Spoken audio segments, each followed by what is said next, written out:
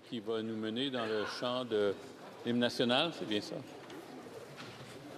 Ô Canada, terre de nos aïeux, ton front est ceint de fleurons glorieux, car ton bras s'est porté l'épée, il s'est porté la croix. Ton histoire est une épopée des plus brillants exploits et ta valeur deux fois trempée protégera nos foyers et nos droits. Protégera nos foyers et nos droits. Let the doors be opened, que l'on ouvre les portes. Statements by members. Déclaration de députés. The honourable member for Hamilton Centre. Mr. Speaker, on March 2nd, I had the pleasure of welcoming the Minister of Health to my riding of Hamilton Centre. We began the day at Carroll Inn's place at YWCA Hamilton, where we learned more about the essential low-barrier sports being provided to some of the most vulnerable members of our community. We then visited Womankind Addiction Service to see the important work being done to support women on their journey towards recovery and stability. We ended the day with doctors from Hamilton General Hospital and professors from McMaster University for a meaningful discussion about the future of healthcare and strengthening mental health sports in our communities. Mr. Speaker, Hamilton continues to emerge as a leading health sciences hub with the dedication of our frontline workers, researchers, and community organizations. I'm confident that the work happening in Hamilton today will help build a healthier and stronger Canada tomorrow. Bravo. Thank you. The honourable member for Regina Louvain. Thank you, Mr. Speaker. Last Saturday, my wife Larissa and I, along with my fellow Conservatives, the honourable members from Regina Wascana and Regina Capel, had the pleasure of attending the 32nd annual Evening in Greece, a signature cultural fundraiser supporting the Hospitals of Regina Foundation and the Autism Resource Centre. It's an amazing event filled with live music, outstanding Greek cuisine, and of course, the traditional breaking of plates. Put on by the St. Paul's Greek Orthodox community of Regina, over its 30-year history, the gala has raised more than $3 million to support healthcare and community programs in Regina and area. We keep this marked on our calendar every year because it's such an amazing event. A big thank you to the local Greek community, the sponsors, and everyone who worked so hard behind the scenes to make this event a success year after year. Thank you very much. Opa! The honourable member for Mississauga, Erin Mills. Mr. Speaker, the story of women's rights is a story of courage and of persistence. From suffragettes who fought for our right to vote, to Olympians representing Canada, to women leading in STEM, generations of women have pushed our country forward. Today, under our Prime Minister's leadership, Canada now has the largest women's caucus in our history, something that we should all be proud of. But we also know that the work must continue. Women around the world still face barriers to leadership, wage gaps, and gender-based violence. Indigenous and racialized women continue to face even greater challenges. So while we recognize the progress that we have made, we must keep working until every woman and girl can live safely, lead freely, and stand equal in every part of society, because no woman should have to fight for the rights that she already deserves. Thank you, Mr. Speaker. The honourable member for Yellowhead. Mr. Speaker, last week I attended the Rocky Mountain House Denim and Diamonds Chamber event, where Albertans' own Paul Brandt shared the powerful story behind the Not in My City organization and its mission to combat human trafficking in Canada. Founded in 2017, Not in My City has grown into a national movement that raises awareness, connects law enforcement and community partners, and equips Canadians to recognize the signs of exploitation. Today, more than 20,000 people have completed its training, and their team works with over 40 airports across Canada to help identify trafficking, which is often described as modern-day slavery. It's one of the fastest-growing crimes in the world, targeting some of the most vulnerable members of our communities. Awareness saves lives. I encourage Canadians to visit their website, take their training, and learn to recognize the warning signs and join the efforts to protect those at risk. Together, we can end human trafficking in Canada. Good job, The Honourable Member for Beauport-Limoilou. Thank you, Mr. Speaker. Sunday was International Women's Day. And as such, I would like to talk about a woman of courage, faith, and determination, my aunt, who was named Rose Emma Lavoie, a nun by profession. She founded a girls' school in Haiti and ran it for over 20 years. Despite often difficult conditions, she taught much more than knowledge. She taught girls to believe in themselves, to assume their place in life, and to hope for a better future. Despite facing poverty, challenges, and a veritable tsunami of obstacles, her courage and hope never faltered. Towards the end of her life, she came back to Canada. She wanted to tell her story, talk about what she saw, talk about what she did, and most of all, talk about what she hoped for the young women she loved so much. Rose Emma was one of the greatest women my wife and I have ever known. Today, my daughter bears her name in her honor, Emma Rose, and I can tell you she is very proud of it. Thank you, Mr. Speaker. The Honourable Member for Pitt Meadows, Maple Ridge. Mr. Speaker, conflict in the Middle East is not new, but never have we seen it spill onto the streets of Canada in the way it has under the Liberal government. By politicizing foreign conflicts and pushing a soft-on-crime agenda, the Liberals have left Jewish and Iranian Canadians feeling unsafe in their own communities. Last week alone, 3 synagogues in the Greater Toronto area were shot at.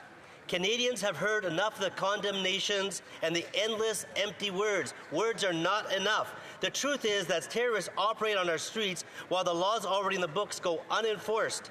Now, an Iranian dissident in Vancouver, someone I knew personally, has gone missing and police fear he was killed.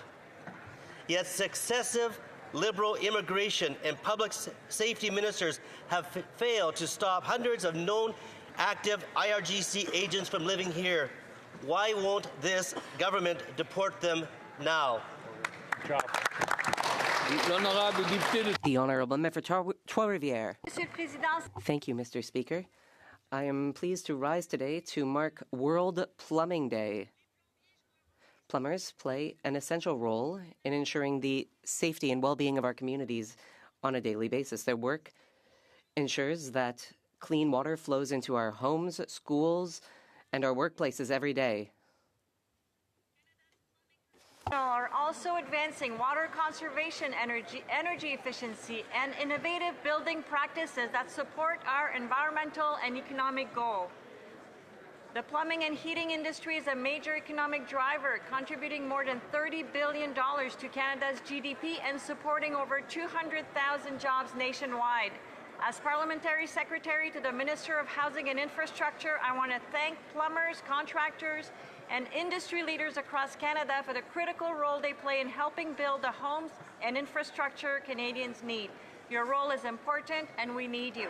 Bonne journée mondiale de la... Happy World Plumbing Day. The Honourable Member for Airdrie Cochrane.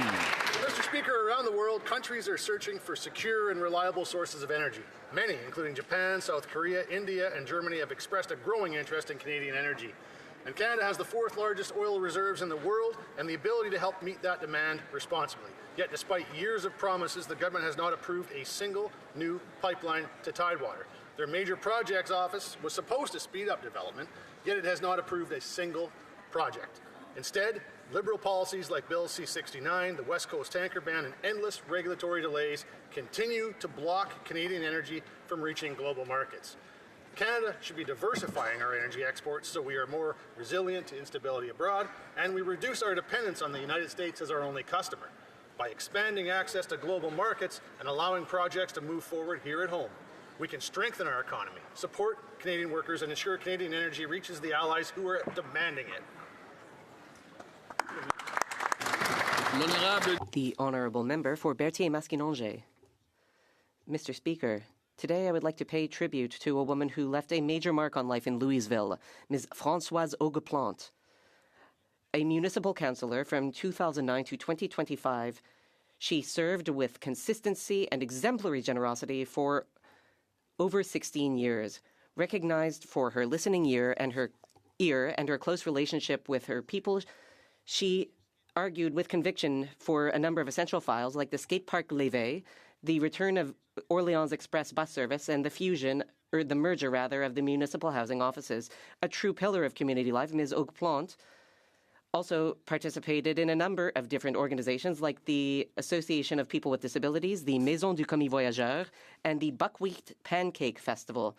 Her career speaks of deep love for her people, and her memory will remain etched into the minds of the people of Louisville. To Ms. Françoise Augueplante, we say thank you. The Honourable Member for Sherbrooke. Thank you, Mr. Speaker. On Sunday, we celebrated International Women's Day. On International Women's Day, I celebrate us women and all of our essential contributions to the country we love so much. We also commemorate the incredible work of the women who came before us and who secured the rights we enjoy today. In many areas, women have shown unparalleled insight and perseverance, but for a long time, women were discriminated against and prevented from advancing in fields like sports. With the Olympic and Paralympic Games so present in our minds, I would like to take the opportunity to celebrate female athletes who have carried our flag with determination and courage. Among other people, I am thinking of Kim Boutin from Sherbrooke, who earned 6 Olympic medals and is tied for the most decorated female Canadian athlete in the history of the Winter Olympic Games. I would also like to pay tribute to Lynn-Marie Bilodeau, the youngest athlete at the Beijing Paralympics, who won 3 gold medals at the Canada Games.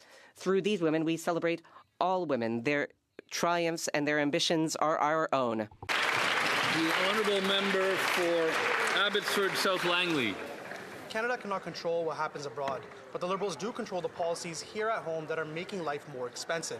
Under the Liberals, Canada tops the G7 in food inflation and is the only shrinking economy.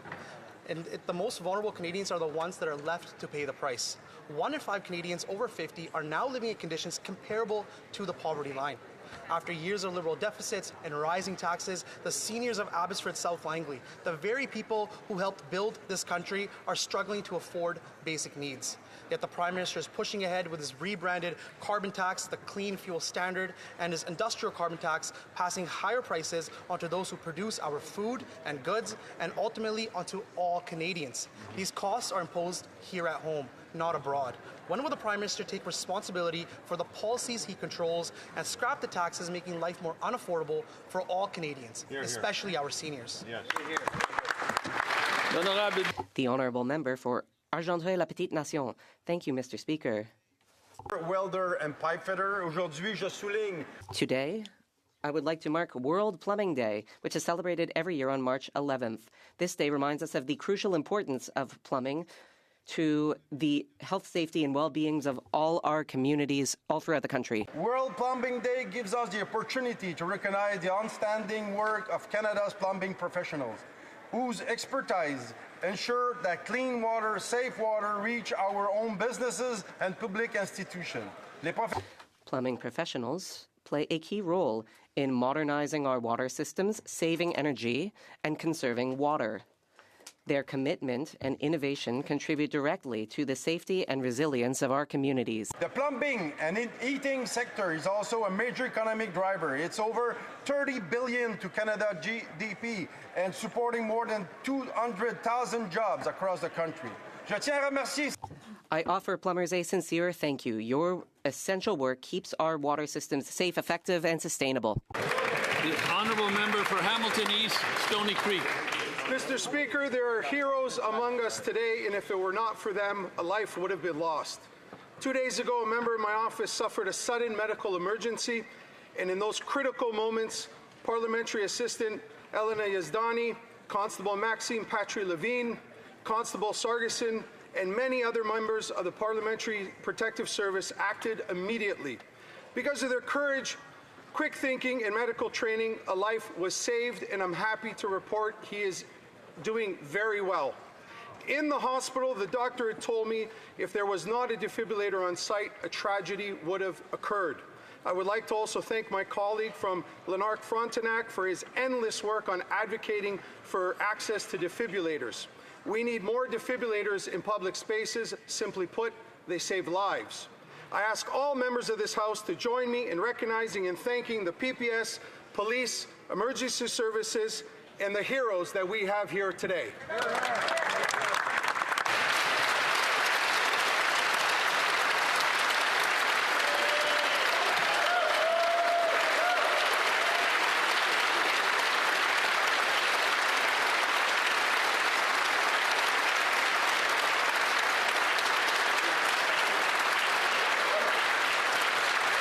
International Women's Day this week.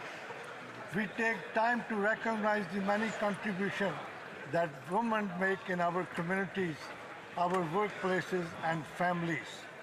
Across Canada, women are leaders, caregivers, business owners, teachers, and volunteers who help build a stronger and more compassionate country. Let us remind to continue working toward equality and opportunity for all women and girls across Canada and around the world. Because when women have access to opportunity and stability, our entire communities thrive. Let us continue working toward a more equal and prosperous future for all. Thank you, Mr. Speaker. Bravo. The honourable member for Battle River Crowfoot. Last month, residents from across Ottawa learned of the loss of the legendary Lowell Green. Lowell was the voice of the common people in the Ottawa Valley on CFRA. Day after day, he would fill the airwaves with the truth that no one else had the courage to speak. He was the voice of the hard-working majority that were so often forgotten by those in power. But it wasn't just his radio show that kept people loving him for 5 decades. He also co-founded Big Brothers of Ottawa, so that now it becomes one of the longest-standing charities that serves children in the capital. His work led to generations of mentors and mentees, bringing up the next generation. Lowell's dedication also helped raise money for the Help Santa Toy Parade, so everyone would have a gift at Christmas time. He helped save the Centennial Flame, Mr. Speaker, and he raised money for countless other charities. As we join with all of the listeners, the family members and friends, we say rest in peace to the legendary Lowell Green, and may his wonderful legacy live on in the capital and across the country.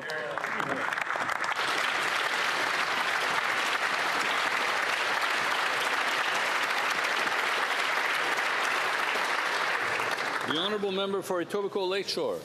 Mr. Speaker, 5 years ago yesterday, this House adopted a motion declaring March as Irish Heritage Month. In 1847, Irish immigrants arrived on our shores. They were sick, they were hungry, they were dying. What did Canada do? We welcomed them. The Irish have helped build this country. Our first Governor General from Ireland, our second Governor General from Ireland, our current Prime Minister from Ireland. When Lester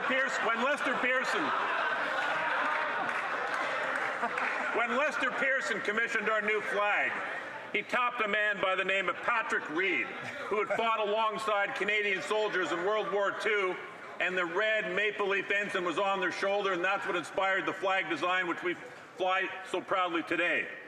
When we walk out the doors of this building onto Wellington Street, it's a street named after a man who was born in Grafton Street in downtown Dublin. Canada and Ireland are two great friends. They're two great allies. They share values. There's so much more to do.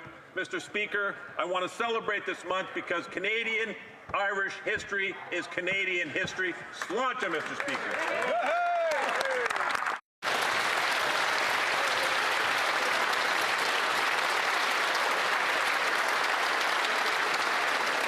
I let the honourable member go a little over time, but that's the Irish part of me that allowed that to happen. Oral questions. Questions orales. The Honourable Leader of the Opposition. Only two types of people, those who are Irish and those who wish they were, Mr. Speaker. Le Premier ministre. The Prime Minister flip-flopped 4 times on Iran, Mr. Speaker. But here, these flip-flops are even worse. The Liberal government is denying a report from Global News that says that there are 700 agents of the Iranian regime that are here in Canada. Yesterday, they admitted that 239 of them have had their visas withdrawn, but only 1 has been removed. So there are about 238 regime agents here in Canada. And when we see terrorist attacks against synagogues and elsewhere, we wonder, will the Prime Minister flip-flop again, or will he explain to us how many agents of the Iranian government are here threatening Canadians? The Right Honourable Prime Minister. Thank you, Mr. Speaker. This is a very serious situation. The government has already prevented 10,000 Revolutionary Guard members from this country. There are 170 investigations underway, and as the Minister of Public Safety just said, there are 28 that are currently being reviewed intensively. The opposition. Mr. Speaker, the Prime Minister had 4 flip-flops on Iran in just the same number of days. This is a pattern. He's also flip-flopped on oil and gas. He wrote a book called Values, in which he said he wanted to keep 50% of our energy in the ground. He said in that book he wanted to raise carbon taxes. And then he claimed that he had flip-flopped on that, while he's since kept in place every anti-development law that Trudeau passed. He has renamed the carbon tax, and he's brought in an industrial carbon tax that has driven away an $8 billion project. So will he flip-flop again, reverse these Liberal policies so that we can actually supply the world with the energy it needs in this critical time? The Right Honourable Prime Minister. Mr. Speaker, I appreciate receiving this gift on this day honoring Ireland. Canada is increased at record levels our oil exports. Canada has approved under this government Silicim. Canada has approved and started one of the biggest LNG. Canada is working to the lowest carbon LNG and the lowest carbon oil exports in the world. We will maintain and increase our competitive position. We're driving straight forward. Hear, hear.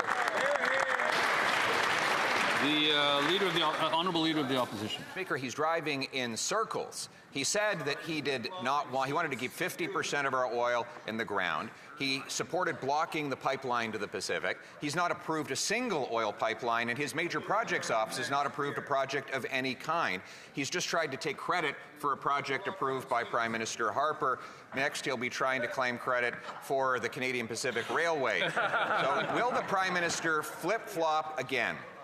Reverse his support of an industrial carbon tax, the Liberal anti-development laws, and get out of the way so that we can build pipelines to the Pacific, power paychecks for our people. The Right Honourable Prime Minister. Mr. Speaker, as I said in my book, as it is the policy of this government, we want the lowest risk, the lowest carbon, the lowest cost oil and gas, and that's what makes ours competitive. That's the story of Canadian LNG. That's the story of the MOU with Alberta. That is the story of Bay du Nord. That is how you drive the country forward, not off a cliff like the member opposite.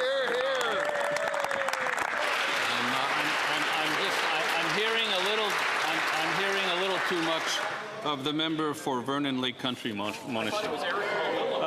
The Honourable Leader of the Opposition. Mr. Speaker, the world cannot put meaningless pieces of paper and meaningless MOUs in their gas tanks. They need real energy that comes out of our ground. Now, the Prime Minister said he wants to keep it in the ground, and yet today we had the hilarious spectacle of the Liberal Natural Resource Minister saying Canada will do what it can to help with its stockpiles for the current energy shortage. Our stockpiles are zero, Mr. Speaker. So will the Prime Minister flip-flop again, adopt my policy that we should have a strategic oil and mineral reserve so that we can supply the world in the future? The Right Honourable Prime Minister. Mr. Speaker, there's many policies of the member opposite I will not adopt. One of them is flip-flopping, jumping around, searching for ridings every election. The second thing I will not adopt is the importance of having the most competitive oil and gas in the world. Our oil exports have never been higher under this government, over 5 million barrels per day, and they will increase because they will be low carbon, low cost, low risk. Hear, hear.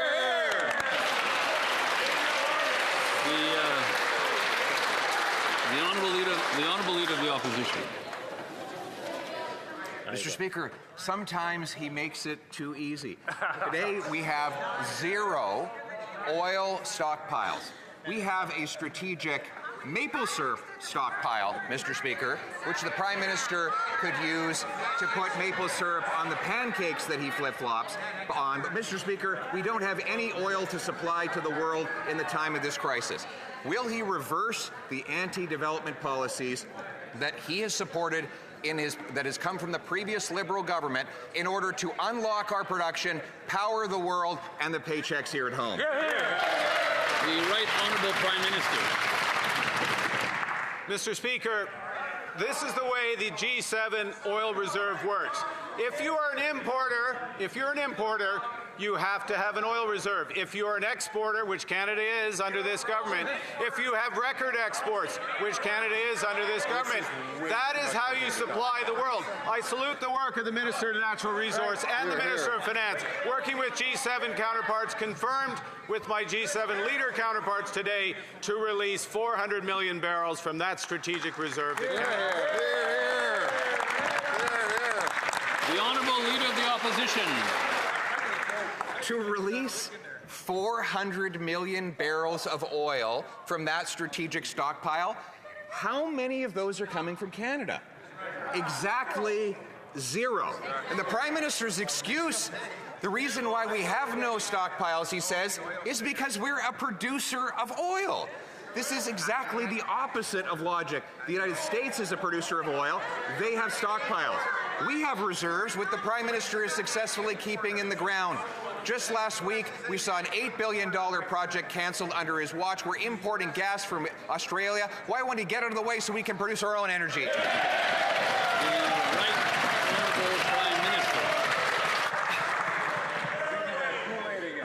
Mr. Speaker, the member opposite thinks he's on a rich vein, but he's tapping a dry well. Under this government, production has never been so high. Exports have never been so high. We approved Bay du Nord. We are working with the province of Alberta to produce the lowest cost, lowest carbon oil and gas. We are expanding our exports. We are expanding our future. Hear, hear. The Honourable Member for Saint-Jean. Mr. Speaker, 85,000 seniors have been unable to access their old age security benefits since the new CURAM computer system was implemented. Federal Government Employees Union is already referring to it as the new Phoenix. The cost overruns for the CURAM install are already close to $3 billion. This is 10 times more than SECLIC in Quebec, which caused a real scandal. And when we raise these issues, the minister accuses us of scaremongering. Is the Prime Minister taking the CURAM fiasco more seriously than his minister? And will he launch a commission of inquiry? The Honourable Prime Minister. Thank you, Mr. Speaker. It is the responsibility of Service Canada, and the facts are as follows. 7.7 million people who are having no problems with the software. It's working. There is a decrease of 10,000 people over the last week of these backlogs that have been addressed, therefore. There are problems, but it is the responsibility of Service Canada to help these people. The Honourable Member for Saint-Jean. Mr. Speaker, CURAM is a financial fiasco, but also for thousands of seniors for which it is a human tragedy, for whom it is a human tragedy. We have people who are going into debt to pay for their groceries, their rent, their bills, and the government continues to defend its decision to replace an outdated system with one that just doesn't work. Worry and anxiety is what thousands of seniors have been feeling since CURAM was implemented. Will this government, and particularly the Prime Minister, take this situation seriously and be accountable for it? The Right Honourable Prime Minister. Mr. Speaker, we take this situation and all situations seriously because we are in government. The words do not equate to facts. It is not a financial fiasco. There is a budget. The CURAM software follows the budget. Thank you. The Honourable Member for Abitibi-Témiscamingue. Mr. Speaker, quite a banker. $5 billion in cost overruns on top of the human cost for our seniors. It was supposed to cost $1.5 billion, and it's not over yet. We know because it's always more of the same. The costs keep climbing. There are private firms and consultants who must be laughing all the way to the bank, counting their piles of cash, as if this government didn't have an obligation to manage public funds properly, as if no one were accountable. I'd like to hear from the Prime Minister, when will there be an independent public inquiry into the CURAM fiasco? The Right Honourable Prime Minister.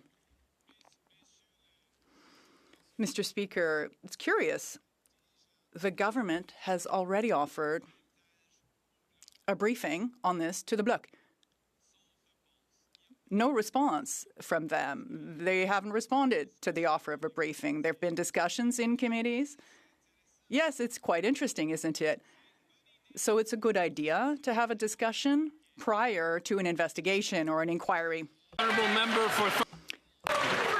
Years the Liberals have known that there are hundreds of Iranian regime officials here in Canada. 239 had their visas cancelled, and yet we just learned that the government managed to remove exactly one of those. Their excuse? They might claim asylum, there are no flights to Iran, we must protect their privacy. Meanwhile, an Iranian-Canadian critic of the regime has gone missing, and police are now investigating that as a homicide. Why are the Liberals protecting terrorists, and when will the minister finally have them removed? Good. Honourable Minister of Public Safety. Mr. Speaker, let's be very clear. Those who are senior members of the IRGC will be removed, Mr. Speaker. As we speak right now, there's 28 individuals who are facing removal. We're going through due process, and they will be removed, Mr. Speaker. But let's also be very clear that if the party opposite wants more information, the leader of the opposition can go get a security check, and we'll be more than glad to provide the requisite information for them to be accurate in their analysis, Mr. Speaker. The Honourable Member for Thornhill. Mr. Speaker, the minister knows there are 700 IRGC agents in this country.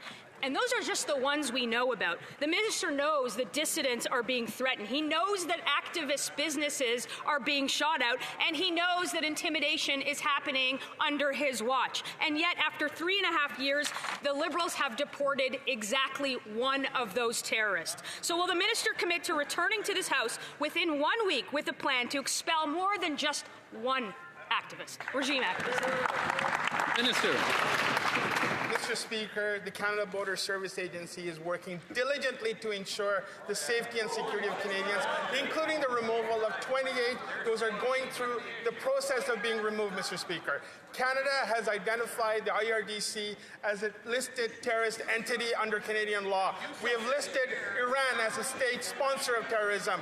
We will continue to ensure the security of Canadians by removing those who are inadmissible, Mr. Speaker. The Honourable Member for Calgary Nose Hill. Mahdi Naziri ran the Iranian regime's hardline propaganda newspaper and held other very senior positions within the Iranian regime. Yet the Liberals let him enter Canada on a visitor visa, and then they let him stay here. Earlier today, the minister claimed that Global News' reporting was false and that there aren't 700 Iranian agents in Canada. So I'll ask the minister to be clear. How many senior Iranian officials like Mahdi Naziri are in Canada? The Honourable Minister of Public Safety. Mr. Speaker, there are 28 current ongoing investigations that are going through our legal system, and they are deemed to be senior members of the IRGC. Canada Border Service Agency is taking diligent effort to have them removed. But let's also be clear. We need to work with facts, Mr. Speaker. 700 IRGC members is not facts. It is contrived by the Conservative Party. But I will more than glad to offer a briefing to the Leader of the Opposition if he gets a security clearance, Mr. Speaker. The honourable member for Calgary Knowles Hill. The reality is that that number was reported by a credible Canadian news outlet. The minister won't answer how many are here, and there's a loophole. There is a loophole in the law that allows senior propagandists, senior officials of the Iranian regime, like Maddie Naziri, to stay in Canada. And the Liberals are just letting this happen. They're letting the IRB say, yep, senior propagandists, Iranian officials who subjugate women stay in Canada. The law needs to change. Will the minister agree to our common sense Conservative proposal to table within a week a plan to review these loopholes and ensure that officials are deported? The Honourable Minister of Public Safety. Mr. Speaker, there are some important pieces of legislation that are now going through the House for which the opposition has been filibustering and obstructing, Mr. Speaker. What we need right now is to be able to work together to ensure the safety and security of Canadians. The Canada Border Service Agency is working diligently on the removal of 28 individuals who are believed to be members of the IRGC. They will continue to investigate other credible information that goes to them, and we will continue to ensure the safety and security of Canadians. Member for Kamloops, Thompson Nicola. Mr. Speaker, Canadians have compassion over world events, and sometimes those world events spill onto Canadian streets. Such is the case with the situation in Iran. 3 synagogues in Toronto shot up within the last few days. 1 Iranian dissident kidnapped, and it's now a homicide investigation. Only 1 Iranian regime official has been deported. So the question is this: will the Liberals agree to table a plan within the next week to show Canadians how they will deal with this Iranian issue so Canadians can walk their streets safely? Honourable Minister of Justice.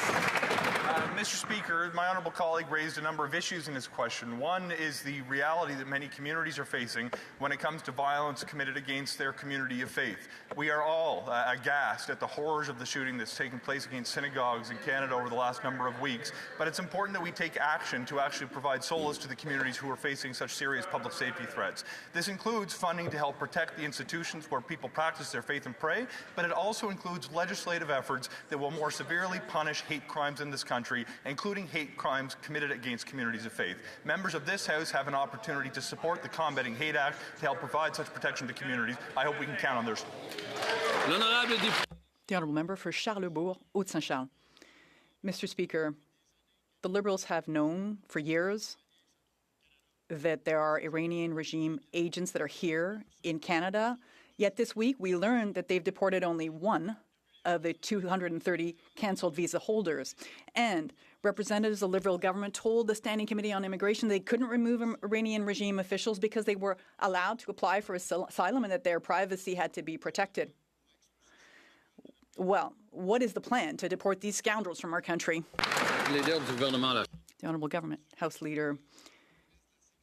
Mr. Speaker, the Minister of Public Safety just expressed exactly what is being done to remove these individuals who are suspected of these actions. I would urge the colleague to support our Bill C9, which is before the House in our election platform. If I'm not mistaken, also in theirs, we committed to protecting communities of faith, temples, synagogues, mosques in Canada.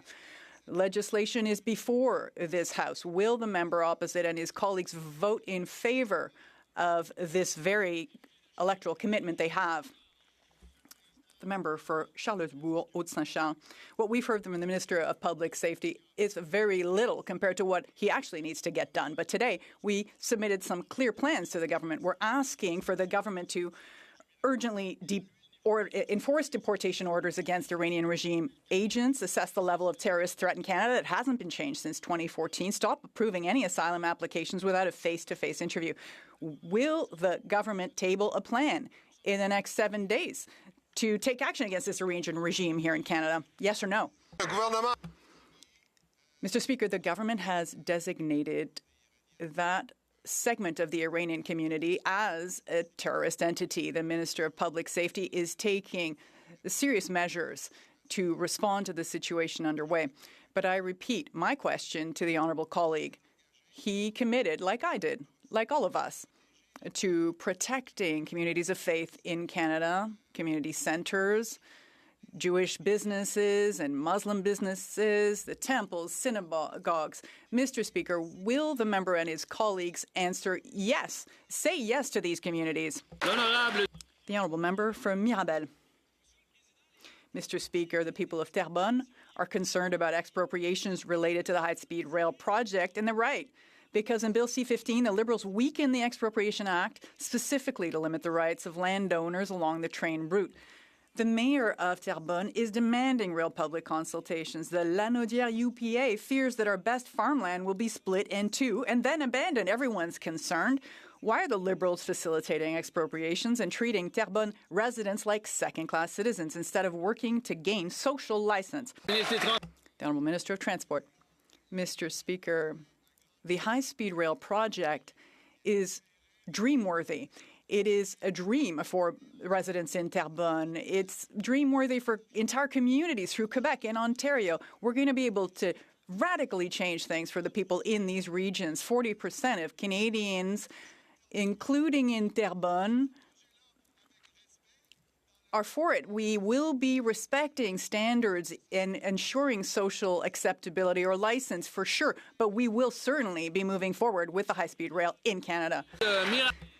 The honourable member for Mirabel. Mr. Speaker, while the minister is dreaming over there to try to reassure people of Terrebonne, it's the CEO of Alto has confirmed to the media that there will be expropriations. It's not reassuring in the least.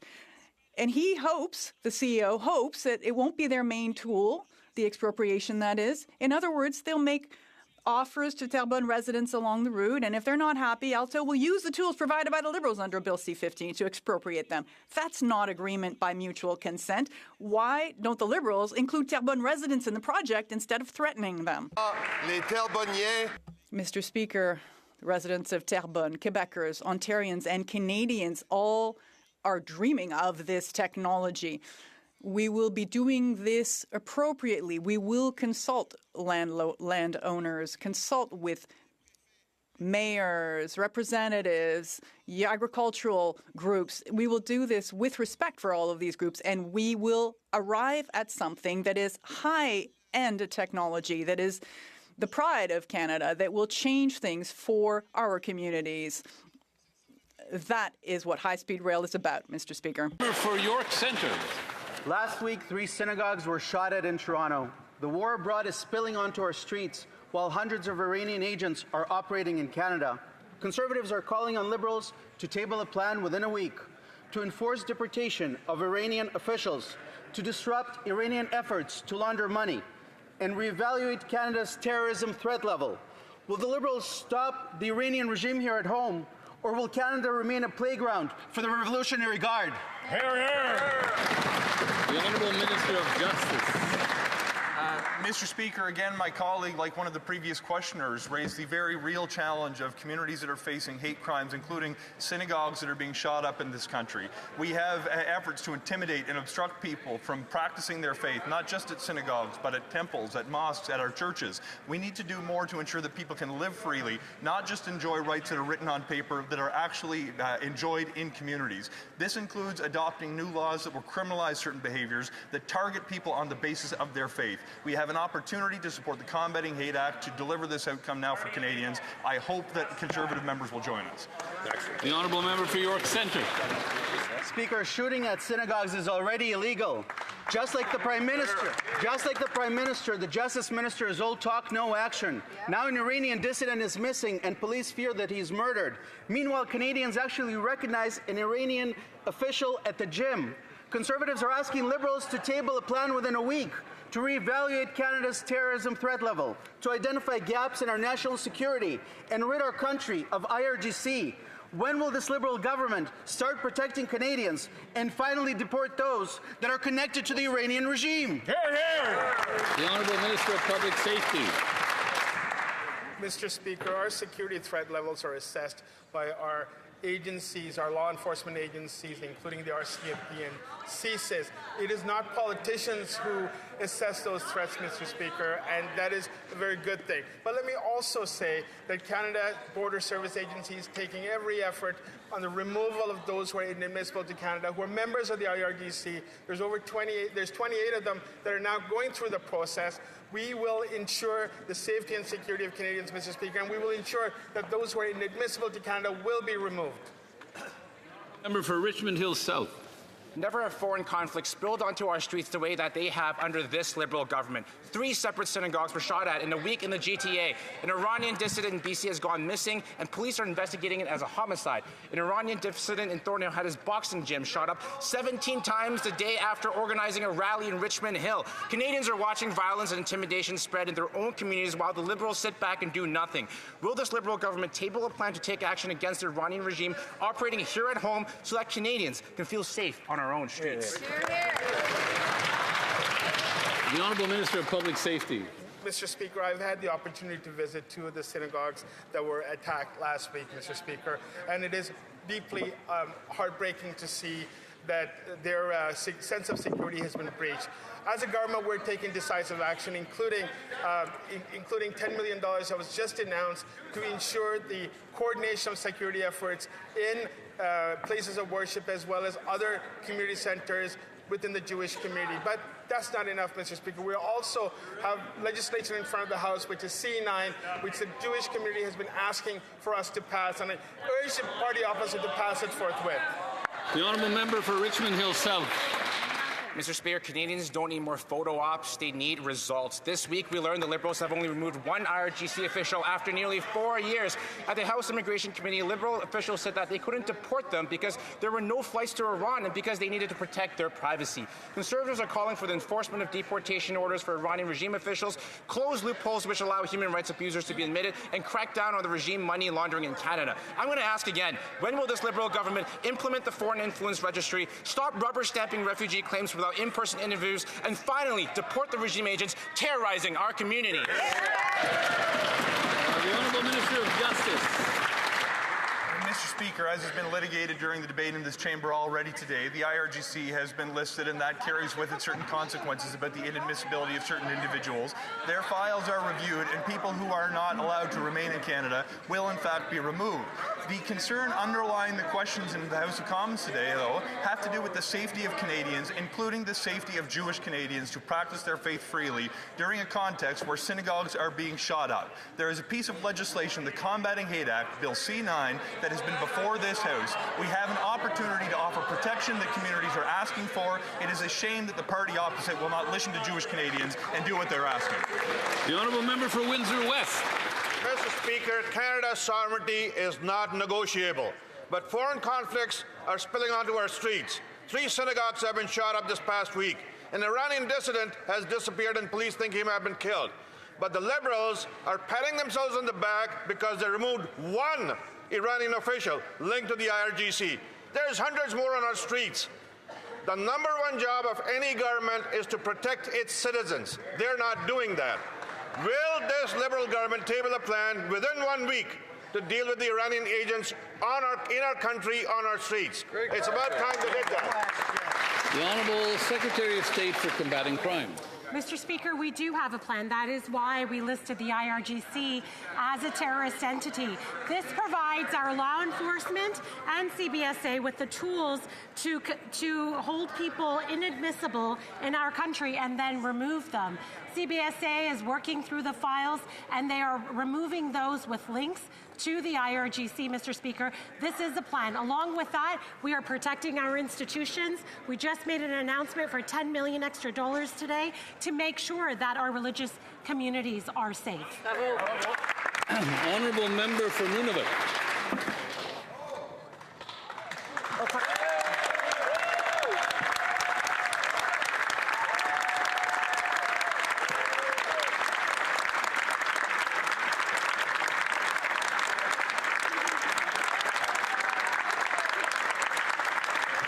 Oyaname Okaktiti.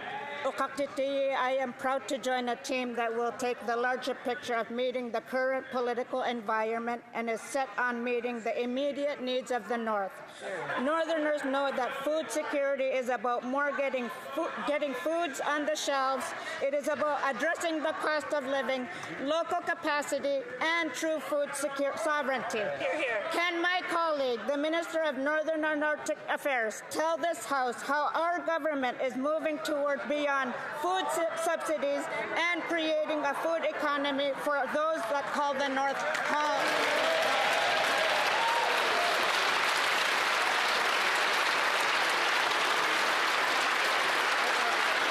The Honourable Minister of Northern and Arctic Affairs. Mr. Speaker, let me start by welcoming the member of Nunavut to this side of the House. And I also want to acknowledge her strong advocacy for the North. And we know that a subsidy alone will not solve the food insecurity issue in the North. That's why we're looking at moving from a food subsidy to a food economy in the North. And this year alone, we have $200 million that is supporting the evolution of Nutrition North. We're concluding regional engagements at the end of the month with a Food Sovereignty Summit. So I look forward to working with my colleague. The Honourable Member for Newmarket Aurora. Countless seniors in Newmarket Aurora come up and tell me that they've had to leave retirement and find jobs because they're struggling to eat, heat, and afford a roof over their head. And this reality is backed up by data. A new survey from the National Institute on Aging revealed that 1 in 5 Canadians over the age of 50 are living near the poverty line and cannot even cover a $500 emergency. So when will the Prime Minister stop punishing seniors and scrap inflationary Liberal taxes that are making life so unaffordable? Hear, hear. The Honourable Minister of Energy and Natural Resources. Mr. Speaker, this is what Canadians understand. There's a major international war raging. Canadians understand that our allies' supply of energy and their national security are being threatened. Canadians also understand that our actions are limiting those shortages and reducing the impact on prices. Oil production is at an all-time high. Natural gas pipelines are full. Exports on the TMX pipeline are up 100% in the last year. Our LNG facility, the second largest in the world, is now shipping at capacity. The Honourable Member for Newmarket Aurora. Mr. Speaker, with all due respect to the member, during all my studies and over 15 years working in finance, there's one basic economic truth that always held. When costs go up, prices go up. When competition is fierce, prices come down. Yet during this food affordability crisis, the Liberals are inhibiting competition, all while piling on taxes and regulation on those who grow, ship, and sell our food.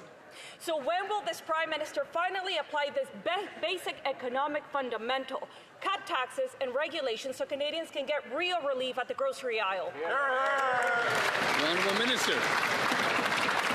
What Canadians understand is when they have good-paying jobs, they can afford things. We are building LNG Canada. We are building Cedar LNG. Yeah, there should not be anyone standing on this side. There should not be anyone standing. Only the Minister should be standing responding. The Honourable Minister from the top, please. Mr. Speaker, through the Major Projects Office, we are giving Canadians good-paying jobs. We are helping them afford the groceries they need, Mr. Speaker. The Honourable Member for Chatham-Kent.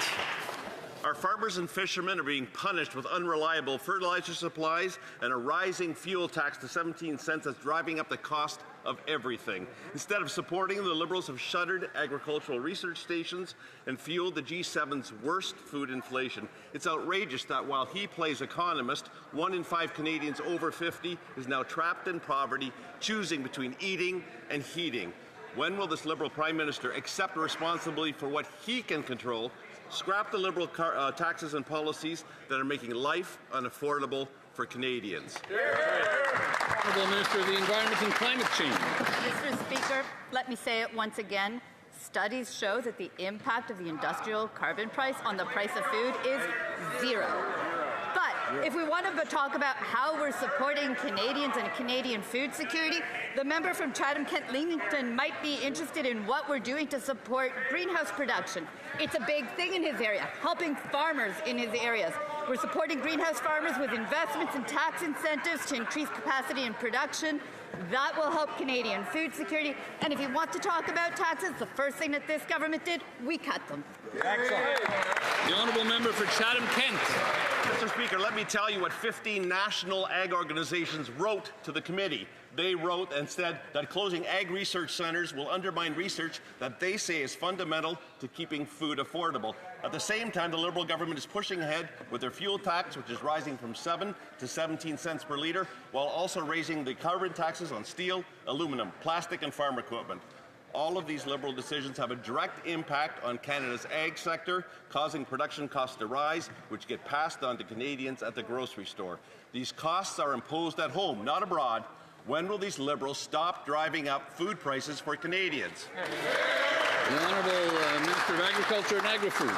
Thank you, Mr. Speaker. Mr. Speaker, we can't continue down the path. We must change our direction and relevance to the research, Mr. Speaker. Let me quote some of the numbers, Mr. Speaker, over the past few years. The research and development system is becoming less diverse. Public investment in agriculture knowledge generation, which includes R&D, has declined by 15%. Private sector outsourced R&D to universities is down 77%. And the number of enterprises conducting research and development has shrunk by 30%. If the other side want to continue down this path, it will put us at an unfair advantage politically, economically, and universally. Thank you, Mr. Speaker. The honourable member for Cambridge. Mr. Speaker, a community member wrote to me about what they are seeing every day. Frail seniors standing outside grocery stores begging for help. Canadians lining up at food banks after a lifetime of work. The National Institute on Aging states 1 in 5 Canadians over 50 are now living at the poverty line. Many cannot afford groceries, heating their homes, essential goods and services, or even a $500 emergency. Rising costs are not driven by events abroad. They are the result of policies imposed here, at home, that continue to make life more expensive. Are the Liberals really telling Canadian families and seniors that they should just lower their standards and accept that life is permanently unaffordable? The Honourable Secretary of State for Seniors. Mr. Speaker, Canadians elected a government that they know they can rely on to support the social fabric of this country, including supporting our seniors. That's why we introduced legislation to reduce taxes for nearly 22 million Canadians. We made the National School Food Program permanent. We launched the Canada Disability Benefit. We ensured that old age security would continue for those who are 65. And let me tell you what seniors like Dava Houston are saying. I'm seeing a lot of talk from the Conservatives about the grocery rebate helping no one. As a senior, I disagree. This benefit is specifically targeted to help those of us on fixed incomes. The honourable member for Hastings, Lennox and Addington, Tyendinaga. 1 in 5 seniors can't afford necessities like food and housing. Women, renters, and seniors with health challenges are being hit the hardest, living at conditions comparable to the poverty line, Mr. Speaker. This Liberal government often blames global pressures when the fact is Canada has the worst food price inflation in the G7. Their Prime Minister's rebranded carbon tax, now increasing to 17 cents a litre, is a policy entirely within his control. Will the Prime Minister take responsibility, scrap the taxes and cut regulations that are driving up the food prices, and start making life more affordable for Canadians that are struggling? The Honourable Minister of Jobs and Families. Speaker, just yesterday I heard a Conservative member of Parliament say that helping people was ideological. So maybe they should get together and talk to each other. Because if you think that helping people fix their teeth is ideological, or feeding a hungry kid at school is ideological, or cutting taxes is ideological, or having childcare that costs people $16,000 less a year is ideological, then I actually think you're out to lunch. Speaker are out to lunch. Certainly not You're me. out to lunch. Certainly not. The member didn't mean me. Buckley might be out to lunch, but not the Speaker. The honourable member for Richmond Centre, Marlpole. Mr. Speaker, what happens abroad may be beyond our control, but the Liberal policies making life more expensive are not. Our seniors are paying the price. seniors being forced to work with retirement slipping further out of reach. The National Institute on Aging reports that 1 in 5 Canadians over 50 is now living on the poverty line. Yet the Liberals are making it worse by sneaking in carbon taxes that drive up the price of essentials. When will the Prime Minister take responsibility for what he can control and scrap the Liberal policies that are making life unaffordable for Canadians, including seniors? The Honourable Parliamentary Secretary. The member talks about seniors who are struggling in his community. They're struggling in my community too. We have to acknowledge that. At the same time, what do we do to help those seniors? We put forward a serious plan for the future, an opportunities agenda that is focused on getting our resources to market, building up the infrastructure to do it. That's how you build an opportunities agenda, as I say, that has purchasing power attached to it because it leads to jobs. We talk about the programs, pensions that they want to cut, by the way. All of that relies on a strong economy. That's exactly what this government is focused on delivering. The Honourable Member for Bellechasse-Chemin-Lévis. Mr. Speaker, according to the National Institute on Aging, 1 in 5 Canadians over 50 is now living in conditions comparable to the poverty line. Meanwhile, the Prime Minister is pursuing his fuel regulations. The cost is going from 7 to 17 cents. When will the Prime Minister finally step up, stop denying reality, and get rid of these taxes that are making Canadians and Quebecers poorer? The Honourable Minister of Climate Change and the Environment. Mr. Speaker, once again, I must say very clearly that studies show that the industrial carbon tax does not cause food prices to go up. The impact is zero. Let me be very clear for everyone who's listening. But what we are doing is that we are investing in farmers throughout the country to ensure that we have good food for everyone in the country. The Honourable Member. Zero, Mr. Speaker, is actually their grade. Canada has the worst food inflation in the G7, and the government keeps ratcheting up the industrial carbon tax on steel, aluminum, plastics, and agricultural equipment, which is making costs go up throughout the supply chain. When will the government finally get rid of these taxes on food so that Canadians can finally have a more affordable lifestyle? The Honourable Secretary of State. Well, I don't think our score is zero, Mr. Speaker. All that we've done since we were elected was to give more purchasing power to Canadians, especially seniors.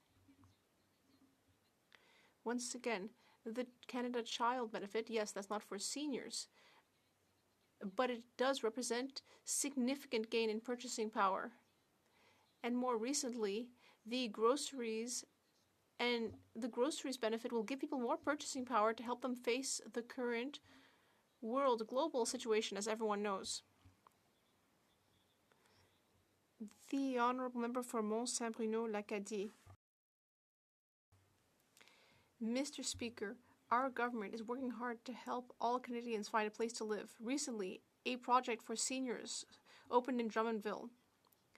Can the Minister tell the House how this project will help seniors?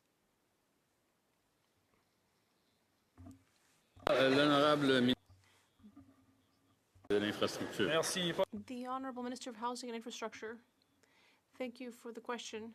The Drummondville project is a real milestone for affordable housing for seniors, with 100 units now open. The new building is part of our efforts to make housing more accessible. It represents concrete progress to meet the needs of seniors in the region. And I would encourage all of my colleagues to support the Build Canada Homes Act to give us more tools. The Honourable Member for Riding Mountain. Mr. Speaker, a peer-reviewed study published yesterday in a world-leading scientific journal found that closing a supervised drug consumption site led to no increase in deaths and no increase in emergency room visits. In fact, after the drug site closed, users were more likely to access life-saving addiction treatment. Wow. Every single drug consumption site in Canada exists only because the health minister approved them under federal law. The minister claims to follow science, so does she accept the science that proves consumption sites are not the solution to addiction? Great question.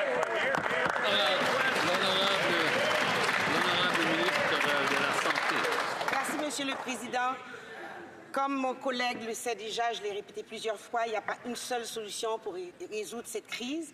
Et c'est sûr, il y a différentes recherches qui montrent plusieurs résultats. L'interprétation ne fonctionnait pas. Est-ce que... The interpreter apologizes. The microphone was off. Interpretation is back. From the beginning again, please. Thank you, Mr. Speaker. As I've told my colleagues several times, a number of different studies show different results on the matter of supervised consumption sites. And as my colleague knows, there is not one single solution to this question. Supervised consumption sites are there to save lives, which doesn't mean that we can't also have other kinds of treatment. Everything can be done at the same time. Mr. Speaker, this is the first study in Canada to use individual-level linkable health data. That means for the first time, we can see exactly what happened to the people who use these sites. Every drug consumption site in Canada operates under an exemption granted by the federal health minister. So, if the research now says that closing a drug consumption site leads to more people getting life-saving treatment and no increase to deaths, why on earth is this minister still approving them?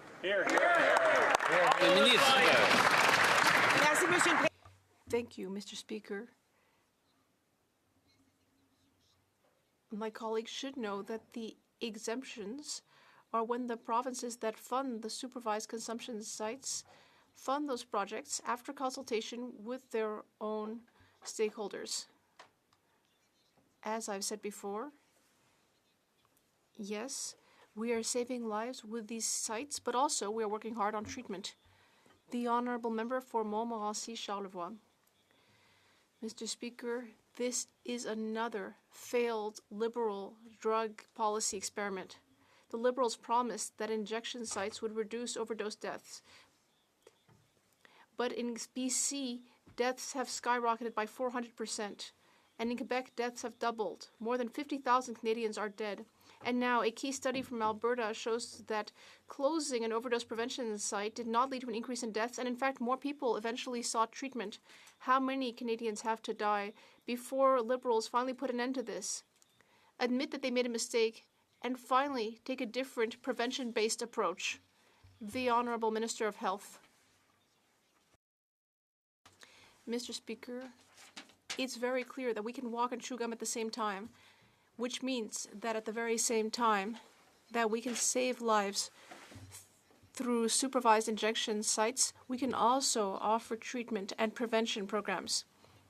What's very clear is that we are working in close cooperation with all of the provinces in order to reduce drug consumption rates.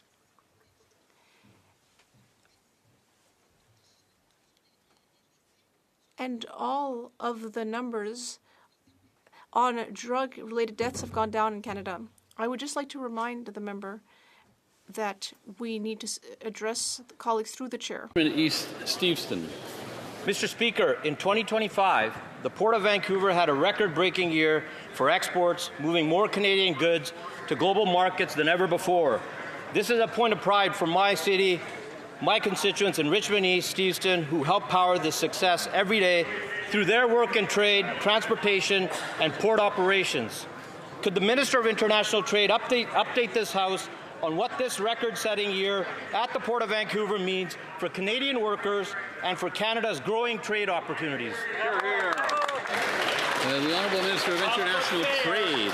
Mr. Speaker, the member for Richmond, BC has been a tireless champion for the Port of Vancouver and its workers. We're talking about 170 million tons of cargo, the highest in the port's history. That's more exports to China, South Korea, Japan, the Middle East, and more. Non-U.S. exports up by 17% in 2025, and we aren't stopping there, Mr. Speaker. We are signing record number of trade agreements to open new opportunities for the workers that are producing world-class products to get products out the door. This is how we build Canada strong. Thank you, Mr. Speaker. The Honourable Member for Ponoka Didsbury.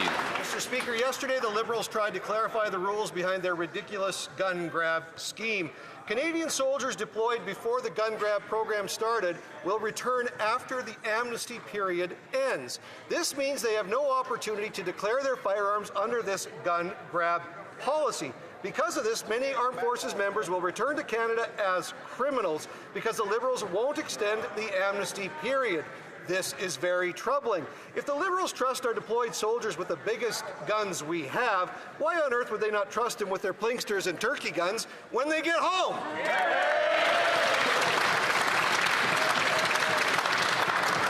The Honourable Minister of Public Safety.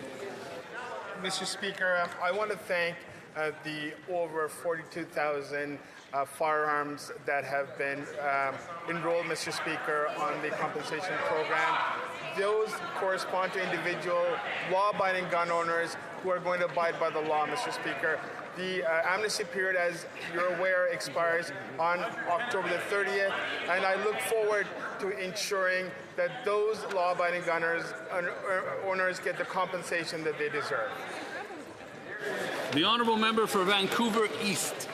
Minister told a story about living within a lie in Davos and said the power of the less power starts with honesty.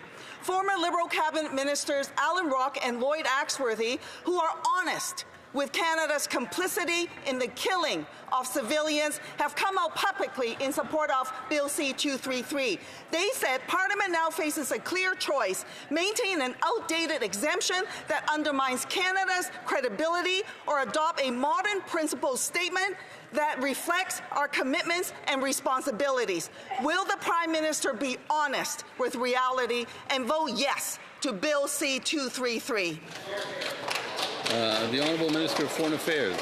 Mr. Speaker, actually the government opposes this bill. Canada has one of the strongest export regimes in the world, with human rights considerations applied to every single permit issued for military goods.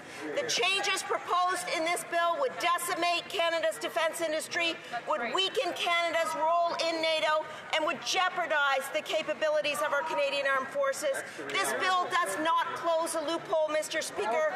It creates new vulnerabilities. It is irresponsible to propose a bill like this.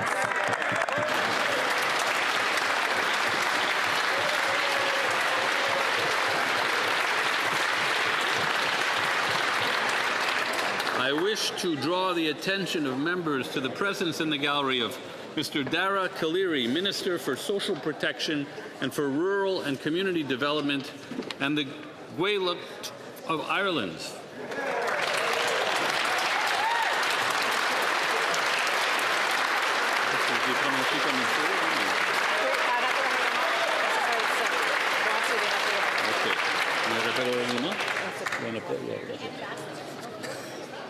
No. It being 3:14, the House will now proceed to the taking of the deferred recorded division on the motion at second reading stage of Bill C-233 under private members' business. Calling the member.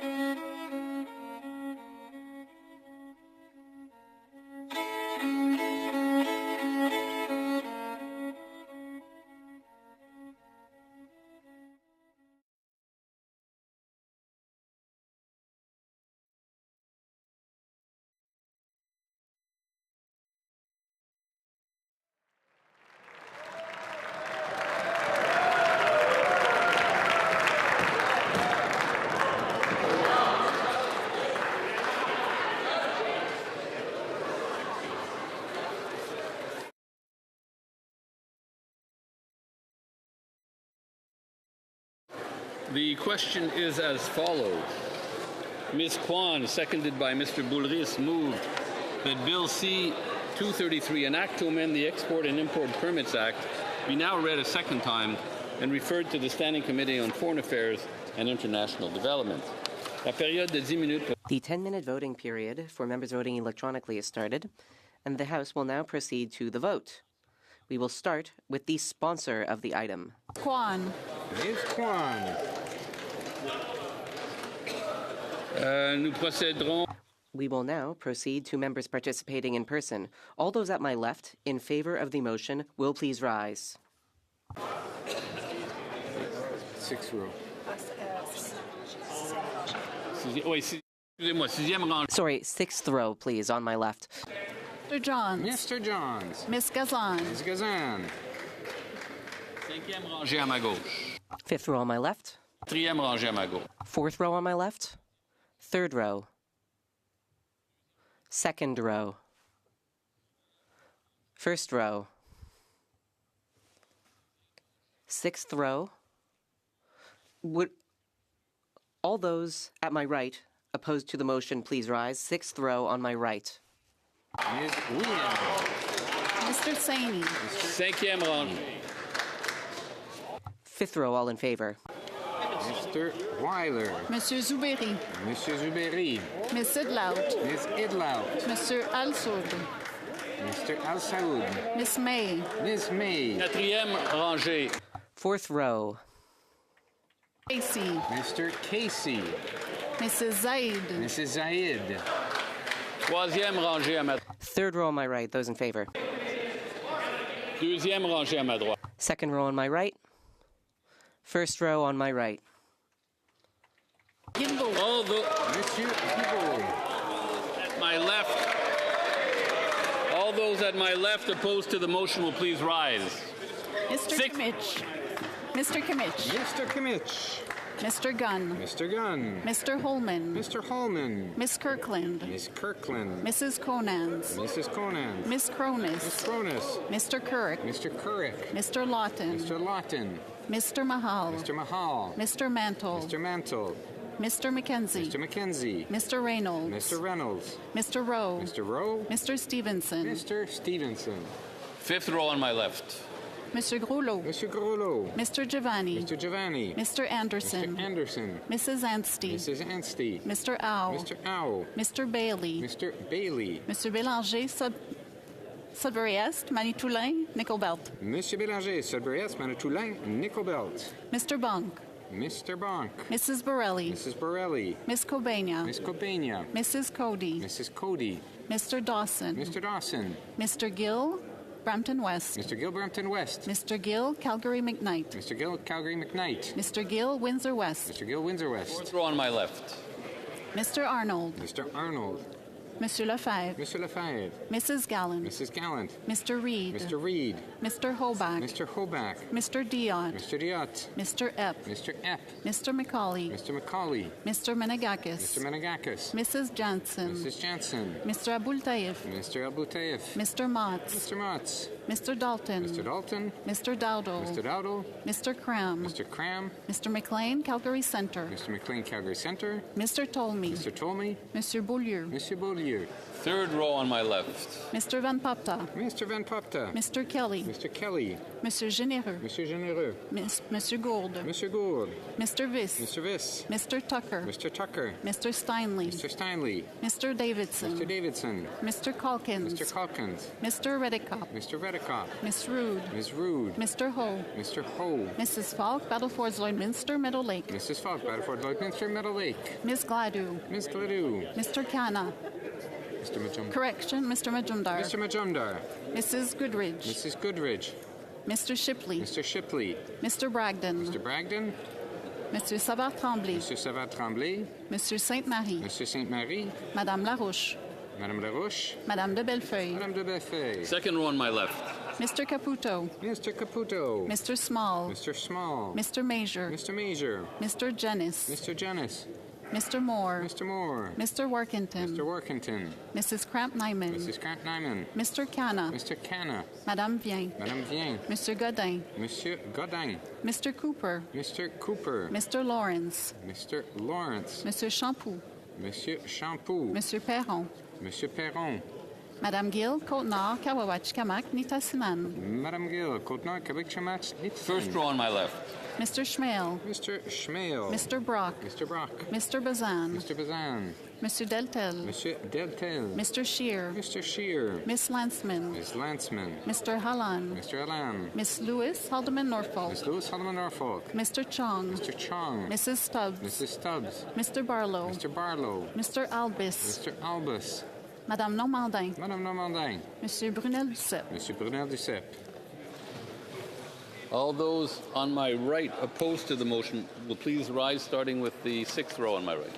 Miss Harrison. Miss Harrison. Miss Hurdle. Miss Hurdle. Monsieur Joseph. Monsieur Joseph. Monsieur Lavoie. Monsieur Lavoie. Mr. McDonald Cardigan. Mr. McDonald Cardigan. Mr. Mallet Bay of Quinty. Mr. Mallet Bay of Quinty. Miss Miedema. Miss Miedema. Miss Nathan. Miss Nathan. Monsieur Tumba. Monsieur Tumba. Miss O'Rourke. Miss O'Rourke. Miss Royer. Miss Roy. Mr. Sawatsky. Mr. Sawatsky. Monsieur Villeneuve. Monsieur Villeneuve. Monsieur Watchorn. Monsieur Watchorn. Fifth row on my right. Mr. Baker. Mr. Baker. Monsieur d'Entremont. Monsieur d'Entremont. Madame Lalonde. Madame Lalonde. Madame Lapointe, Rivière des Mille-Îles. Madame Lapointe, Rivière des Mille-Îles. Mr. Baines. Mr. Baines. Mr. Gahir. Mr. Gahir. Miss Hepfner. Miss Hefner. Madame Lapointe, Sudbury. Madame Lapointe, Sudbury. Mr. Sousa. Mr. Sousa. Mr. Carr. Mr. Carr. Mr. Chang. Mr. Chang. Mr. Clark. Mr. Clark. Mr. Connors. Mr. Connors. Madame Dandurand. Madame Dandurand. Mr. Danko. Mr. Danko. Monsieur Deschênes-Thériault. Monsieur Deschênes-Thériault. Mr. Earl. Mr. Earl. Miss Fancy. Miss Fancy. Fourth row on my right. Monsieur Lauzon. Monsieur Lauzon. Mr. Maloney. Mr. Maloney. Mr. McKinnon, Coquitlam, Port Coquitlam. Mr. McKinnon, Coquitlam, Port Coquitlam. Miss Suds. Miss Suds. Madame Desrochers. Madame Desrochers. Mrs. McKelvey. Mrs. McKelvey. Mr. Gasparo. Mr. Gasparo. Madame Bendayen. Madame Bendayen. Madame Fortier. Madame Fortier. Mr. Oliphant. Mr. Oliphant. Mr. Classen. Mr. Classen. Madame Lavac. Madame Lavac. Miss Church. Miss Church. Mr. Morrissey. Mr. Morrissey. Mr. Shifke. Mr. Shifke. Mr. Sheehan. Mr. Sheehan. Miss Sidhu Brampton South. Miss Cedar Brampton South. Miss Yip. Miss Yip. Third row on my right. Mr. Fisher. Mr. Fisher. Mr. Biddle. Mr. Biddle. Mrs. Romanato. Mrs. Romanato. Monsieur Leitao. Monsieur Leitao. Mr. Bardisi. Mr. Bardisi. Madame Kayabaga. Madame Kayabaga. Mr. Lamoureux. Mr. Lamoureux. Madame Brière. Madame Brière. Mr. Kellaway. Mr. Kellaway. Monsieur Gay. Monsieur Gay. Mr. Hogan. Mr. Hogan. Miss Chi. Miss Chi. Mr. Miles. Mr. Miles. Monsieur Cormier. Monsieur Cormier. Miss Zerwix. Miss Zerwitz.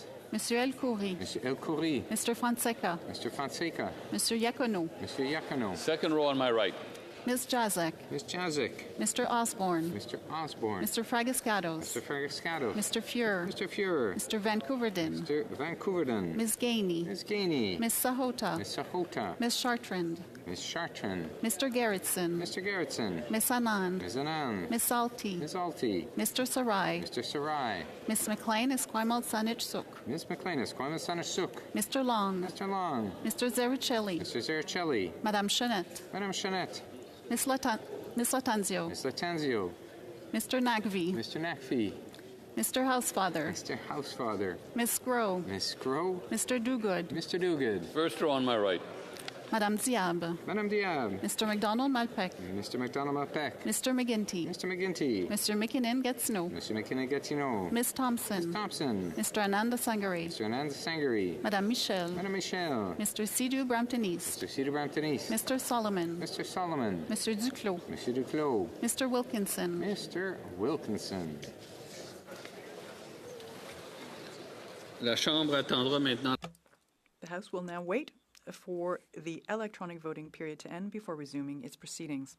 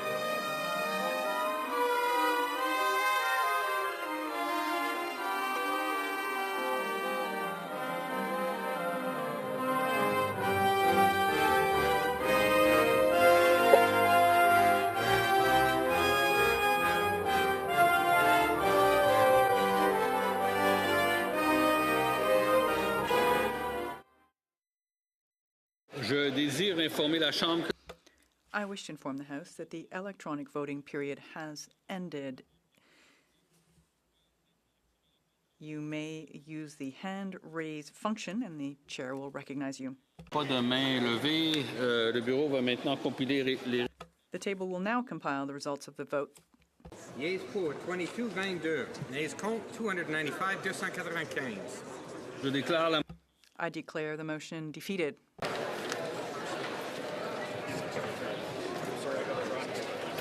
I wish to inform the House that because of the deferred recorded division, the time provided for government orders will be extended by 12 minutes. Est-ce que j'ai quelque chose à lire? I have the honor to inform the House that a message has been received from the Senate informing the House that the Senate has passed the following bill to which the concurrence of the House is desired. Bill S-212, an act respecting a national strategy for children and youth. C'est tout? OK, on va donner ça.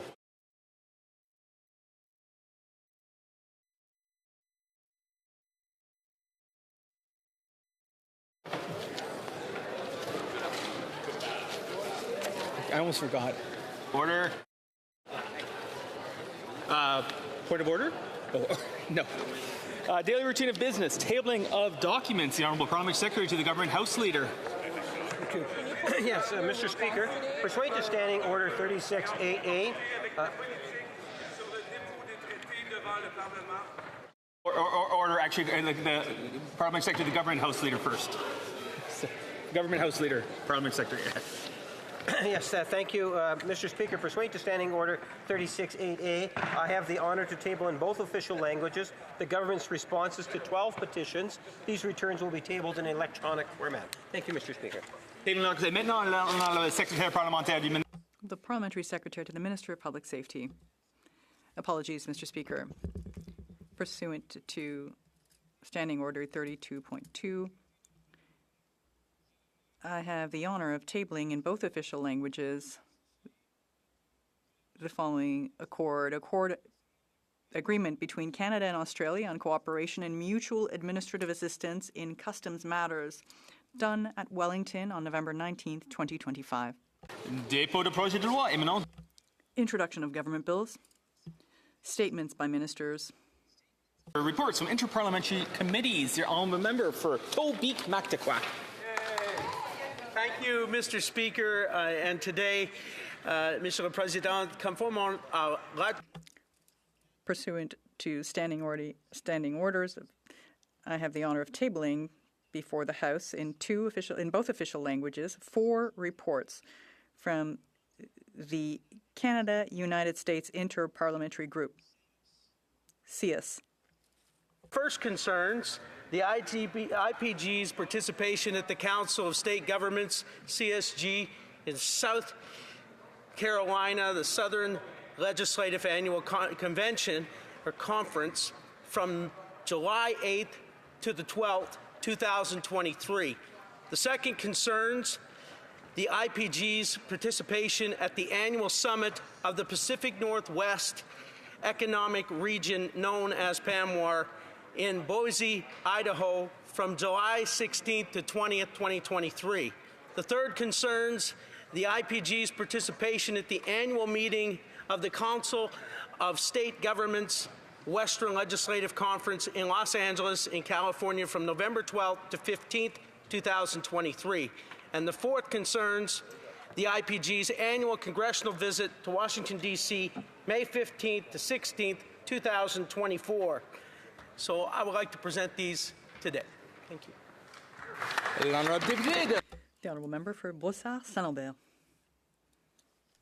Mr. Speaker, I have the honour to present in both official languages the report of the Canadian branch of the Commonwealth Parliamentary Association respecting its participation in the Parliament of Jamaica's election seminar, post-election seminar, my apologies, held in Kingston, Jamaica, January 28th to 30th, 2026. Thank you. Presenting reports from committees. The Honourable Member for Sus. Point of order. The Honourable Member for King Vaughan is a point of order, but I don't believe she has an approved headset. I don't. Okay, what I'll encourage the member to do is find an opportunity to find an improved headset, and then I can entertain the point of order at that point. I thank the honourable member. Presenting a report from committees, the honourable member for Sault Ste. Marie Algoma. Thank you, Mr. Speaker. I have the honour to present in both official languages the second report of the Standing Committee on Indigenous and Northern Affairs entitled the 2025 Reports of the Auditor General of Canada Follow-up on Programs for First Nations. Pursuant to Standing Order 109, the committee requests that the government table a comprehensive report to this House. Thank you. Présentation du rapport de comité. Député de... Presenting reports from committee, the member for Vaudreuil. Mr. Speaker, it is an honor to present in both official languages these following two reports from the Transport, Infrastructure and Communities Committee. 8th report, Strengthening the Regulation of Recreational Boating, and the 9th report entitled Northern Rural and Remote Air Travel, a Critical Lifeline. The committee is calling on the government to table a comprehensive review. I believe the honourable member for Northumberland Clark has a dissenting report. Thank you, and I appreciate the opportunity to rise with respect to the recreational boating study previously cited. Conservatives are entering a dissenting report because we believe a rose by any other name smells just as sweet, and a carbon tax by any other name is just as painful. And so that's why we are tabling a dissenting report calling for the removal of the industrial carbon tax to give boaters and boat manufacturers a break. Thank you. Reports from committees. Honourable member for Egmont. Thank you, Mr. Speaker. Mr. Speaker, I have the honour to present in both official languages the 7th report of the Standing Committee on Human Resources, Skills and Social Development and the Status of Persons with Disabilities, entitled Distribution of Federal Student Grants. Mr. Speaker, the report has been submitted electronically to the table officers. Reports from committee. I'm a member for St. Catharines. Thank you very much, Mr. Speaker. I have the honour to present in both official languages the 18th report of the Standing Committee on Procedure and House Affairs, entitled Certificate of Nomination of Antog Bogman to the position of Foreign Influence Transparency Commissioner. The committee recommends that the nominee to the position of committee recommends the nominee to the position of Foreign Influence Transparency Commissioner. Thank you. Reports of committee. Member for Quebec Centre. Thank you, Mr. Speaker. I have the honour of tabling in both official languages the 3rd report of the Standing Committee on Public Safety and National Security regarding Bill C-8, an act respecting cybersecurity, amending the Telecommunications Act, and making consequential amendments to other acts. The committee studied the bill and had determined that it would report it to the House with amendments. Honourable member for Humber River Black Creek. Thank you very much, Mr. Speaker. Today I have the honour to present in both official languages the 7th report of the Standing Committee on International Trade in relation to the motion adopted on Tuesday, February 24, 2026, regarding eliminating forced labour from Canadian supply chains, and the 8th report in relation to the motion adopted on Thursday, February 12, 2026, regarding Canada-Taiwan trade-related cooperation. Thank you very much, Mr. Speaker. Introduction of private members' bills. Mr. McKenzie, seconded by Mr. Stevenson, moves for leave to introduce a bill entitled An Act to Repeal Certain Restrictions on Shipping. The motion is deemed adopted. The honourable member for Calgary Signal Hill. Thank you, Mr. Speaker. It's my honour to present a private member's bill which repeals the Oil Tanker Moratorium Act. For almost a decade, the Liberal West Coast oil tanker ban has stifled our energy industry and held back our country. In 2026, Canadian energy is more important here at home and around the world than it has ever been. Our allies and trading partners are anxious to purchase energy from a reliable and stable partner. Canada is that partner, and the world needs more Canadian energy. Hundreds of tankers safely navigate the St. Lawrence River and Vancouver Harbour every year, yet the West Coast oil tanker ban was put in place to suppress the Canadian petroleum industry. In fact, it killed projects like the Indigenous-owned Eagle Spirit pipeline and has cost our country billions of dollars. This private member's bill is about nation building. It is about leveraging our abundant resources to help our allies, our friends, and our families. It is about taking action here at home so that we can have success around the world. Conservatives want Canada to be an energy superpower. Thank you, Mr. Speaker. Mr. McKenzie, seconded by Mr. Stevenson, moves that the bill be now read a first time and printed. This motion is deemed adopted. First reading of this bill, première lecture de ce projet de loi. When shall the bill be read a second time? Immediately. At the next sitting of the House. Mr. Pawlowski, seconded by Mr. Strauss, moves for leave to introduce a bill entitled An Act to Amend the Food and Drugs Act, list of therapeutic products pre-approved for special access. This motion is deemed adopted. The honourable member for Thunder Bay, Rainy River. Mr. Speaker, I rise to introduce my private member's bill, An Act to Amend the Food and Drugs Act, list of therapeutic products pre-approved for special access. My PMB reforms the special access program, which allows doctors to access medications which are not approved yet by Health Canada. Mr. Speaker, to give you an idea of the problem this bill seeks to address, a pediatric ICU doctor recently told me of spending 6 hours trying to resuscitate a child, the first 4 hours of which were spent trying to access a drug which is only available through this program, even though that drug is considered first-line therapy in the United States. Mr. Speaker, this should not have happened. This should not happen in the future. This bill will reduce the red tape associated with this program and also leave the decision in life-threatening situations as to whether to use a drug which is yet approved by Drug Canada or Health Canada. That decision should be left to the clinicians, not to bureaucrats in Ottawa. I would like to thank Sick Kids, Sick Children's Hospital in Toronto, who co-wrote the first draft of this bill with me. I would also like to thank all the other children's hospitals who had a lot of input. I would also like to thank the member from Kitchener South, himself an ICU doctor, for seconding this bill. Mr. Pawlowski, seconded by Mr. Strauss, moves that the bill be now read a first time and be printed. The motion is deemed adopted. First reading of this bill, première lecture de ce projet de loi. And when shall this bill be read a second time? At the next sitting of the House.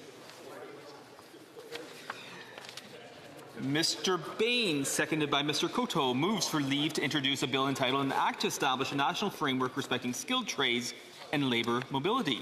This motion is deemed adopted. The honourable member for Richmond East, Steveston.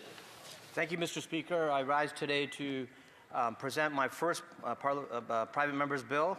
And Mr. Speaker, movement of skilled labour across Canada is essential to the country's economic development, productivity, infrastructure, delivery, and competitiveness. However, regulatory barriers, as well as inconsistencies between certification processes across provinces and territories, hinder skilled trades, workers' mobility, and delay national development priorities like housing, transportation, infrastructure, and energy projects. On this World Plumbing Day, and as a former aircraft maintenance engineer, I understand the challenges trades workers face when they try to take their skills on the road. My bill will help these workers take their skills from the Pacific Sail Sea to the Atlantic, while respecting provincial and territorial jurisdiction over training, certification, and labor market regulation. My bill, An Act to Establish a National Framework Respecting Skilled Trades and Labor Mobility, calls on the government to work with provinces, territories, trade skill associations, and unions to modernize, harmonize, and streamline credential recognition. I look forward to a spirited debate on this important issue for Canada's future. Here. Mr. Bain, seconded by Mr. Coteau, moves that this bill be now read a first time and be printed. This motion is deemed adopted. First reading of this bill, première lecture de ce projet de loi. And when shall this bill be read a second time? At the next sitting of the House. Mr. Seri, seconded by Mr. Fergus, moves for leave to introduce a bill entitled An Act to Establish a National Framework to Promote the Durability of Electronic Products and Essential Home Appliances. This motion is deemed adopted. L'Honorable Député de Bourassa. The Honourable Member for Bourassa. Thank you. I rise today with a great sense of responsibility to present my very first private member's bill. It is a bill that seeks to establish a national framework to promote the durability of electronic products and essential home appliances. Every year, millions of Canadians need to replace appliances that could perfectly well be repaired. This is a cost for families and also leads to a sharp increase in e-waste. This bill seeks to better inform consumers to promote more sustainable products and a more transparent market. In cooperation with the provinces, territories, manufacturers, and consumer protection organizations, we can create products that are designed to be easily repaired. We can thus support the circular economy, reduce household spending, and promote a more sustainable economy. I would invite my colleagues to support this bill. Thank you. Mr. Sari, seconded by Mr. Fergus, moves that this bill be now read a first time and printed. This motion is deemed adopted. Loi, first reading of this bill. And when shall this bill be read a second time? At the next sitting of the House. Première lecture du projet de loi. First reading of Senate public bills. Motions. Présentation de pétition. Honourable member for Abbotsford, or Mission Matsqui, Abbotsford. Thank you, Mr. Speaker. I'm honored to table a petition today on behalf of the Mission Self-Advocacy Group. They state Canadians with disabilities face disproportionately high rates of poverty, and existing federal income supports, including the Canada Disability Benefit at $200 per month, are insufficient to meet basic living costs. Individuals with permanent and lifelong disabilities, such as cerebral palsy, are required to repeatedly reapply for benefits, creating unnecessary administrative burdens, delays, and stress with little or no public benefit. Reducing unnecessary administrative barriers improves accessibility, efficiency, and fairness while ensuring federal programs serve their intended purpose.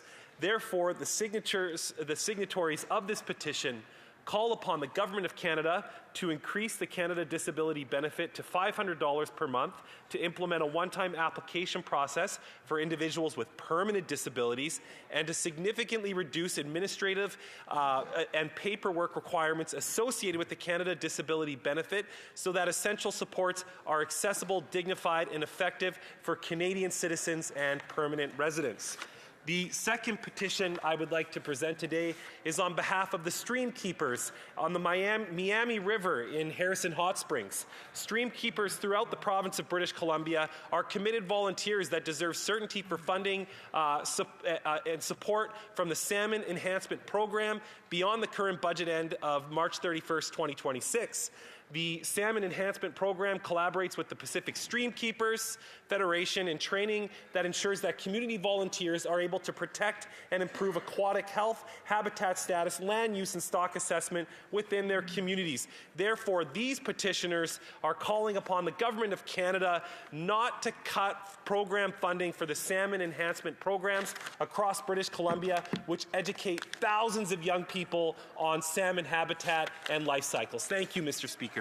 Member for Riding Mountain. Mr. Speaker, I rise for the 8th time on behalf of the people of Dauphin, Manitoba, to present a petition on the rising rate of crime. Residents of Dauphin and the Parkland region are demanding that the Liberal government repeal their soft-on-crime policies that have fueled a surge in crime throughout their communities. Since 2015, there has been a 54% increase in violent crime and a 75% increase in sexual assaults across Canada. Petitioners are deeply concerned by what they read in their local newspapers, including a November report that Dauphin RCMPs are searching for a wanted man with 3 separate arrest warrants. Our once safe communities are now turned into places where people fear for their lives because government's catch and release policies have allowed violent repeat offenders to be out on bail instead of jail. Mr. Speaker, the people of Dauphin and the Parkland region demand that this Liberal government repeal their soft-on-crime policies and that directly threaten their livelihoods and their community. And I fully support the good people of Dauphin. South. Oh, no. Yeah? Thank you, Mr. Speaker. I rise today on behalf of the people of Richmond Hill South to present a petition where petitioners are concerned that over the past decade, diversity, equity, and inclusion, DEI mandates have become embedded across federal departments, agencies, granting councils, and federally funded institutions. Figures released by the current government indicate that more than $1 billion has been spent on DEI-related initiatives and programming within the federal sphere. These DEI requirements risk undermining trust in public institutions, discouraging excellence, and diverting public funds away from frontline services, innovation, and high-quality research. They are also concerned that Canadians' trust in public institutions depends on the assurance that public service employment and research funding are awarded on the basis of merit and value to taxpayers rather than adherence to ideological tests or identity-based criteria. Therefore, the undersigned petitioners are calling on the Government of Canada to 1. Prohibit DEI quotas and targets in federal hiring and promotion. Number 2, eliminate DEI requirements in federal research funding. Number 3, ban DEI compliance offices and mandatory DEI training in the federal public service. Number 4, prioritize federal support for post-secondary institutions that uphold merit-based hiring and promotion and do not maintain DEI compliance offices. And finally, number 5, strengthen transparency through annual reporting and Treasury Board audits to ensure merit-based standards. Thank you. Good job. No, Member for Courtney Alberni. It's an honor to rise to present a petition from Canadians committed to advancing peace and human rights, especially given the conflict right now in the Middle East. Petitioners note that Canada pledged itself to these principles with the Universal Declaration of Human Rights in 1948. They highlight that justice, equality, and freedom are essential to preventing conflict, while the lack of respect for these rights fuels violence worldwide. The petitioners further stress that Canada lost vital civilian-led capacity for research, education, and training in peace operations with the closure of the Pearson Peace Centre. They cite also, Mr. Speaker, that the current spending obligations and commitments by the federal government on NATO and military spending should prioritize peacekeeping, and therefore they call upon the Government of Canada to establish and fund a new centre of excellence for peace and justice to support conflict resolution, diplomacy, and peace building for Canadians and the international community, Mr. Speaker. Thank you. Member for Oxford. Speaker, I'm rising once again to submit petitions on behalf of Oxford residents. 1,000 more signatures of petitioners raising concerns with the Liberals' attack on faith with their Bill C-9. These petitioners are very concerned with the Liberal bloc amendments to Bill C-9, which will be used to criminalize passages from the Bible, the Torah, the Quran. Faith plays a huge part in our communities. They are the backbones of a strong, vibrant country, and the petitioners are calling on all members of this House to stop this attack on faith, to stand with faith communities, to stand with the religious freedoms and the freedom of expression, and to stop liberal censorship. So once again, I call on the House to stand with these faith communities. A member for Yellowhead. Thank you, Mr. Speaker. I rise today to present a petition on behalf of the Yellowhead residents. Natural health products are used in by millions of Canadians. They include vitamins, probiotics, herbal remedies, protein powders, body care products, and many other items. People rely on these products to prevent or address illness and maintain well-being. Regulatory changes by Health Canada have increased costs and restricted accessibility. Canadians want the freedom to make choices about their own health and the products they use. They also expect natural health practitioners and retailers to be able to provide guidance without facing excessive penalties. Therefore, residents of Yellowhead and people across the country are calling on the government to guarantee the right of every Canadian to access and use natural health products, ensure costs are not increased, safeguard the ability to share information, and support Bill C-224. Thank you, Mr. Speaker. A member for Elgin St. Thomas, London South.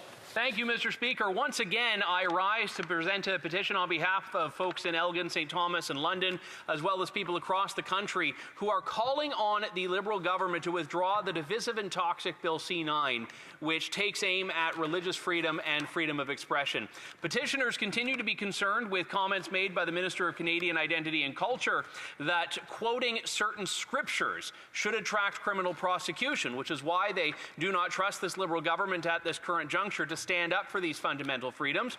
These petitioners call on the government to stand firmly behind religious freedom and freedom of expression, withdraw Bill C-9, and unequivocally avow to uphold the right to share, read, and pray as people of faith in this country see fit. Thank you, Mr. Speaker.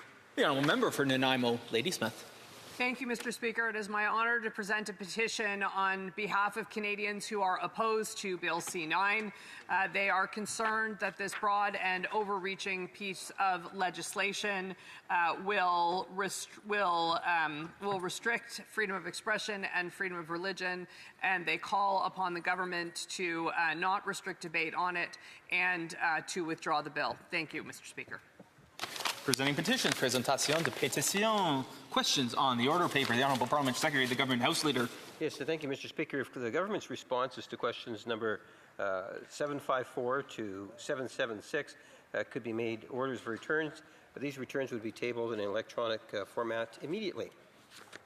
It's the pleasure of the House that the aforementioned questions be made orders for return and that they be tabled immediately. Agreed and so ordered.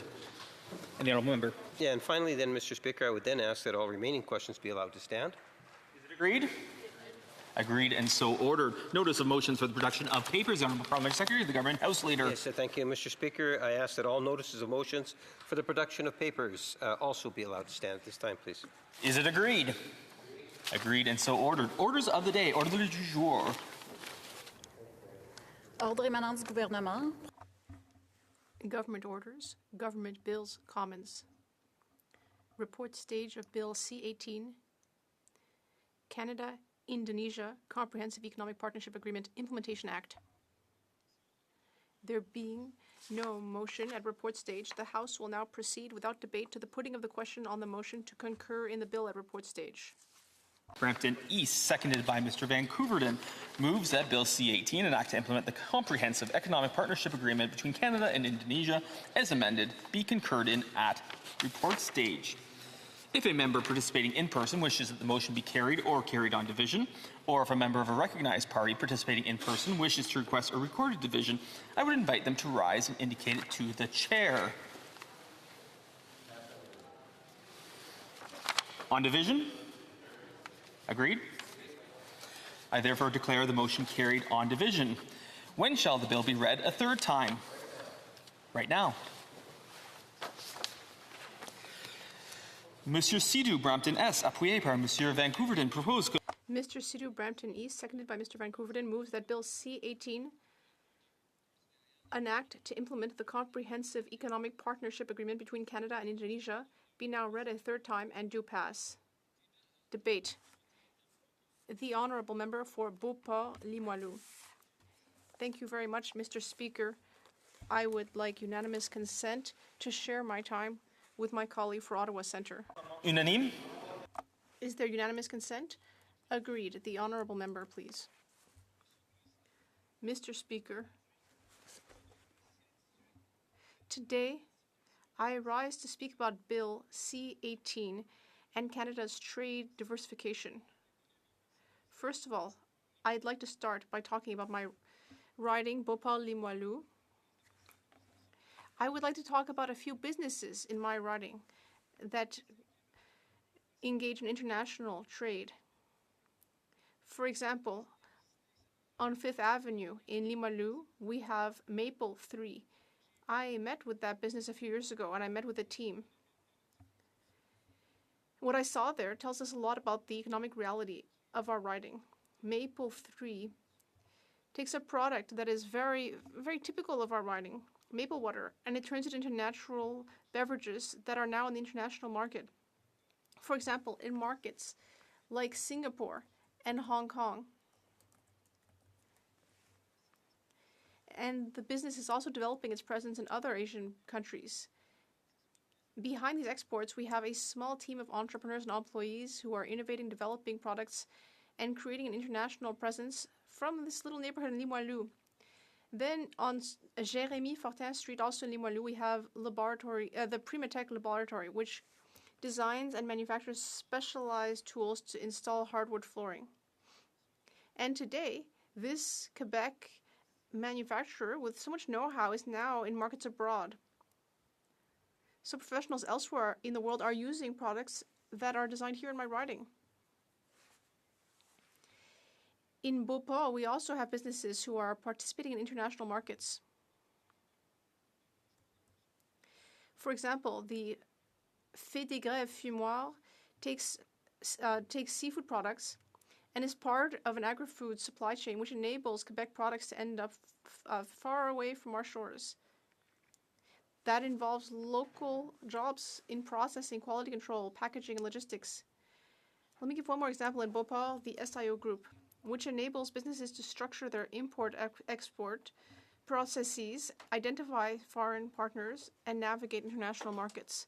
So when you look at all these examples together, it's clear that in Beauport-Limoilou, we have a vibrant economic fabric full of innovative SMEs, specialized manufacturers, and processing businesses. That's our economic reality. These are businesses that are rooted in the community and create value at home while also turning to markets abroad. And let me use a simple but strong image to illustrate what I'm talking about today. I really like this image. International economic relationships are very similar to a huge chess game. Every country is a player, every trade decision is a strategic move, and every agreement prepares future positions of the board. So in a game like that, you're not just playing for the next move. You think about the short, medium, and long term. You protect the parts of the board that you control. You develop your alliances, and you prepare for the future. Every country in the world is thinking about a vision like that when they design their national strategy. Because in any great strategy, there are key moments when the player must decide if they are going to protect what they already have or if they're going to try to push their pieces forward. And today, Canada is in that exact position. The global economy is changing. Supply chains are changing as well.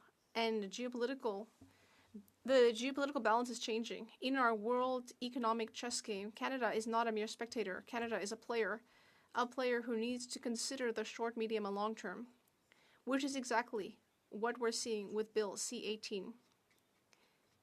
This bill is not just a trade agreement. It is a strategic move. It is a chess piece that is being pushed forward with intention, a position on the board that's being prepared for the future. This is part of an ambitious trade diversification plan, a clear plan to open new markets, reduce our dependence on certain allies, and create opportunities for our Canadian businesses, including in the Quebec City region. And also, let me further use the chess metaphor. The short term corresponds to the opening, the first few moves that establishes a position. So in the short term, our agreement with Indonesia will greatly improve our access to a market of nearly 300 million inhabitants. This is a rising star in the Indo-Pacific region. Eliminating tariffs on more than 95% of Canadian exports will make our products more competitive in one of the most dynamic markets in the world. That is a matter of concrete, immediate, and strategic gains. For Quebec and the Quebec City region, this means more exports for our manufacturers, new technological partnerships, and increased investment that will create quality jobs. But a national strategy cannot limit itself to the first moves of the chess game. In the medium term, a chess game means controlling the center of the board, solidifying your positions, and having your pieces work with one another. And that's what this agreement does. It sets out predictable and stable trade rules. It strengthens supply chains. It opens the door to sustainable partnerships between Canadian and Indonesian businesses.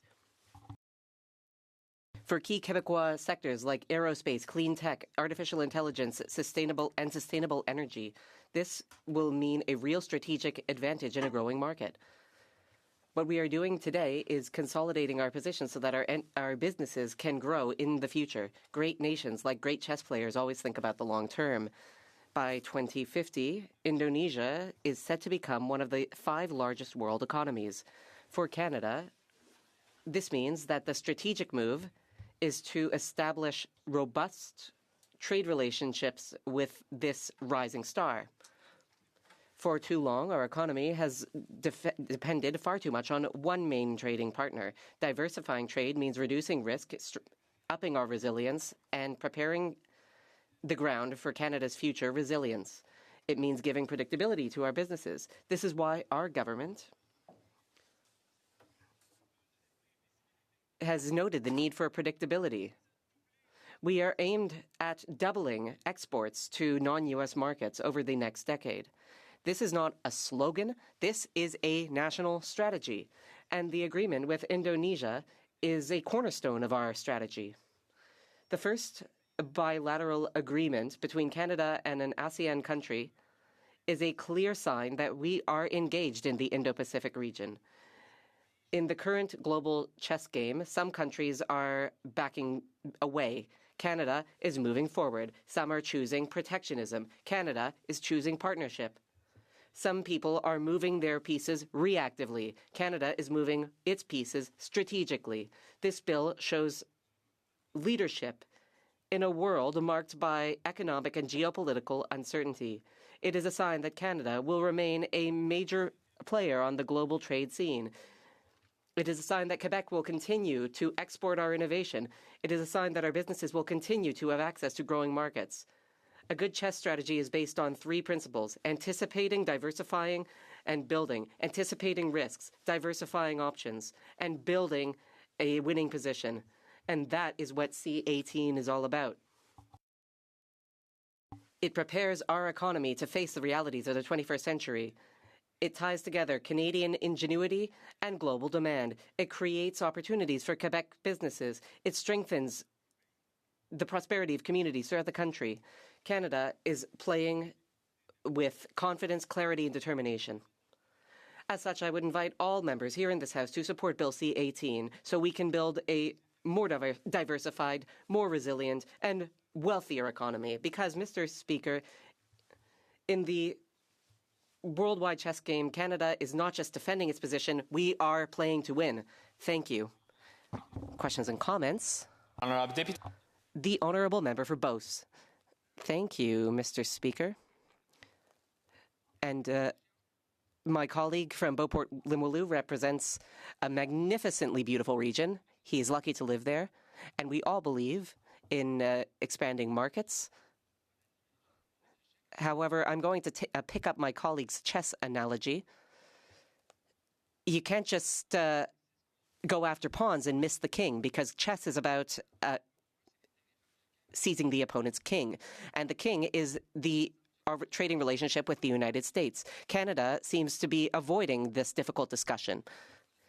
So C-18 is about new trading markets, and that's a good thing. But it will only increase Canada's real GDP by 0.012%. So I have a simple question. Why won't the Liberal Party focus on what actually matters? The Honourable Member for Beauport Limoilou. Thank you, Mr. Speaker, and I would like to thank my honourable colleague. I enjoy working with him on the International Trade Committee. He's a proud Beauceron. I appreciate his question. In a chess game, you have to think over the short, medium, and long term. Yes, the short term is important.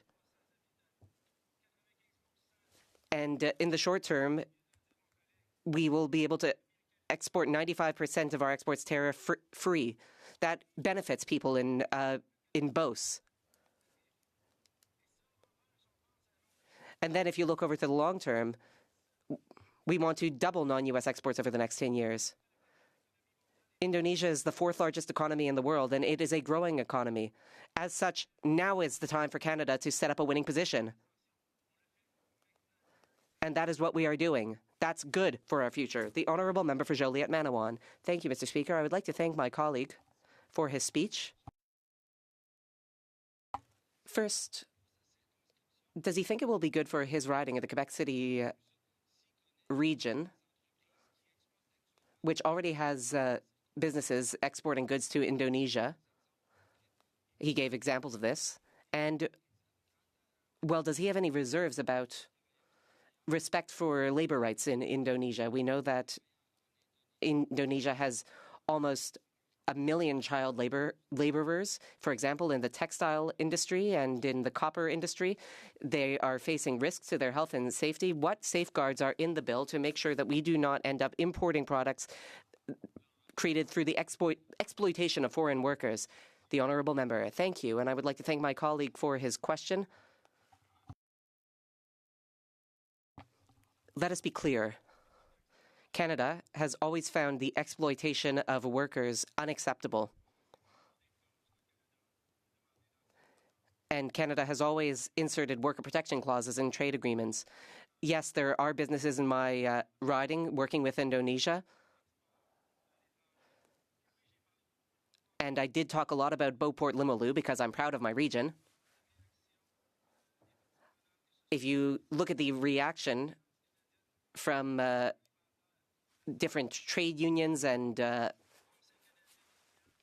agricultural organizations, all of these associations and organizations have spoken out in favor of the Canada-Indonesia agreement and this bill. Questions and comments?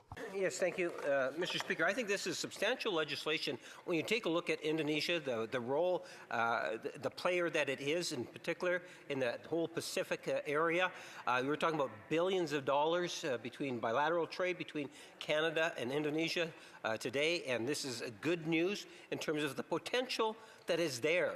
And never before have we had a prime minister so aggressively go out to meet world leaders and to bring opportunities for exporters here in Canada, to increase investment coming into Canada. And I'm wondering if my colleague could just provide his thoughts just on the bigger picture, how important it is that we go out and and make these type of deals.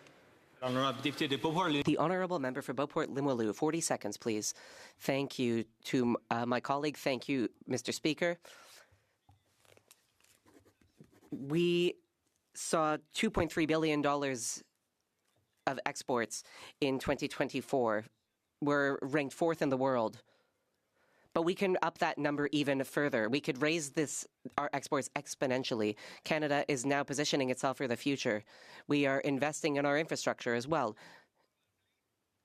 Beauport Limoilou is the gateway through which we export wheat to Europe. So we need to invest in our infrastructure if we want to double our non-U.S. exports in the next 10 years. This bill is good news for the Canadian economy. International trade. Well, thank you very much, Speaker, for acknowledging me and giving me the opportunity to speak on Bill C-18. I want to thank my colleague earlier who spoke so eloquently on this very important piece of legislation that is critical at this moment in our history for the economic growth and prosperity of Canada, for making sure that we are able to create the important jobs necessary for Canadians from coast to coast to coast. Before, Speaker, I get into some of the substantive part of this legislation, I do want to take the opportunity to thank some people for their important work in getting us to this point. Of course, the Minister of International Trade has been really active in making sure that this agreement was concluded. He was part of the signing ceremony along with the Prime Minister, with our Indonesian counterparts. The number of officials from Global Affairs Canada, from the negotiating team who worked for multiple years, really to sort of be able to negotiate and finalize this really important agreement in the best interest of Canada. So I do want to take this moment to thank all those officials for their hard work and for their service to our country.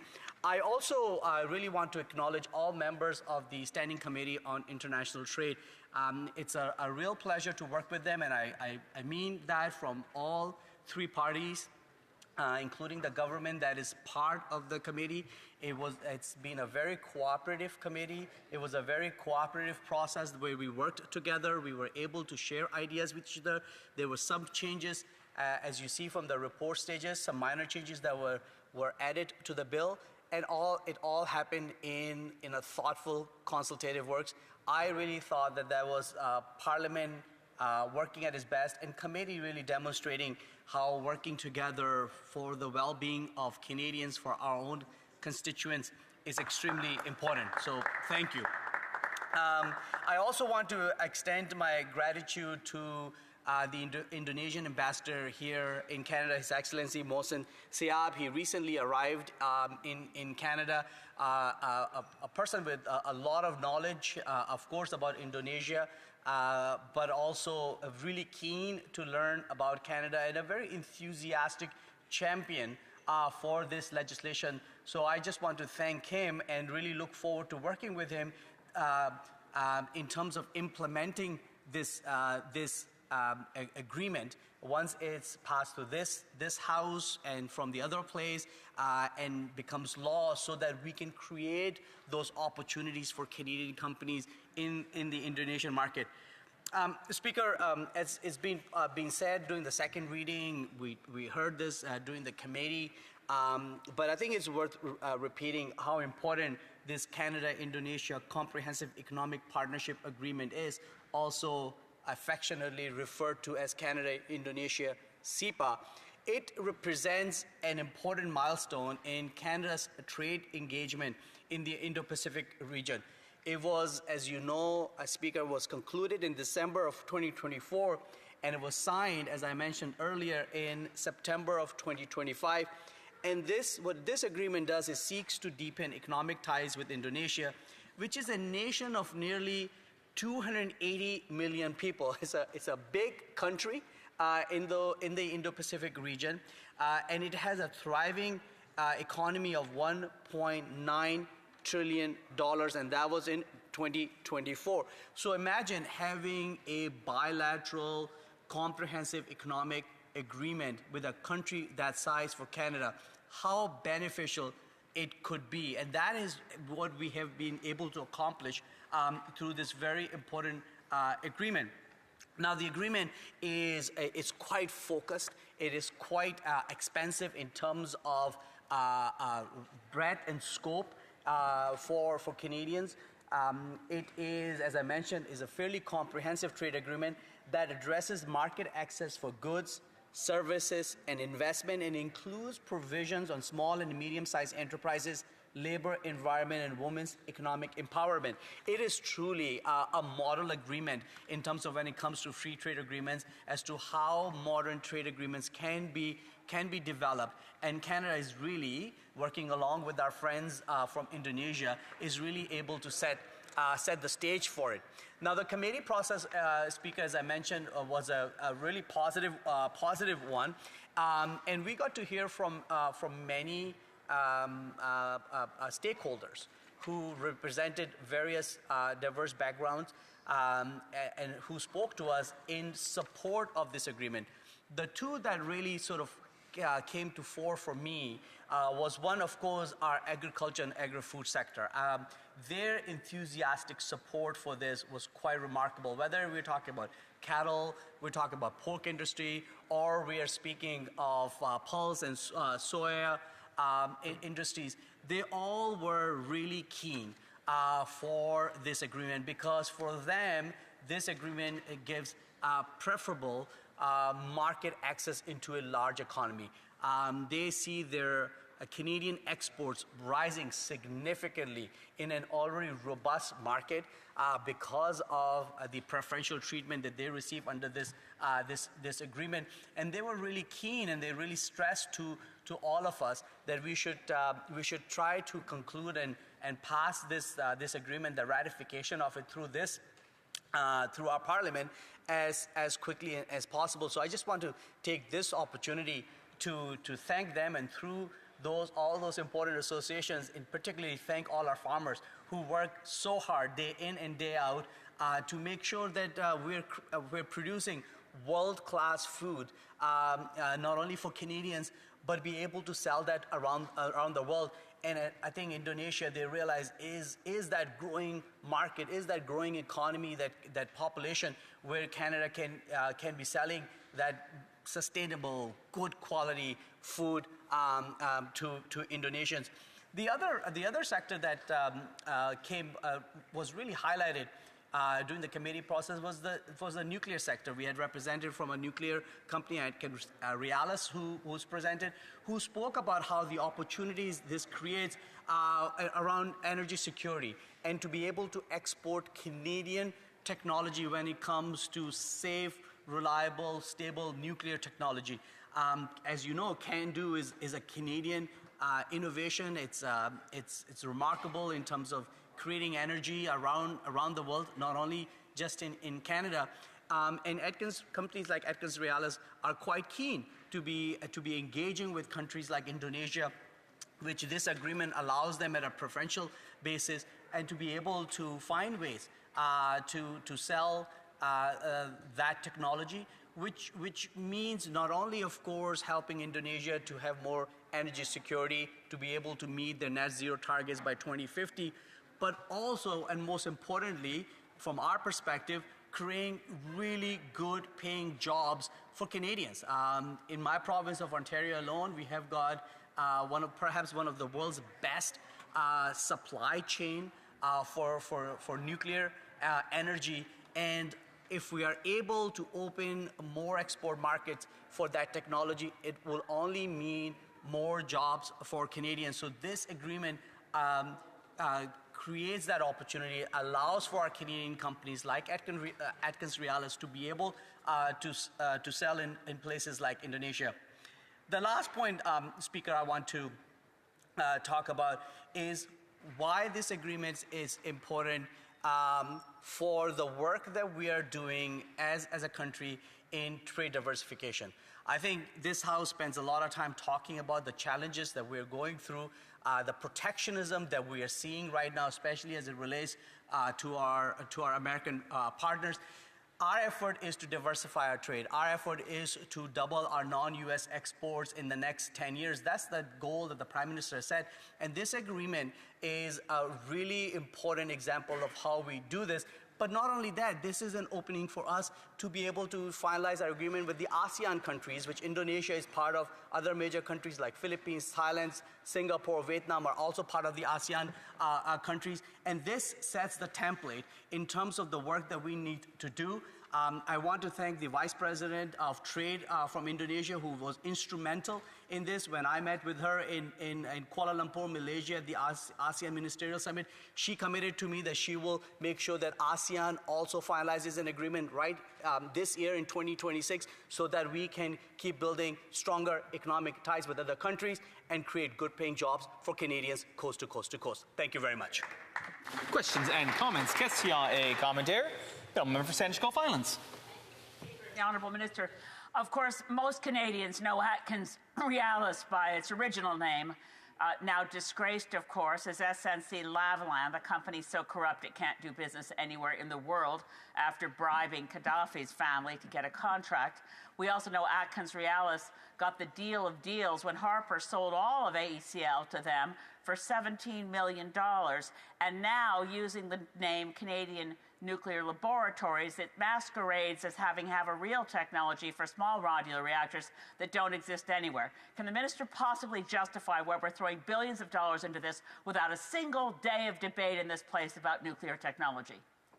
The Honourable Parliament Secretary. Well, thank you very much, Speaker. Look, I think we all share the goal of making sure that there's energy security, and not only energy security, in order for us to really fight climate change, that there is more enhanced electrification, not only in Canada but around the world. I think that's going to be an imperative, and for us to do the best way is to make sure that we have net zero electricity and nuclear.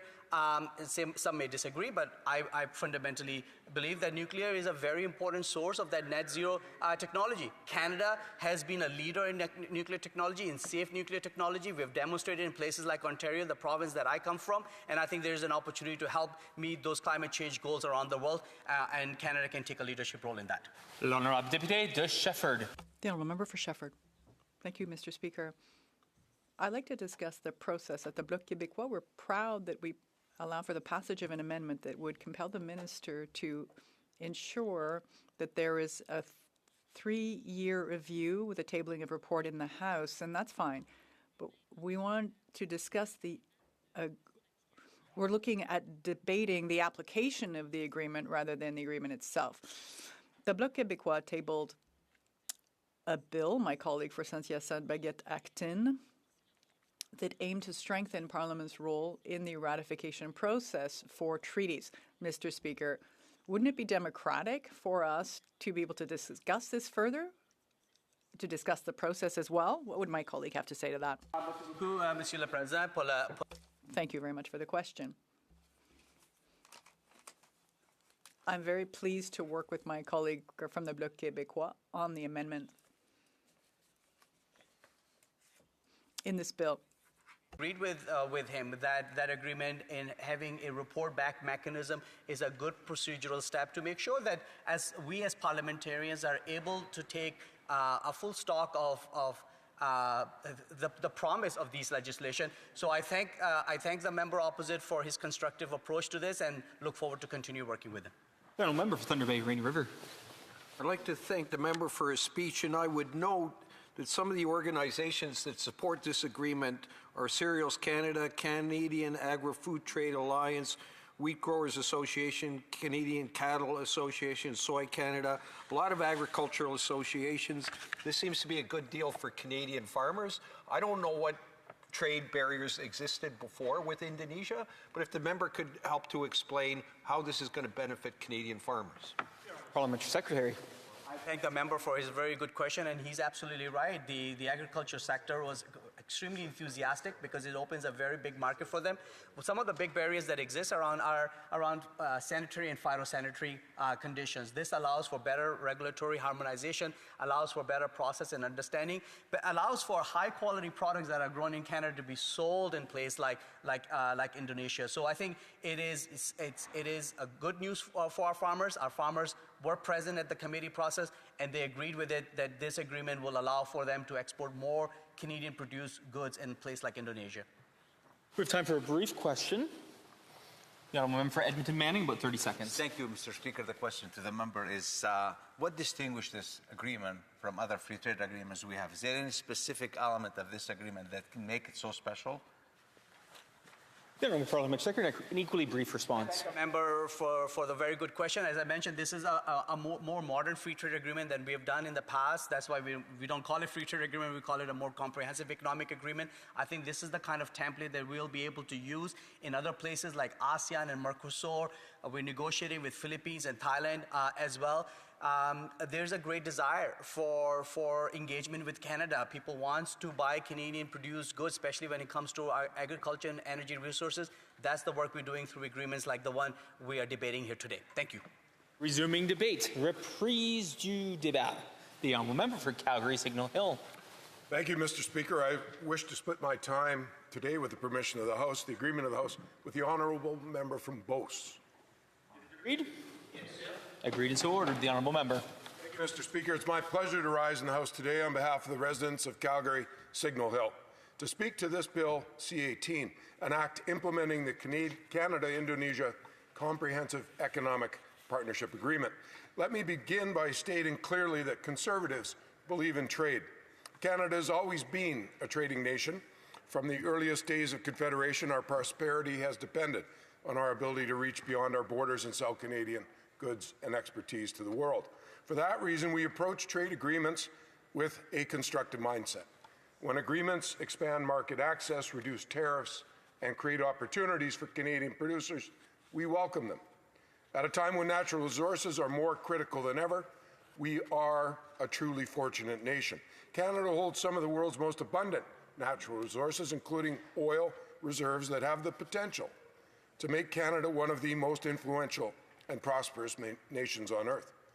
But for too long, we've let outdated ideology and self-sabotage stand in the way of our potential. In 2026, the world is shifting under our feet, and we have no excuse not to be an export powerhouse. Indonesia is an opportunity for Canadian trade and Canadian influence. It's the fourth most populous country in the world, home to more than 270 million people. It has one of the fastest growing economies in the Indo-Pacific region. It has a rapidly expanding middle class and increasing demand for food, technology, natural resources, and energy. Energy, so central to our standard of living here at home and to that of all people around the world, yet something that this Liberal government has neglected. When the Minister of International Trade appeared at the International Trade Committee hearing last month to answer questions about this Bill C-18, I noted that the Asia Pacific Foundation has produced a report highlighting the growing relationship between the United States and Indonesia in the energy sector, particularly with respect to oil and liquefied natural gas. Indonesia imported roughly 322,000 barrels of crude oil per day in 2024, and it is dependent on energy imports for 40% of its national energy demand, which will only grow as the Indonesian economy expands and more Indonesians are lifted out of poverty. Well, it seems that we are missing the boat on this opportunity. Not only is the United States stepping up to meet Indonesia's demand for oil, but the minister informed the International Trade Committee that the conversation with the Indonesians was focused on sustainable energy. What he said was that, quote, in Indonesia, they also want to go to more sustainable energy. When they talk about sustainable, they talk about nuclear and about LNG, which is a bit lower in terms of carbon emissions when you compare it to crude, end quote. That was on February 5th of this year. So it would seem from the minister's evidence to the committee that Indonesia isn't interested in oil, wouldn't it?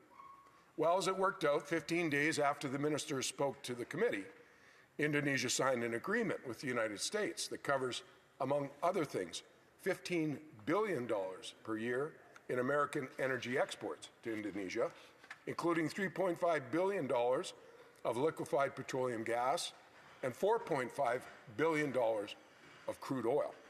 As if that weren't enough, just a few days ago, it was reported that Indonesia will be increasing its crude oil imports from the United States due to the war in the Persian Gulf. I hope that the irony isn't lost on anyone listening today. As I said to the minister at the hearing, it strikes me that we may have missed the boat in terms of our ability to export those products into this marketplace. On that day, I used the word may. Now I am certain, as I think we all are now, certain that Canada's energy industry missed what could have been a magnificent opportunity for growth. And we allowed this opportunity to go to the United States. This Liberal government makes blunders like these because they fundamentally see energy as a source of embarrassment rather than a source of power. They can talk all they want about making Canada an energy superpower, but actions, as always, speak louder than words. Becoming an energy superpower requires more than rhetoric, more than speeches, and more than press conferences. It requires action, infrastructure, and legislative, regulatory, and policy certainty. Above all, it requires a clear commitment to ensuring that Canadian energy can reach global markets. Maybe the reason why Indonesia wasn't interested in discussing Canadian oil, as per the minister, is that they knew that we can't be relied upon to supply it. Yes, it's true that LNG Canada is finally up and running, but let's be honest, one project delayed by years of red tape and regulatory hurdles is not a strategy, it's a lucky break. Mr. Speaker, we've managed just that one LNG facility in Kitimat. Our competitors on the Gulf Coast of the United States, however, are building export terminals at a record pace. And they aren't just engaging with Indonesia, they're signing contracts. They're eating our lunch because their government views energy as an asset, not a liability, and not something to be phased out. During that same International Trade Committee hearing, I reminded the minister of the Liberal government's decision to cancel the Northern Gateway pipeline roughly a decade ago. I pointed out that had that project gone ahead, Canada would today be in a far stronger position to export crude oil to Asian markets.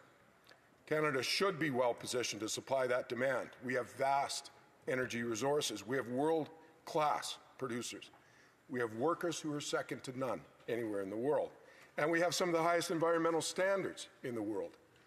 We've just chosen to put out obstacle after obstacle in our own way for no good reason. The obstacles include Bill C-69 and the tanker ban affecting the northern coast of British Columbia. With these laws in place, no new pipelines will be built to carry Canadian crude oil to market, even though the ports of Prince Rupert and Kitimat can safely host oil tankers, and projects like the Eagle Spirit pipeline can reduce our reliance on the Port of Vancouver for West Coast energy exports. The foregoing is why today in this House I introduced a private member's bill that will repeal the tanker ban on the west coast of BC. I introduced that bill because I believe Canada must confront a certain truth. If we want to become an energy superpower, we cannot simultaneously block the infrastructure necessary to export our energy. Right now, 240 tankers roughly move crude oil every year between a storage facility in Montreal up the St. Lawrence River to a refining facility beside Quebec City. In Newfoundland and Labrador, approximately 90 international tankers visit the Whiffen Head facility to export oil brought in by offshore shuttle tankers. There's no logical reason why tanker traffic is unacceptable in Kitimat or Prince Rupert, but just fine in Quebec City and Vancouver. Anyone working in the energy sector will tell you that the tanker ban represents one of the most significant barriers to expanding Canadian crude oil exports to global markets. Mr. Speaker, the CBC published an article yesterday asking the question, and I quote, "With a crucial oil artery blocked near Iran, that would be the Strait of Hormuz, can Canada fill the gap in global supply?" End quote. It shows just how much Canada has to contribute in today's turbulent world and just how much of an opportunity is being missed. It's not just an opportunity to boost our energy sector, but also an opportunity to support our allies as they look to diversify away from dictator oil. The CBC article ended on a disturbing note. It quoted Heather Exner-Pirot, Director of Energy, Natural Resources and Environment at the Macdonald-Laurier Institute, stating, and I quote, "In a situation where you have this Iran conflict and you're seeing 20% of global supply impacted, when push comes to shove, you'll start to see countries importing some Russian supply." End quote. This is not something we want to see happen. Mr. Speaker, Canada's energy sector has long been one of the pillars of our national economy. It generates billions of dollars in revenue that fund public services. It supports hundreds of thousands of jobs across the country. And it drives investment and innovation in communities from coast to coast to coast. Trade agreements like this one with Indonesia must be part of a broader strategy to strengthen Canada's economic position in the world. And that strategy must include all sectors of the Canadian economy, including energy. Trade with Indonesia is a good thing, but a trade agreement isn't worth the paper it's written on if the Liberals see it as principally a tool for making themselves look good at home. Canada must be a leading supplier of oil and natural gas to the world. Our allies need it. We can make that happen. Thank you, Mr. Speaker. Questions and comments. Question and comment. The Parliament Secretary, the Government House Leader. Yes, thank you, Mr. Speaker. In so many ways, the member is wrong and put a lot of information that I would suggest to you is questionable at best on the record. You'd have to go back generations before we have seen a Prime Minister that has been more proactive, whether it's signing an MOU, to the going to countries like India, talking about energy, securing discussions and export opportunities, second to no other. Does the member, and I realize he's relatively new to the House, but does not realize that his leader, when he was a part of the Conservative government, 10 years, not 1 inch of pipeline to Tidewaters? The Honourable Member for Calgary Signal Hill. Mr. Speaker, perhaps I have the advantage here of being somebody who's not tied to the past. Quite frankly, I'm looking forward. I'm looking forward to what the opportunities are for our country, what things we can build, what we can achieve. So I have no interest in the Liberal failures of the past. I'm interested only in what we can do going forward. Trade agreements are a good thing, but we have to have our act together domestically in order to be a valuable trading partner to the world. Thank you, Mr. Speaker. The Deputy de Joliette Manawan. The Honourable Member for Joliette Manawan. Thank you, Mr. Speaker. I have a question for my colleague who's about to leave. I'm not sure if he'll hear my question. I have a question about palm oil in Indonesia, and we know that Indonesia is one of the major producers of palm oil. Imports of palm oil have skyrocketed in Canada, and that has effects in terms of deforestation, effects on these forests, effects on the people who have to work in those regions. Also, it has an effect on these Indigenous communities.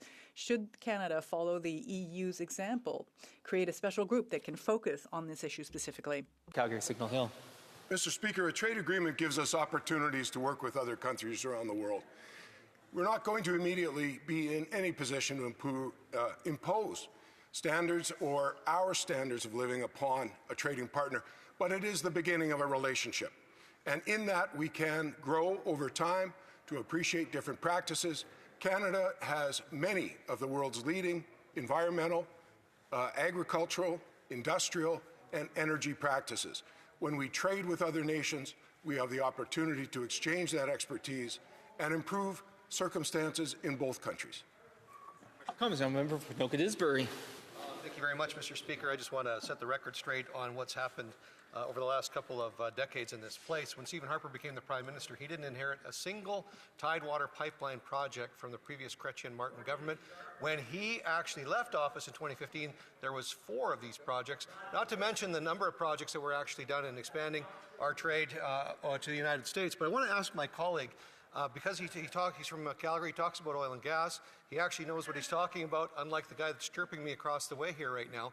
So I want to ask him, based on the announcement that the government had on the total value of this, what the expected value of this trade relationship is with Indonesia, if he can tell me what the value of one LNG tanker leaving Canada might actually be worth to our economy in context. Member for Calgary Signal Hill. Well, quite interestingly, Mr. Speaker, there were just some discussions on that very subject a bit earlier today that I was part of. When you look at an export relationship of about $400 million, 2 LNG tankers would be equivalent to that in terms of value.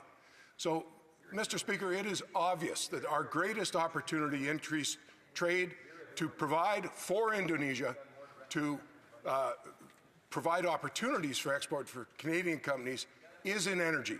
The value is tremendous, beneficial for both sides, and something that we're well behind on because of our domestic situation. So we must get to work on that so that we can be an effective international trading partner. Order. Resuming debate. Reprise de débat. Order. L'honorable député de Beauce. The honourable member for Beauce.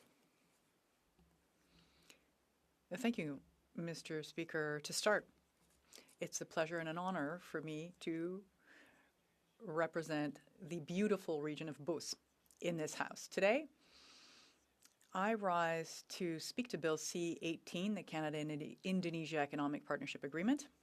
Mr. Speaker, Beauce is considered Canada's entrepreneurship capital. We are home to many businesses and entrepreneurs, as well as many agricultural producers. Beauce is home to the best producers in the world.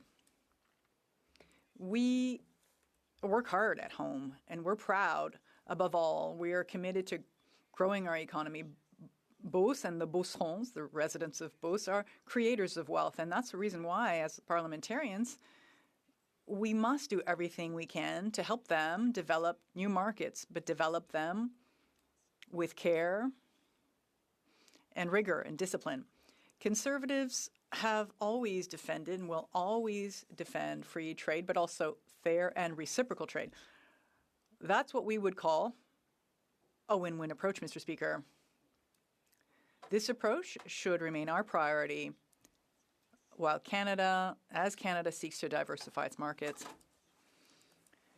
Under Stephen Harper's leadership, the Conservatives actively defended free trade or focused on free trade with free nations, signing more than 51 free trade agreements to diversify our trade, but in a cautious and responsible way. Unfortunately, under the Liberals, Canada has fallen behind, and our dependence on the United States has just increased over the past 10 years. Today, the Liberals are trying to make up for lost time by signing agreements at any cost, but they are losing sight of this notion of rigor. This is what leads me to Bill C-18. The Prime Minister qualified the Canada-Indonesia Economic Partnership Agreement as a groundbreaking or revolutionary agreement.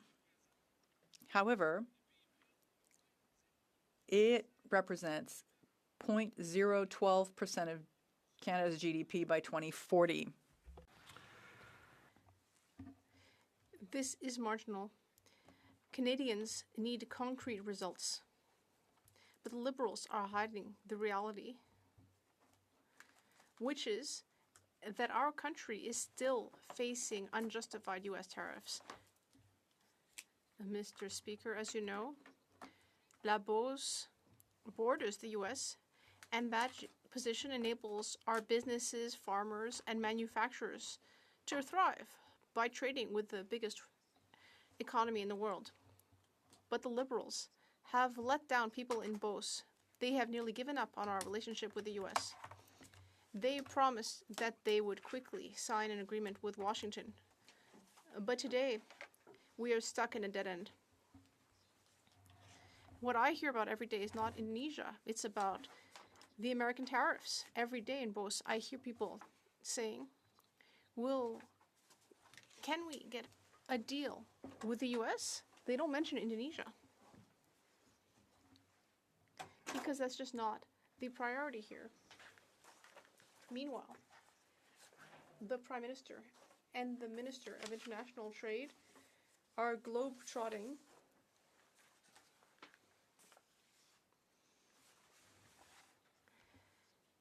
to give us these minor agreements, but with hidden tariff barriers. With hidden non-tariff barriers, rather. Something that I hear about a lot from Canadian beef producers is that Canadian beef still faces a technical problem. Indonesia demands that beef exports from animals born and raised in Canada or having remained in Canada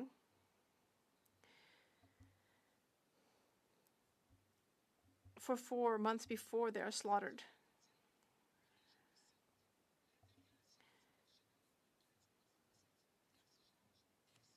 According to the Canadian Cattle Association, integrating the North American beef market, the integration of the market makes this requirement that the animals be born and raised in Canada or reside in Canada for at least 4 months before being slaughtered. That requirement is almost impossible to satisfy.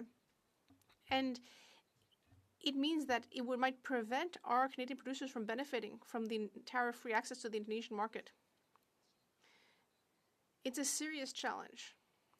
Global Affairs Canada has mentioned a memorandum of agreement creating a dialogue on sanitary and phytosanitary matters, but we are still concerned because we see that there is a trend. Non-tariff barriers are simply not being considered by the Liberal government. Look at CETA. Liberals promised that they would resolve issues of differences between Canadian and European regulation on beef and pork, but after 10 years, this has not changed. European producers have full access to our market and can compete with Beauce farmers, but we are not able to export our beef and pork. The devil is in the details. And over the last few weeks at the International Trade Committee, we've heard about the non-tariff barriers that the UK continues to impose on beef and pork from Canada.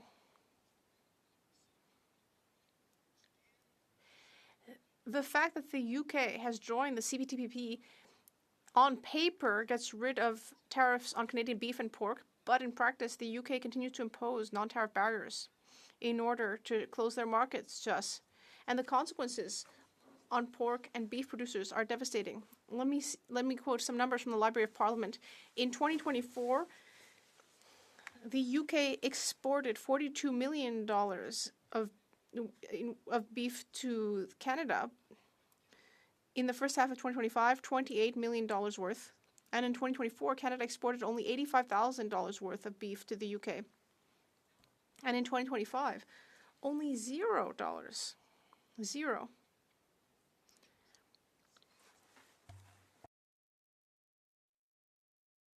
So even if you sign some agreements like this and try to get a better image, it's actually a waste of time if it doesn't lead to differences on the ground. Just like we see here with the agreement with Indonesia, the Liberal government is often ready to sign free trade agreements without guarantees that our Canadian producers will get reciprocal access without non-tariff barriers. Meanwhile, our farmers, like one of my colleagues here in this House, are struggling to remain competitive. Our beef producers have cattle of the highest quality, some of the highest quality in the world. They are proud of their product. They deserve a government that will fight for them. We need a government that will fight to ensure that Canada's free trade agreements are 100% free of tariff and non-tariff barriers. Too often, this Liberal government seems to hesitate to fight to eliminate the barriers. that affect farmers in Beauce and elsewhere in the country. In regions like Beauce, we face major challenges.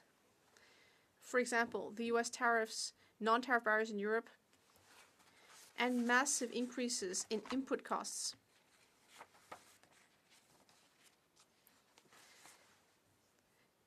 Our government needs to help producers defend our industries and lead to concrete gains for our producers.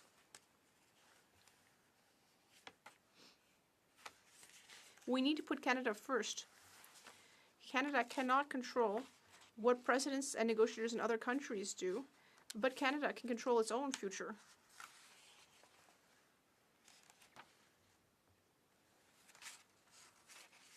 The government needs to make sure that all non-tariff barriers are eliminated, and we need clear guarantees not only of free trade but also fair and reciprocal. It's a win-win. It should be a win-win. By diversifying our trade, we can help our farmers, but we need to make sure that we're doing so in a way that will strengthen our sovereignty and economy. That's how Canada can control the process and put Canada first. In conclusion, farmers in Beauce and elsewhere in rural Canada feed the country and the world.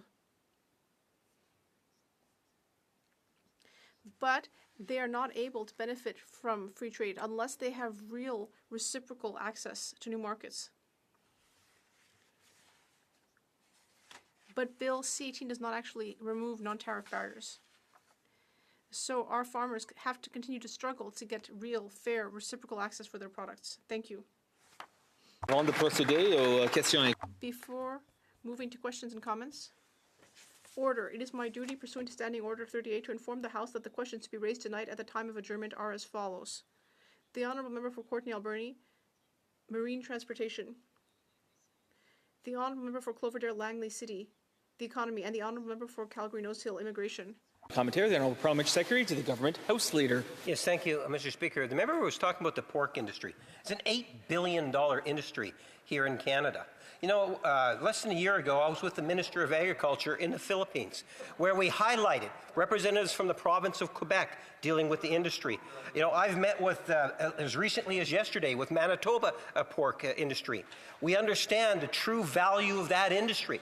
And this is a government that's looking at, and we're seeing huge numbers coming out of pork exports and the opportunities being created. So when the Prime Minister talks about getting a trade agreement with Philippines, or when the Prime Minister goes to Japan, these are critical markets in terms of pork. And the question that I would have for the member, would he not agree having a Prime Minister that's going out and about to create export opportunities is the best thing that we can do to protect our pork industry? L'Honourable Député de Beauce. The Honourable Member for Beauce. I'd like to thank my colleague for Winnipeg North. This is a good question. Yes, we need to diversify. We need to build business and sign agreements. But I will repeat this again. And I've repeated this extensively at the International Trade Committee. Non-tariff barriers and the details of the agreements are important. It's all very well to sign a bunch of agreements, but we actually need to see what happens. Let me give an example to my colleague. CETA. How many millions of dollars of pork were we supposed to export under CETA, rather? We are actually only exporting zero, despite promises that it would be $300 million worth. The Honourable Member for Shefford. I'd like to thank my colleague for his speech. What I would say is that even though no one in Shefford is speaking to me about the agreement with Indonesia, that doesn't mean that it's not important that we diversify our markets and reduce our dependence on the U.S. So my question, my colleague for Cynthia Sant-Bagot brought a number of amendments to committee. It was about reviews and accountability reporting to the House, and then there was also an amendment that had to do with palm oil producers that are operating in Indonesia. They need to respect environmental standards. Why did the Conservatives vote against? Why did they vote against these amendments brought forward by my colleague? I'd like to thank my colleague. She spoke about diversifying. That was the first thing. Yes, I agree. We do need to broaden our circle of friends in the business world. And she said that indeed people aren't talking much about Indonesia. But what we do hear about is the US. And here in the House, we seem to be the only ones that are talking about the situation with the US. Whereas with Indonesia, it's only 0.012%. I think this is a waste of time and money. In Canada, we have plenty of talent in our businesses. But Canada needs a government that is acting, that is not asleep at the switch. Mr. Speaker, I want to thank my colleague for his really informative speech. I think we all agree we need to diversify our markets. But I want to ask my colleague, why do you think Canadians are having trouble believing what this government is saying they're going to do and questioning whether any of this is actually going to happen? Député de Beauce, 50 seconds. 50 seconds, please. I'd like to thank my colleague for the question. The simple answer is that these are just words, not results. We get a lot of announcements, but nothing is happening. Ever since I've been here, this government has been announcing things. But nothing concrete happens on the ground. Look at what happened with the negotiations that were supposed to happen with the Americans. Nothing has happened. Député de Saint-Bagot. The honourable member for Saint-Bagot Acton. Thank you very much. I am very pleased to rise today in this House to speak about this draft agreement with Indonesia. We know that everyone's talking about diversifying our trade partners. It's hard to say why, of course, but for the last year, it's been very much in everyone's thoughts. And yes, we do need to diversify, but not at any price. Is everything okay? I think what I'm saying doesn't seem to interest our colleagues across the way. All right, yes. Not at any cost. That's what I'm saying about free trade. And I'll come back to that.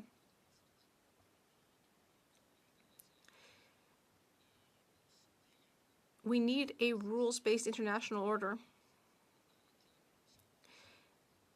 Yes, of course, we need rules. We don't want chaos. But we can't just have any old rule.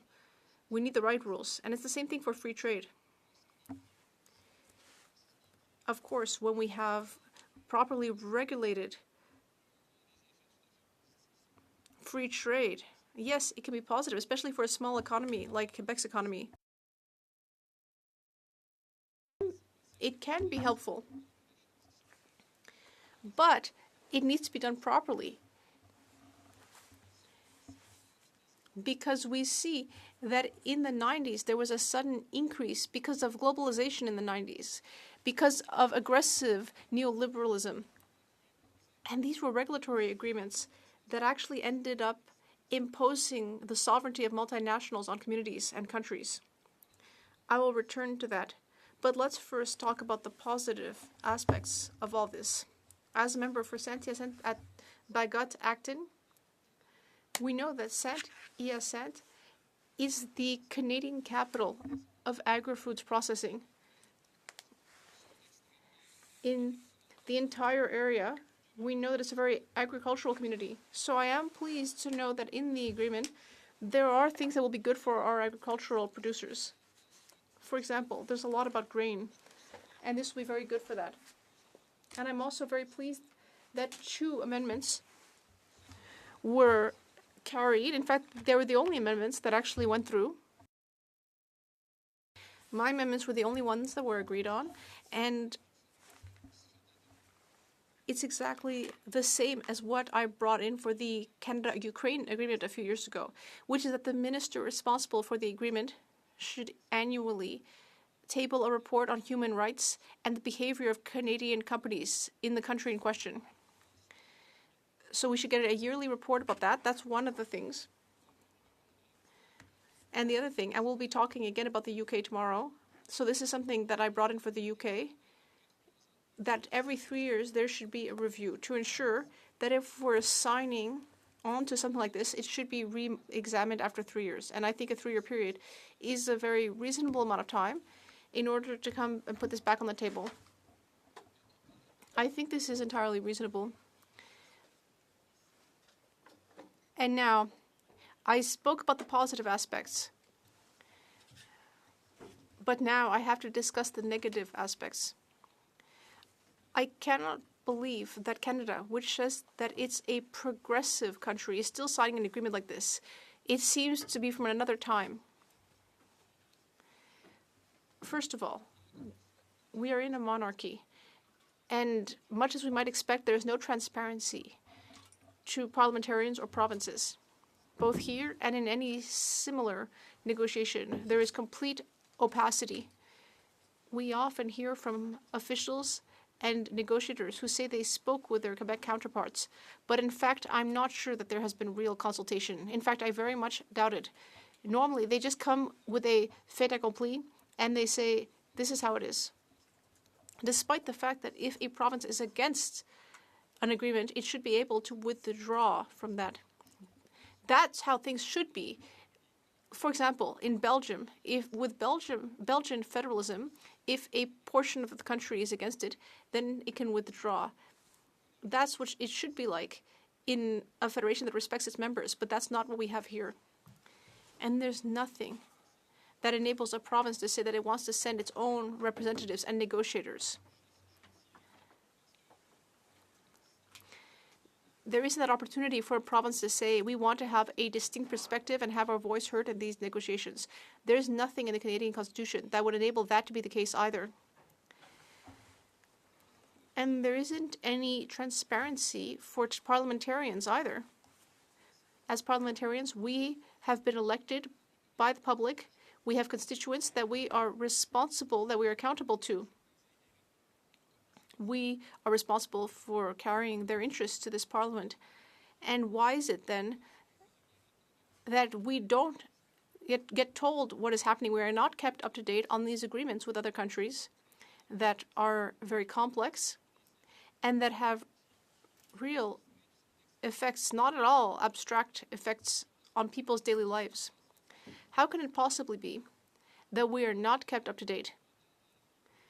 Unlike so many other models in the world, when parliamentarians participate in debate, are fully involved, and in fact, even before the negotiators are sent to negotiate, parliamentarians are consulted on what they would like to see in negotiations. In Canada, there is nothing like that. And in fact, I've been on the committee since 2019. We have actually been asked to study an agreement without even having the text of the agreement. That's how ridiculous things have gotten. In fact, it's a farce. And Canada's trade agreement negotiations are a farce. Canada is an untransparent monarchy. It's really scandalous if you think about it. What is more, there's no bill that requires a minimum timeline. Trade agreements are often thousands of pages long, written in dense legalese, and there is no governmental obligation to set aside a certain amount of time between announcing the agreement and showing it to Parliament. They can ask Parliament to read it all in one night if they want, which is completely impossible. Often, the devil is in the details. In a trade agreement, the devil can even be in a misplaced comma. But the government just comes and says the trade agreement is signed. There is nothing left for Parliament to do. And then we have a debate about an implementation bill. We don't debate the agreement. We debate a bill to implement it when it's far too late to amend the agreement.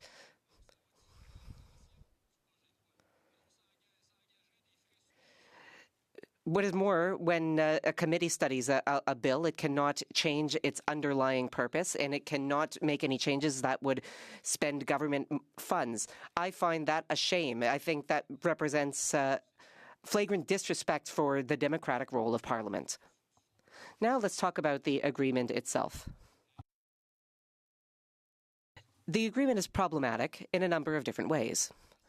First, there are investor-state dispute settlement mechanisms in the agreement. I don't understand why Canada, which has often lost various hearings on this topic, which has wasted all sorts of money on these hearings. Right now, a U.S. company is suing Canada because Quebec backed out of a Saguenay LNG project. How could Canada keep this up? There were investor-state dispute settlement mechanisms in NAFTA, but we do not see this in the modern North American trade agreement. And yet we are seeing it in this agreement. So it would seem that Canada believes that multinationals should have the ability to take states to court if states adopt certain policies or laws or clauses that would harm foreign investors. It gives investors a right to profit and turns multinationals into sovereign entities. Let's say a country decides to pass a certain health measure or a certain green measure or a certain welfare measure. Mexico is being sued for taxing soda. Australia has been sued for anti-tobacco measures. I think there was something with Egypt as well. I'm not sure if it was Egypt, but one country raised the minimum wage and a multinational corporation sued them. How could it be that Ottawa is signing trade agreements that allow this sort of thing? The United Nations has carried out a study showing that in 60% of cases, and it's a 2013 report, so it's getting a little old now, but it showed that in 60% of cases, multinationals succeed in making states back down, either because they won, in whole or in part, either because they won the settlement hearing or reached a settlement. I do not understand why Canada keeps insisting on having investor-state dispute settlement mechanisms. I find this to be scandalous and undemocratic. I look forward to voting against provisions in the implementation bill that create this sort of dispute settlement mechanism in committee.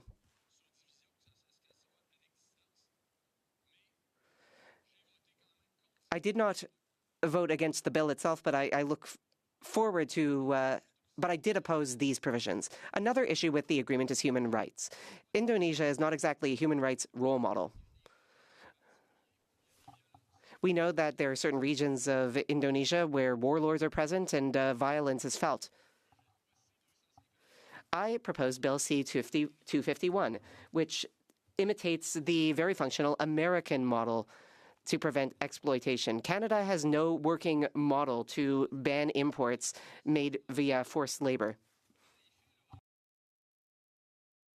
Canada, if I understand correctly, has inspected only 5 loads of cargo, and in most cases, this cargo was allowed to pass through freely. Meanwhile, Americans are very willing to hold up goods at the border because they're made via forced labor. Sometimes these goods are sent to Canada because people realize we'll take them. That's Canada's reputation. I suppose that you feel pride, colleagues, when you sing "O Canada" on a Wednesday, but that's our reputation. And that's nothing to laugh about. So I proposed a bill that imitates the functional model of our neighbor to the south. A trustworthy model.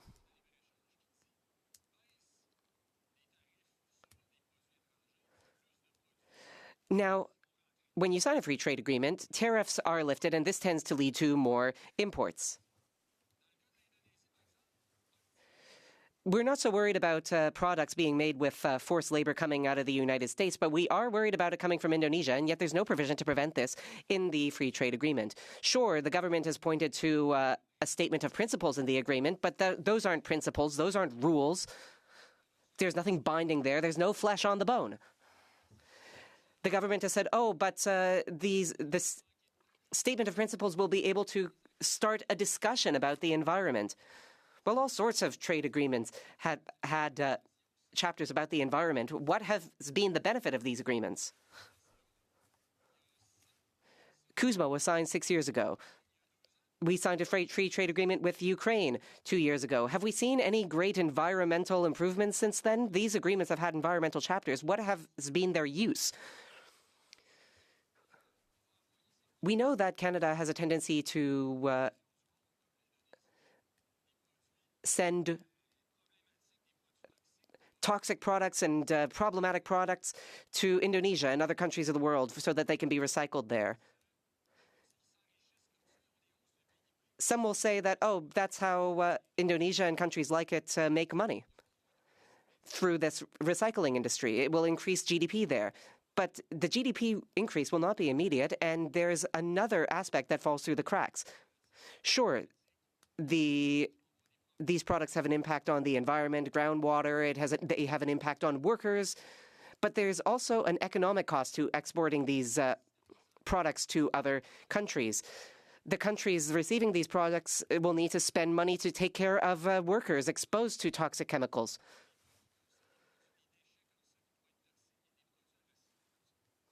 So I find this totally unacceptable. Plastic waste is also an issue. But let's talk about something more specific, the mining industry and Canadian miners. There's one so-called Canadian mining company. I say so-called because let's just say that Canadian mining companies do not have a good reputation. I went to Colombia, I went to Chile, and I heard about mining companies using mercenaries to drive away local residents. They show up in a community, they promise jobs, people support the project, and then they bring in workers from abroad, so they do not even support local economies. Meanwhile, these projects poison waterways, poison the air. And in the case of Indonesia, there's the Sangay gold mine.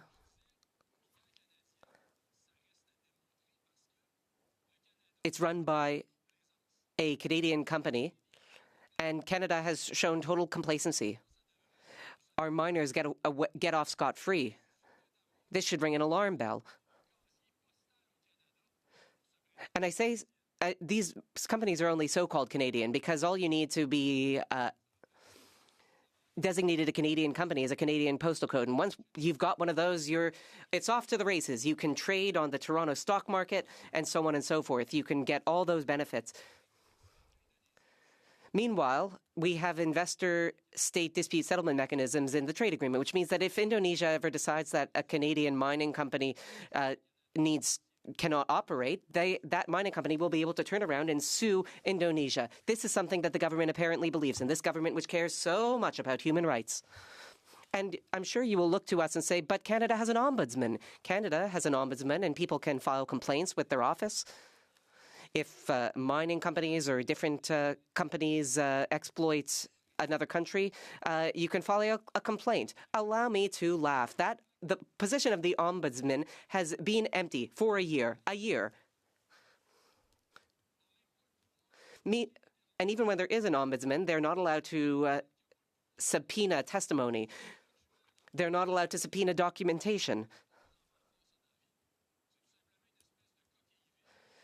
This ombudsman office is just an empty shell. It's something that the Trudeau government has put in place to throw a bone to civil society groups who were fighting to have some sort of accountability for Canadian companies working abroad. But it's nothing. It's useless. It's an empty shell. As you can see by the fact that the government hasn't even filled the position in a year. I'm guessing the government is preparing to eliminate the ombudsman position entirely, and I will be against that, even though the ombudsman is not particularly useful. We can also note that this government in 2023 and 2024 proposed introducing a bill that would ban forced labor. They said that these bills would be introduced by the end of the year. 2023 went by, 2024 went by, even 2025 went by, and we have not seen any such bill. The Liberals broke their promises 2 years in a row.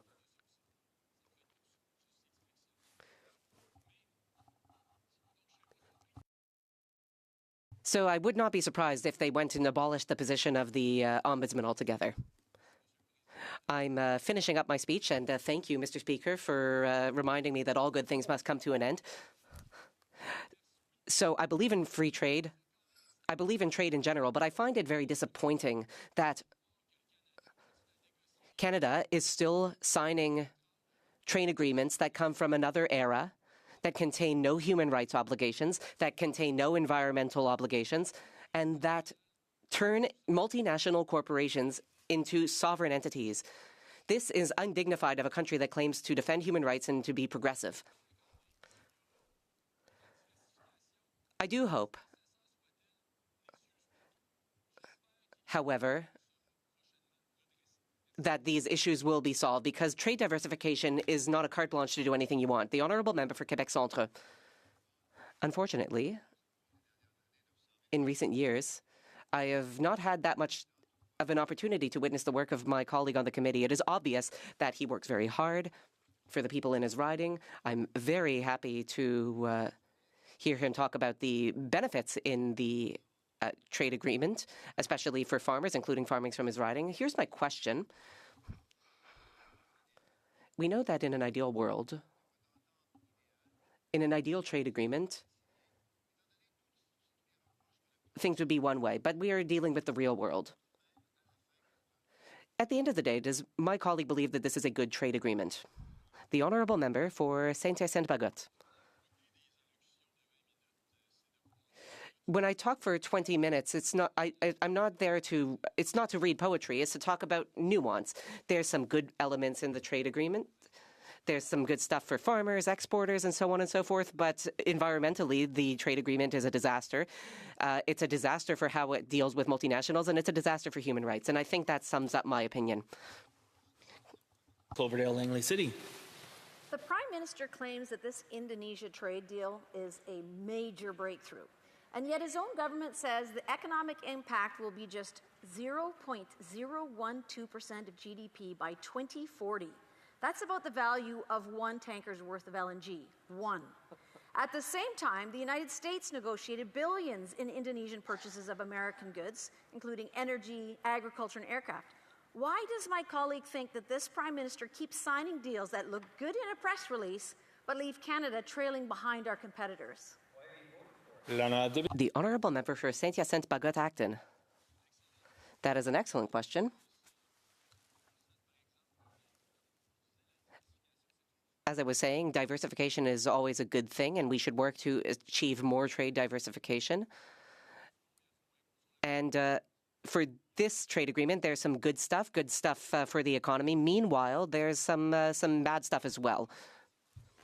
Trade diversification, in and of itself, is not a bad thing. I wish to see more of it, in fact. But I would rather see more trade agreements that directly benefit Quebec. There's an agreement with Taiwan that is gathering dust on the Prime Minister's shelf, and that would have benefits for Quebec. The honourable member for Joliette-Manawan. Thank you, Mr. Speaker. First, I would like to thank my colleague and friend for his speech. He knows his stuff. It's clear. In his speech, he mentioned the fact that there are clauses in the trade agreement from another era that do not show up in more modern trade agreements. I would like for him to say a little bit more about that. And I would especially like him to talk about the fact that we absolutely cannot import goods that produced via child labor. I would also like for him to talk about the environment. He spoke about deforestation, for example. And if he could talk a little bit more about investor-state dispute settlement mechanisms, because often we see foreign companies incorporating here so that they have less accountability. And could he talk a little bit about these aspects? The honourable member. Oh, will you give me another 20 minutes for the answer, Mr. Speaker? It will be very difficult to answer a question like that in so short a time. But I am happy to touch on certain aspects of my speech. I suggested a few fairly moderate amendments at the Trade Committee, and unfortunately, my Liberal and Conservative colleagues shot them down. I talked about investor-state dispute settlement mechanisms. I knew that the Liberals would never get rid of these entirely, but I simply asked for a report on the costs of these settlement mechanisms. The Liberals shot that down as well. If Liberals truly think that things are good and all is well with these settlement mechanisms, there should be more transparency. Both Liberals and Conservatives voted against, in fact. They seem to believe in putting multinationals first. I would like to see a minimum level of reporting and transparency and documentation. I think that would be a step in the right direction.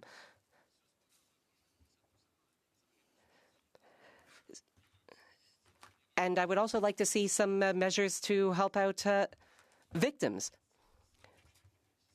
instead of just measures that help out multinationals.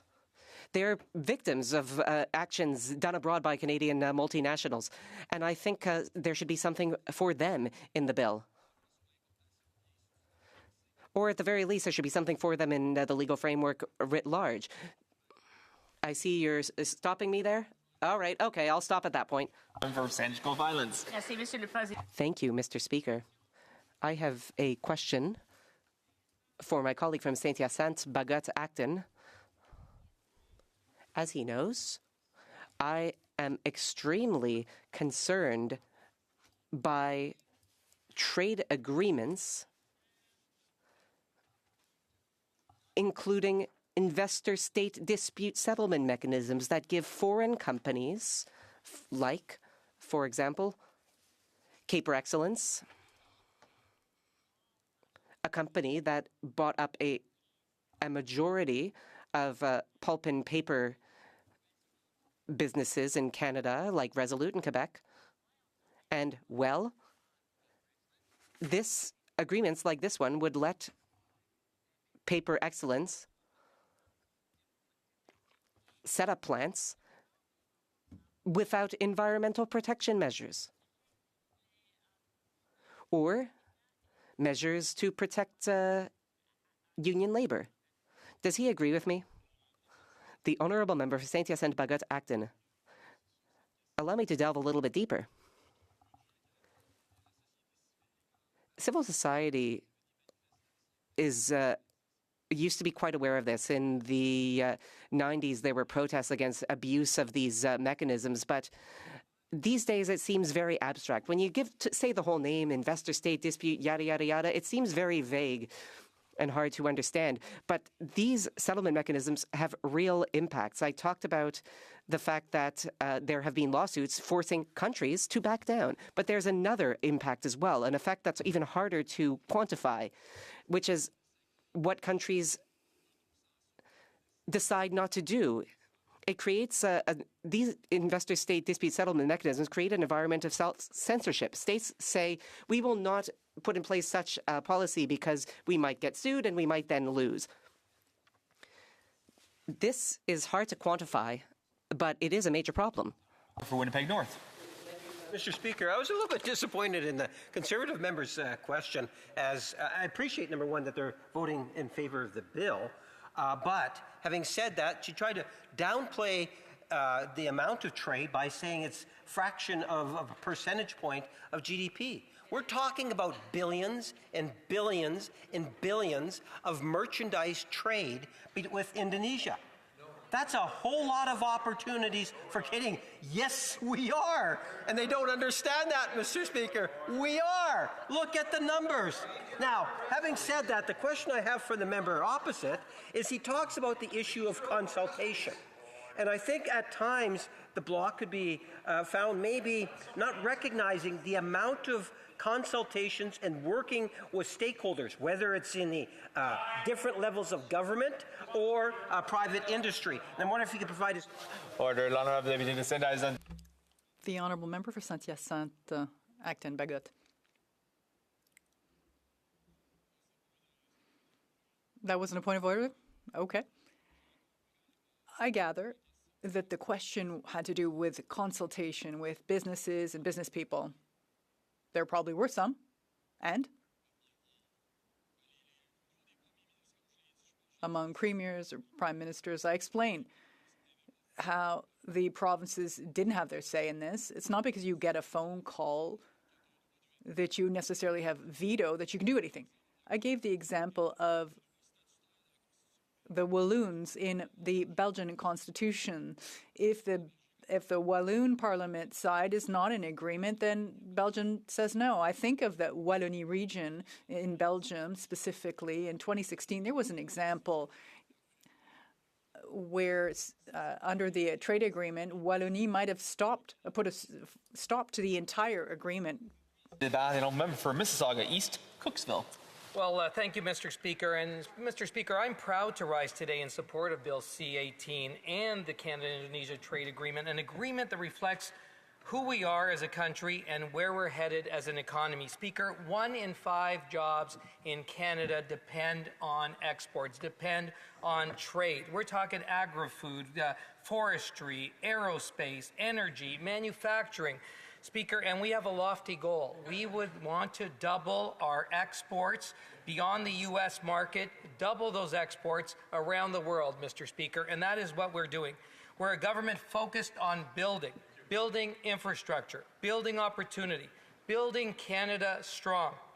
Across this country, from coast to coast to coast, Canadians can see and feel that momentum. Through our Major Projects Office, we are working to ensure that nation-building projects move forward efficiently, responsibly, and in partnership with communities and Indigenous peoples. We're aligning approvals, cutting duplication, ensuring that major investments turn into real jobs for real people. We are modernizing and expanding our ports so Canadian goods can reach global markets faster and more competitively. We're advancing responsible resource development so that Canada remains a world leader in critical minerals and sustainable mining. We're moving forward with projects like the refurbishment and expansion of the Darlington Nuclear Generating Station in Ontario, an investment that will provide clean, reliable energy for decades to come, power our growing economy, and supporting thousands of skilled workers. Being a member from Mississauga and Ontario, Mr. Speaker, it produces nuclear energy, 60% of our energy here in this province. So this is a great, great project. These projects mean hard hats on heads. They mean shovels in the ground. They mean apprentices getting their first paychecks and experienced tradespeople passing on their knowledge to the next generation. And behind every one of these projects stands incredible world-class Canadian companies, engineering firms, construction leaders, technology innovators ready to deliver excellence here at home and around the world. But building Canada strong does not stop at our borders. When Canadian companies grow, they don't just build here, they build everywhere. And when they succeed internationally, that success flows home in the form of jobs, investment, research, and prosperity. That brings me to Indonesia. Indonesia is one of the fastest growing economies in the Indo-Pacific. With a population approaching 300 million people, and projected to surpass that in the coming years, Indonesia is urbanizing rapidly, Speaker, expanding their middle class and undertaking ambitious infrastructure transformation. This is a country investing heavily in what? Ports, transit systems, power generation, water systems, mining development, sustainable infrastructure. It is building a new industrial hubs. It is even advancing the development of a new capital city to support long-term national growth. That new capital, known as Nusantara, is one of the most ambitious urban development projects in the world today.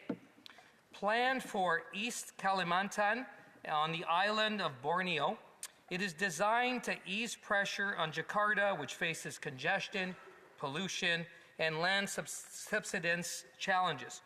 Nusantara is envisioned as a smart, sustainable forest city powered by renewable energy, with modern transit systems, resilient water infrastructure, digital connectivity, and green building standards at its core. All opportunities for Canada and our trade, Mr. Speaker. The scale of this undertaking, government complexes, housing, transportation corridors, utilities, and social infrastructure represents hundreds of billions of dollars in long-term investment and extraordinary opportunities for global infrastructure partners. Taken together, this kind of growth requires world-class expertise. It requires engineering excellence. It requires project management at the highest global standards, and Canada has exactly that, Mr. Speaker. Canadian firms are recognized worldwide for their expertise in mining, energy systems, nuclear technology, clean infrastructure, environmental services, and large-scale project delivery. Our companies know how to operate responsibly, transparently, and sustainably. They know how to partner with local communities. They know how to deliver complex projects on time and on budget. Trade agreements are not abstract documents, they are practical tools. They reduce barriers, they create certainty, they protect investment, they improve transparency, they make it easier for Canadian firms to compete fairly and win contracts abroad.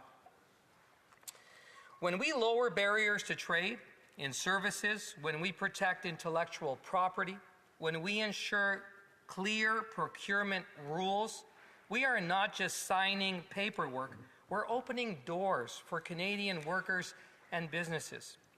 We're creating the conditions for Canadian companies to contribute to infrastructure delivery, both here at home and in dynamic markets like Indonesia.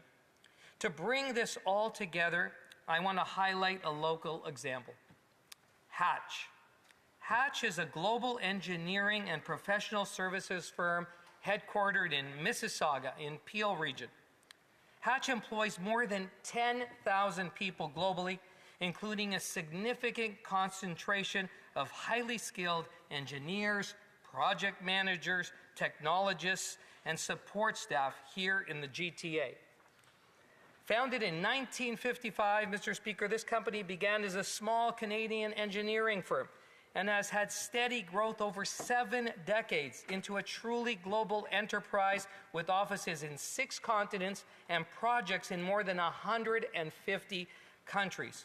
This is a Canadian success story. It is what we want to see, Mr. Speaker, duplicated over and over here in our country. With decades of expertise in mining and energy and infrastructure and metals, Hatch has built a reputation as one of the most respected engineering firms in the world. Hatch already has a presence in Jakarta, supporting projects across Indonesia and Southeast Asia.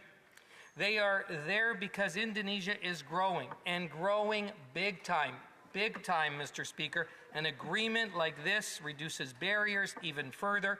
It provides clearer rules. It improves market access.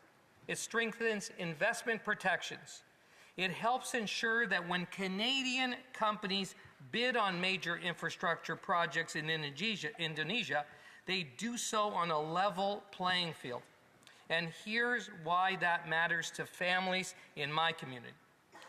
When Hatch grows in Jakarta, Mississauga feels it. Peel region feels it. Canada feels it. It means more engineers hired here at home in Mississauga, more co-op students trained, more research partners with Canadian universities, more procurement from Canadian suppliers, more tax revenue that supports our schools, hospitals, and public services. International growth builds our economy and strengthens it for future generations. If we want Canadian workers to benefit from global growth, we must be present, we must be competitive, and we must have the right agreements in place. And Bill C-18 does exactly that. It supports service trade, it enhances investment certainty, it reduces red tape, it creates opportunity. It says to Canadian companies, go out there, compete, win, succeed, come home to the true north strong and free and deliver. And it says to our workers, your skills are world class, your expertise is in demand, and your new Liberal government is backing you. For all these reasons and so many more, I urge all of my honorable colleagues in this House to join me in supporting Bill C-18. So let's keep building, let's keep trading, let's keep competing, let's keep growing, let's keep building Canada strong. Thank you, Mr. Speaker. Questions and comments. Questions et commentaires. The honourable member for Provencher. Thank you, Mr. Speaker, and thank you to my Liberal colleague for that speech. I listened carefully, and he was speaking at the end of his speech a lot about the benefits to an organization like Hatch. My question would be, who does Hatch work for? But I want to ask a few more questions. When the Prime Minister travels to China, who gets a $1 billion loan? When the Prime Minister travels to Washington, who gets an $80 billion nuclear contract? When the Prime Minister travels to Europe, who gets a multi-year lease extension? When the Prime Minister travels to India, who gets a $2.6 billion uranium deal? The answer is the same in each one of those questions. Brookfield does. And you know what's part of this agreement? Preferential access for Brookfield in Indonesia's renewable energy, clean tech, and critical mineral sectors through reduced barriers. My question is, who's the Prime Minister working for, Canada or Brookfield? The honourable member for Mississauga East Cooksville. Mr. Speaker, our Prime Minister is focused on Canadians and building Canada strong. It's about diversifying our economy, making us more resilient, Mr. Speaker, and right around the world he is well respected to do that. And that is why, Mr. Speaker, Europe, Asia, right around the world, they are reaching out to Canada because our Prime Minister is out there working as hard as he can to deliver for Canadians, Mr. Speaker. So I couldn't be prouder of our Prime Minister and the work that he is doing in diversifying our economy. We've got some big goals and we are going to achieve them. Thank you, Mr. Speaker. Questions and comments. Questions et commentaires. L'honorable député. The honourable member for Shefford. Thank you very much, Mr. Speaker. I thank my colleague for his speech. I would have liked to have asked this question of the member for Saint-Hyacinthe. I'm a member of the Modern Slavery Association group, and we're working to ensure that there in the work that we are doing, that there is no forced labor involved in anywhere in the chain, in the supply chain, in Indonesia, etc. We want to encourage the government to include strong wording with respect to workers, Indigenous communities, the environment, but there's unfortunately nothing in the agreement that provides any binding protections for these groups. So what is happening in terms of protections for these workers, or why is that main issue not included by the government? Well done. For Mississauga East Cooksville.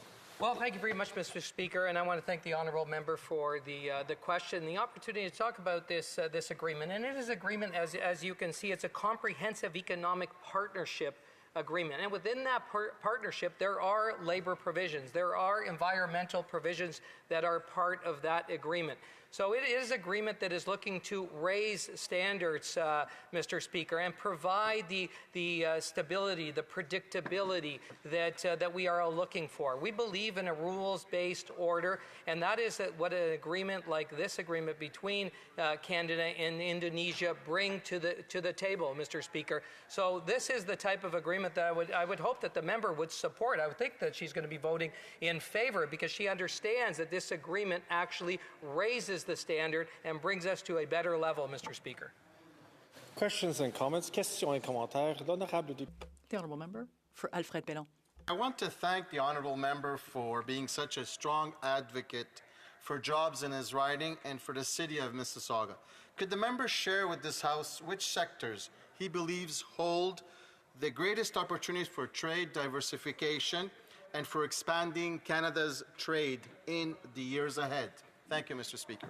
Honourable member for Mississauga East Cooksville. Well, thank you, Mr. Speaker. I want to thank the honourable member and my seatmate here in the House for that question. And I'll first of all speak to many of the sectors, but one of the sectors in particular, Mr. Speaker, I know to the member and many of his constituents is the aerospace sector.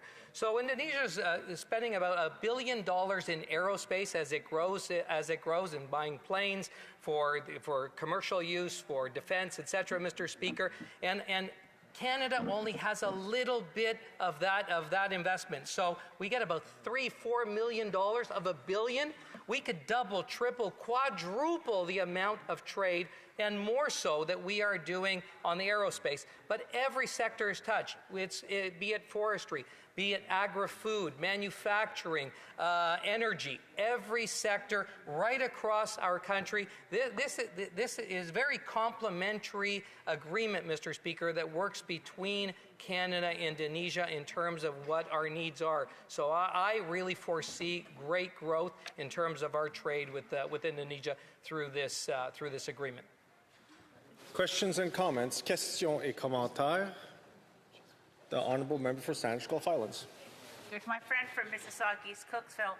The question I asked earlier to the Bloc Québécois, to my friend from Saint Hyacinthe, Begot Acton, was specifically about an Indonesian company that's bought up most of Canada's pulp and paper mills, Paper Excellence, and this agreement and its investor-state agreements will limit our ability to regulate, to protect our forests and those jobs. Does the honourable member not agree?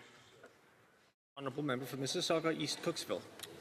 Well, thank you very much, Mr. Speaker, and I have so much respect for this member here in our House. But and when I speak to the member, I say that these are the type of agreements, Mr. Speaker, that I said, as I said in my previous answer to a question, that raise our standards, that are able to actually make everybody better. So within the forestry sector, Mr. Speaker, or any other sector, this is what we can do. And within the agreement, what countries, what companies, what investors are looking for? They're looking for that stability, that predictability in a modern agreement. And that is, I have so much faith in our negotiators. We have the best negotiators in the world. Mr. Speaker, we have a tremendous trade negotiators. And when they go to the table, they are always looking to make things better. So that is what this agreement does, Mr. Speaker. And it speaks to the member in terms of looking at always improving. And that is why I am so bullish on this agreement in terms of what it will do, not only for Canada, but for Indonesia, and as we continue on our diversification goals, Mr. Speaker. Thank you. Questions and comments. Questions et commentaires. The honourable member for Joliette Manawan. Yes, thank you, Mr. Speaker. A point of order from the Parliamentary Secretary. Mr. Speaker, I suspect, and my apologies, Mr. Speaker, that there have actually been discussions amongst the parties, and if you seek it, I believe you will find that there is unanimous consent to put the question on Bill C-18 at third reading. All those opposed to the honourable member moving the motion will please say nay. Agreed. La Chambre a entendu l'énoncé de la motion. All those against the motion, please say nay. Carried. On division. But I have to read the question first. So if you let me do that, then we can get to that point. I hear the member saying on division, but I would like you to first know what the question is. Is the House ready for the question? I believe it is. The question is as follows. Mr. Sidiou, seconded by Mr. Van Koeverden, moved that Bill C-18, an act to implement the Comprehensive Economic Partnership Agreement between Canada and Indonesia, be now read a third time and do pass. If a member participating wishes that the motion be carried or carried on division, or if a member of a recognized party participating in person wishes to request a recorded division, I would invite them to rise and indicate it to the chair. The Honourable Parliamentary Secretary, the Yes, Government we're House just Leader. passing on division, Mr. Speaker.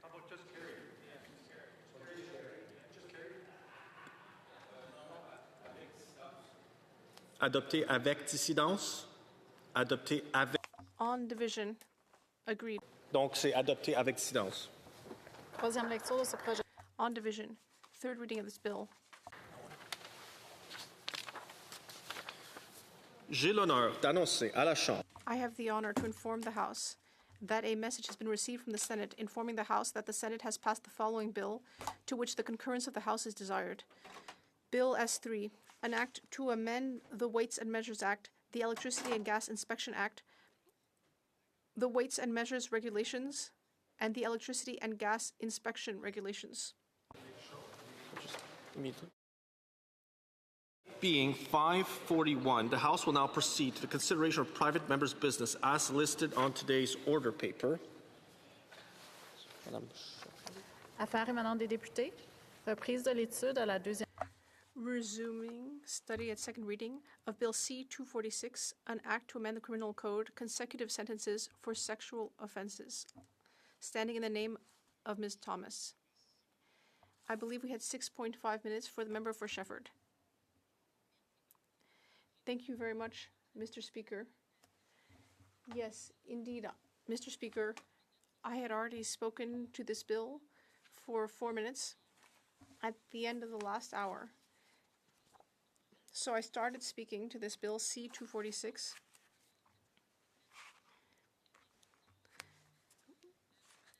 which seeks to discuss consecutive sentences for sexual offenses.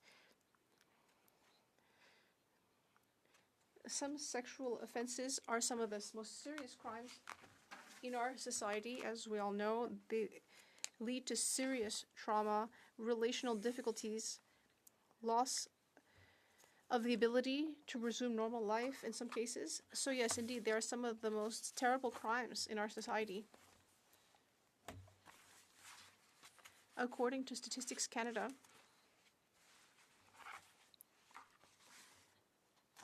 we know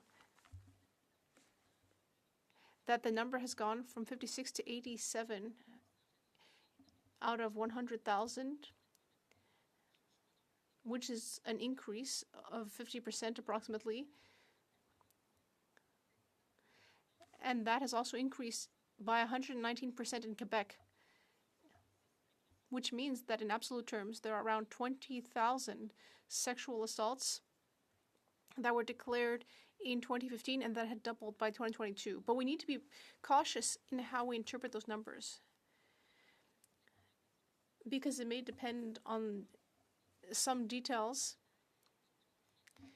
that may explain by some details about statistical reporting or by the fact that the Me Too movement emerged in 2017, which led in many cases to the fact that more people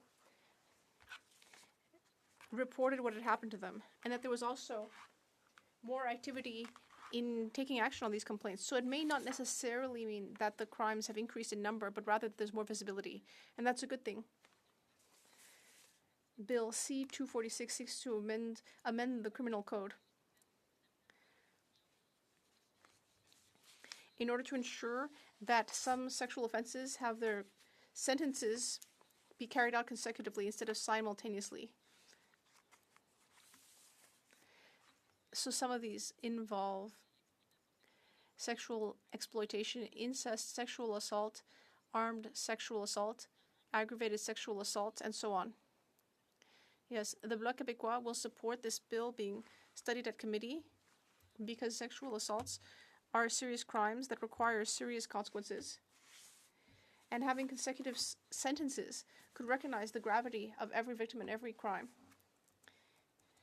That's important because often these victims have to show great courage to raise what happened and to bring it before the courts. But we do have some concerns. We already have in the criminal code, under section 718.3, we have the possibility of consecutive sentences. Judges already have the discretion to impose consecutive sentences when the situation justifies it. We also have to consider the principle of proportionality, because there is the fundamental principle of sentencing proportionality, given that there needs to be consideration of the degree of responsibility of the offender and other factors which need to be considered by the judge for each specific situation. We also need to ensure that excessive sentencing are not applied in total to ensure that the total sentence remain proportional to the overall culpability of the accused. And we can see that in some cases, because of the consecutive sentences, we might end up with disproportionate sentencing. Then there's also the issue of minimum sentencing. There are already minimum sentences for certain sexual offenses. So if we combined mandatory minimums and consecutive sentencing, we might end up with extremely lengthy sentences that might no longer reflect the specifics of the situation. We recall what happened in the Supreme Court with the Bissonnette case. It was a case where a man who killed 10 people at the Quebec City Mosque in 2017 ultimately the judge decided that the rehabilitation principle wasn't being respected. As we often hear at the Status Women committees, increasing sentencing is not a magic bullet. After all, there's a lot of things that can cause crime, inequality, social problems. And so I would just like to talk about what we've done in Quebec, specialized tribunals. After Me Too, an expert committee made 190 recommendations to better support victims. In 2021, the National Assembly unanimously created specialized tribunals that are in 24 towns in Quebec with specialized training for judges, support for victims, specialized divisions for prosecutors and judges, and other supports. So sexual assault, in conclusion, are serious crimes. Victims need to feel like their suffering is being recognized. And so Bill C-246 raises important matters, and that is why the Bloc Québécois will support it to go to committee. So it's in principle. And of course, as always, we will carefully study it to ensure that basic principles be constantly kept in mind and to support victims. Resuming debate, reprise de débat, the Honourable Member for Cambridge. Mr. Speaker, I rise today to speak in support of Bill C-246, the Ending Sentence Reductions for Sexual Predators Act, legislation rooted in dignity, accountability, and respect for those who have survived sexual violence. Sexual crimes are among the most serious violations a person can experience. The harm reaches far beyond the moment of the offense. The effect goes beyond the physical. It can affect a person's sense of safety, trust, and self-worth. For survivors, the impact does not end when the assault ends. It can follow them for years, and often for a lifetime. It shapes how they move through the world, how they relate to others, and whether they feel safe in their day-to-day lives. In our justice system, sentencing is meant to reflect the gravity of an offense. This principle exists not only to hold offenders accountable, but also to ensure the harm done is fully acknowledged. No sentence can undo what happened. No verdict can erase trauma. But sentencing sends a signal to survivors and to society that these crimes are unacceptable and will not be tolerated, and perpetrators will be punished accordingly. Tragically, this is often not the reality. We have seen cases where individuals are convicted of multiple sexual offenses, sometimes against multiple victims, yet are given sentences that do not reflect the scope of what they have done.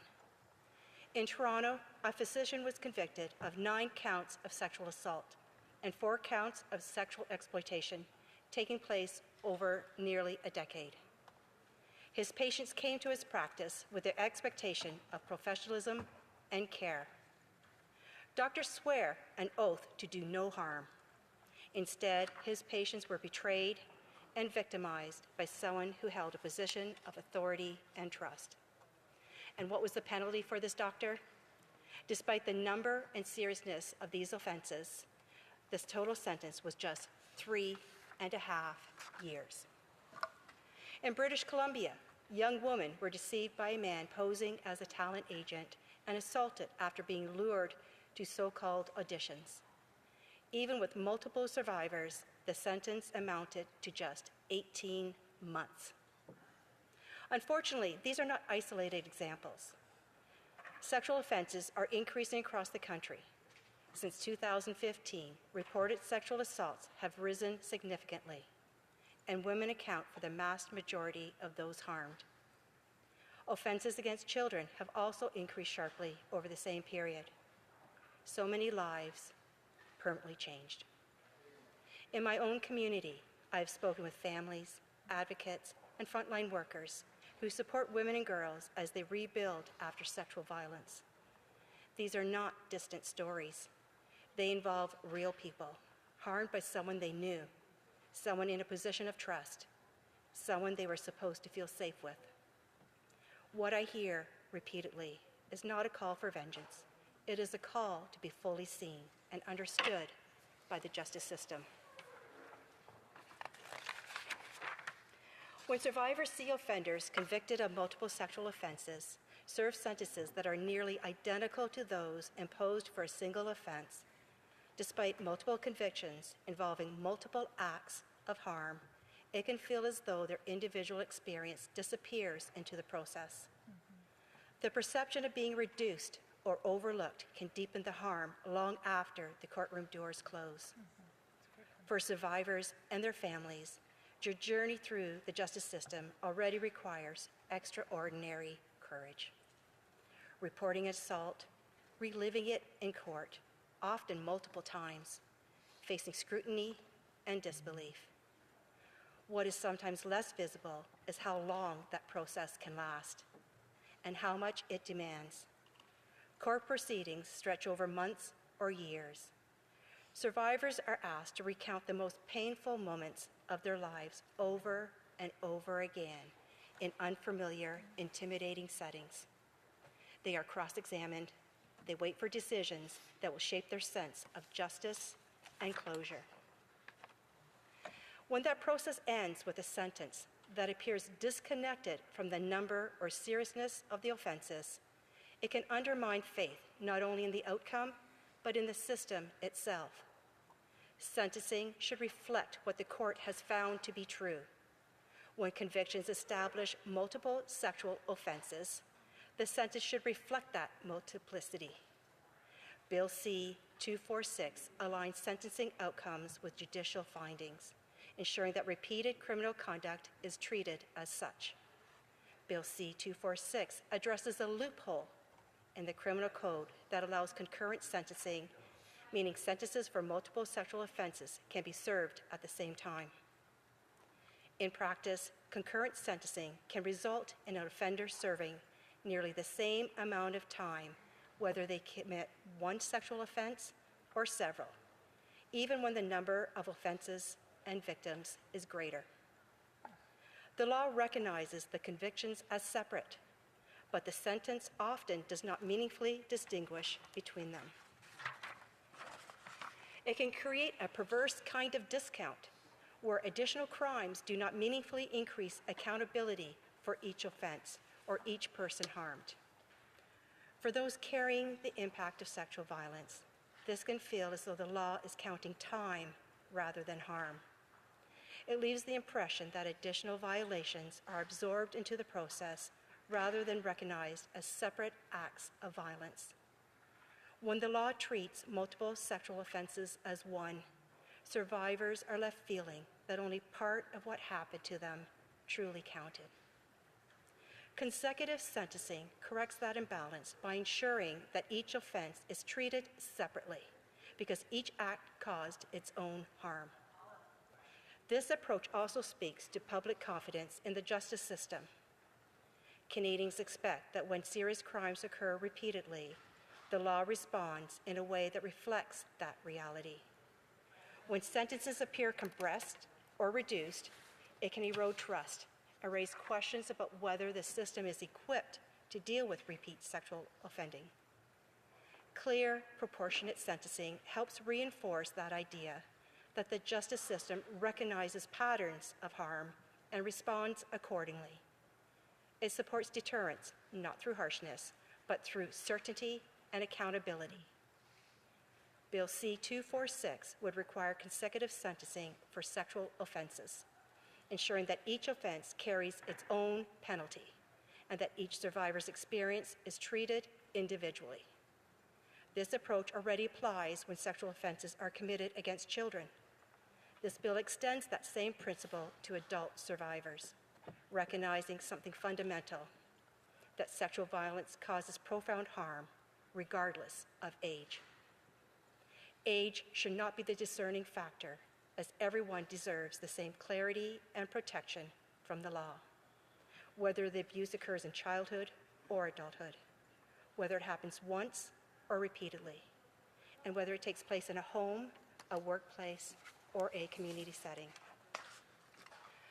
Parliament has a responsibility to ensure that our laws reflect the lived realities survivors face, not just the technical structure of the criminal code. This bill does not change definitions, it does not create new offenses. It simply ensures that when harm occurs more than once, the response of the law reflects that reality. Consecutive sentencing affirms that each act of sexual violence stands on its own, and that each survivor's experience is acknowledged fully, not absorbed into a legal calculation. This is not about retribution, it is about responsibility. It is about affirming that every survivor is a whole person, not a fraction of a case file, and that sentencing should reflect the full scope of the harm inflicted. This is about the standards we set for our justice system. This should not be a partisan issue. It speaks to dignity, respect, and restoring confidence in a justice system that too many Canadians feel has fallen short when it comes to sexual violence. To survivors, this bill sends a clear message. You are seen. Your experience will not be minimized, and the law will recognize the full reality of what you endured. To those who commit these crimes, it sends another message. Each act of sexual violence carries consequences, and each offense will be answered in full. I want to thank my colleague from Lethbridge for bringing forward this important legislation. I encourage members on all sides of this House to consider what this bill seeks to correct and to work together to ensure that our sentencing laws reflect both the seriousness of these crimes and the dignity of those who survive them. Justice should never be reduced, bundled, or discounted. Resuming debate, please the Honourable Parliamentary Secretary to Government House Leader. Yes, thank you, Mr. Speaker. And I rise today to maybe provide a bit of a different perspective, but at the same time recognize that sexual violence in all forms is in fact a horrific crime. And the victims of this particular crime, Mr. Speaker, all deserve justice. And that is one of the motivating factors in regards to why it is, over the last number of months, the government has brought forward a series of legislative initiatives that in part is dealing with the types of issues that is actually being raised with the C-246. The primary difference is that the legislation that we are proposing, you will find, is constitutional. There is a strong, valid argument that if you take a look at 246, you will find that it is indeed unconstitutional. And I say that I can appreciate that all members of the House would recognize the desire and the need to act on the issue of sexual violence. And, there are opportunities for us to be able to do that, Mr. Speaker. In some legislation, what we have seen is movement in the same sort of direction that's being suggested in Bill 246. And I would cite, for example, C-14, and I'll go over all aspects of the legislative agenda, Mr. Speaker, but if you take a look at C-14 as an example, that's the bail reform legislation. It took a little longer than I would have liked to ultimately pass through the House, but we did get it passed through the House, and it is in the Senate. But it actually it takes a look at sexual violence and says, look, we're going to be eliminating conditional sentences for sexual offenses. It is a positive measure in terms of when you think of bail reform. It also ensures that a judge will have constitutional sentence for repeat sexual offenders to impose consecutive sentences. And this is something in which, I would encourage members opposite to recognize. And I say that in a very encouraging way, in the sense that we were finally able to deal with Bill C-14. Now, it's currently in the other place. We're hoping that they'll pass it as it is, Mr. Speaker, so that we can actually ultimately give it royal assent. But at the end of the day, there is reason for members to say, well, look, on the issue of sexual assault, there is something that's very, very tangible that's there. But it goes more than that, Mr. Speaker, when you take more of a holistic approach in terms of what it is that this Prime Minister and the government has actually brought forward to the Chamber for debate. And we're hopeful. We have a substantive crime agenda to be able to pass it all, Mr. Speaker. We can talk about Bill C-2 and how Bill C-2 has the potential to empower our prosecutors to be able to potentially even prevent some sexual assaults from happening, Mr. Speaker. And that's one of the reasons why we see a great deal of commentary that comes from the government benches asking for the official opposition to recognize the value of C-2, much in the same fashion that we saw value in the bail reform legislation. But for me, I think that we should take a look at Bill C-16. Bill C-16 actually is legislation that I would argue is, I was going to say just as important as bail reform, but bail reform is very important. Let's just say I wouldn't want to have to decide which one's more important than the other. Bill 16, which is before the House in second reading. When we talk about a private member's bill of 246, we know that there's a cap. The debate will end today. It's programmed. I would love to see Bill C-16 advanced, Mr. Speaker. Because when you think of Bill C-16, there are some new initiatives that are in there dealing with coercive control. The idea of femicide has been around for a long time, Mr. Speaker. And C-16, I would suggest to you, really raises the bar, not only for here in Canada, but I suspect other nations will actually take note of that, Mr. Speaker. Because there are significant things within it. I could say that it ultimately brings back mandatory minimum sentences for sexual interference. With, in particular, a child and an invitation for sexual touching, as an example. That is something in which, these mandatory minimums could, in fact, I believe, receive support from all sides of the House. It reinstates mandatory jail time for sexually exploitation of a child, which again, including abuse by people of position of trust. A very positive aspect of the legislation, Mr. Speaker. Making sure that when we bring forward the legislation, that we try to the nth degree to make sure it's charter compliant, so that in fact we can see our courts ultimately look at the laws that are being proposed and understand the severity of it. And C-16 does just that, as C-14 does also, Mr. Speaker. Think in terms of intimate partner violence.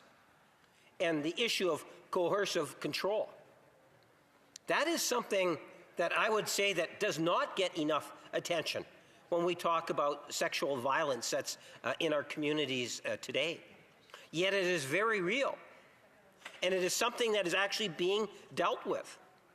You know, it deals with the issues such as stalking.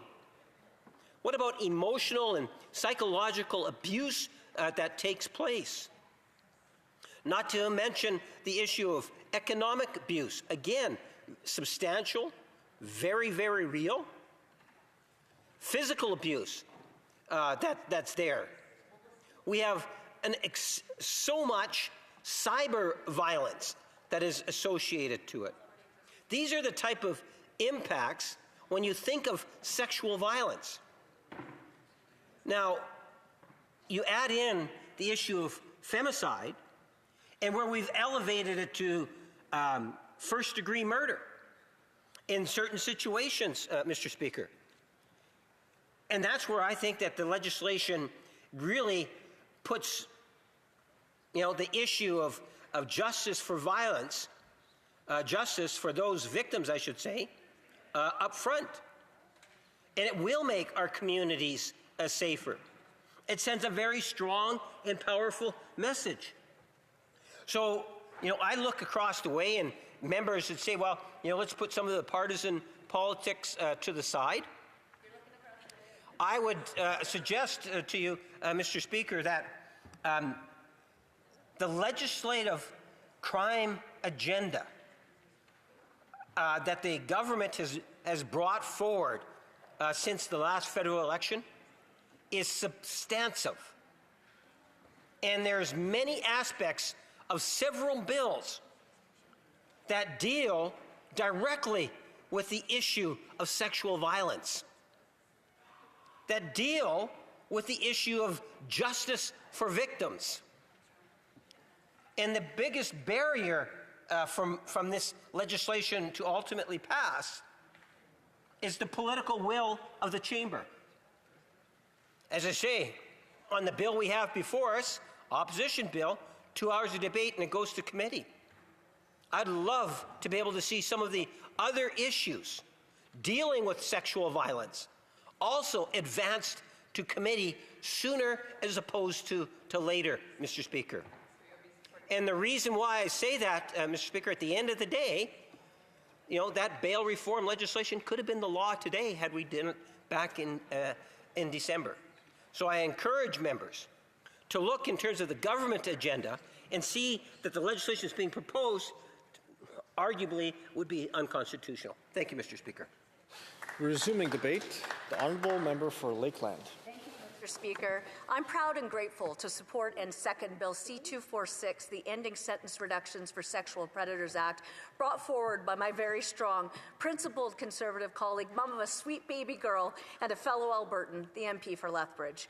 I want to thank her for her advocacy on so many issues and for her leadership on this serious one.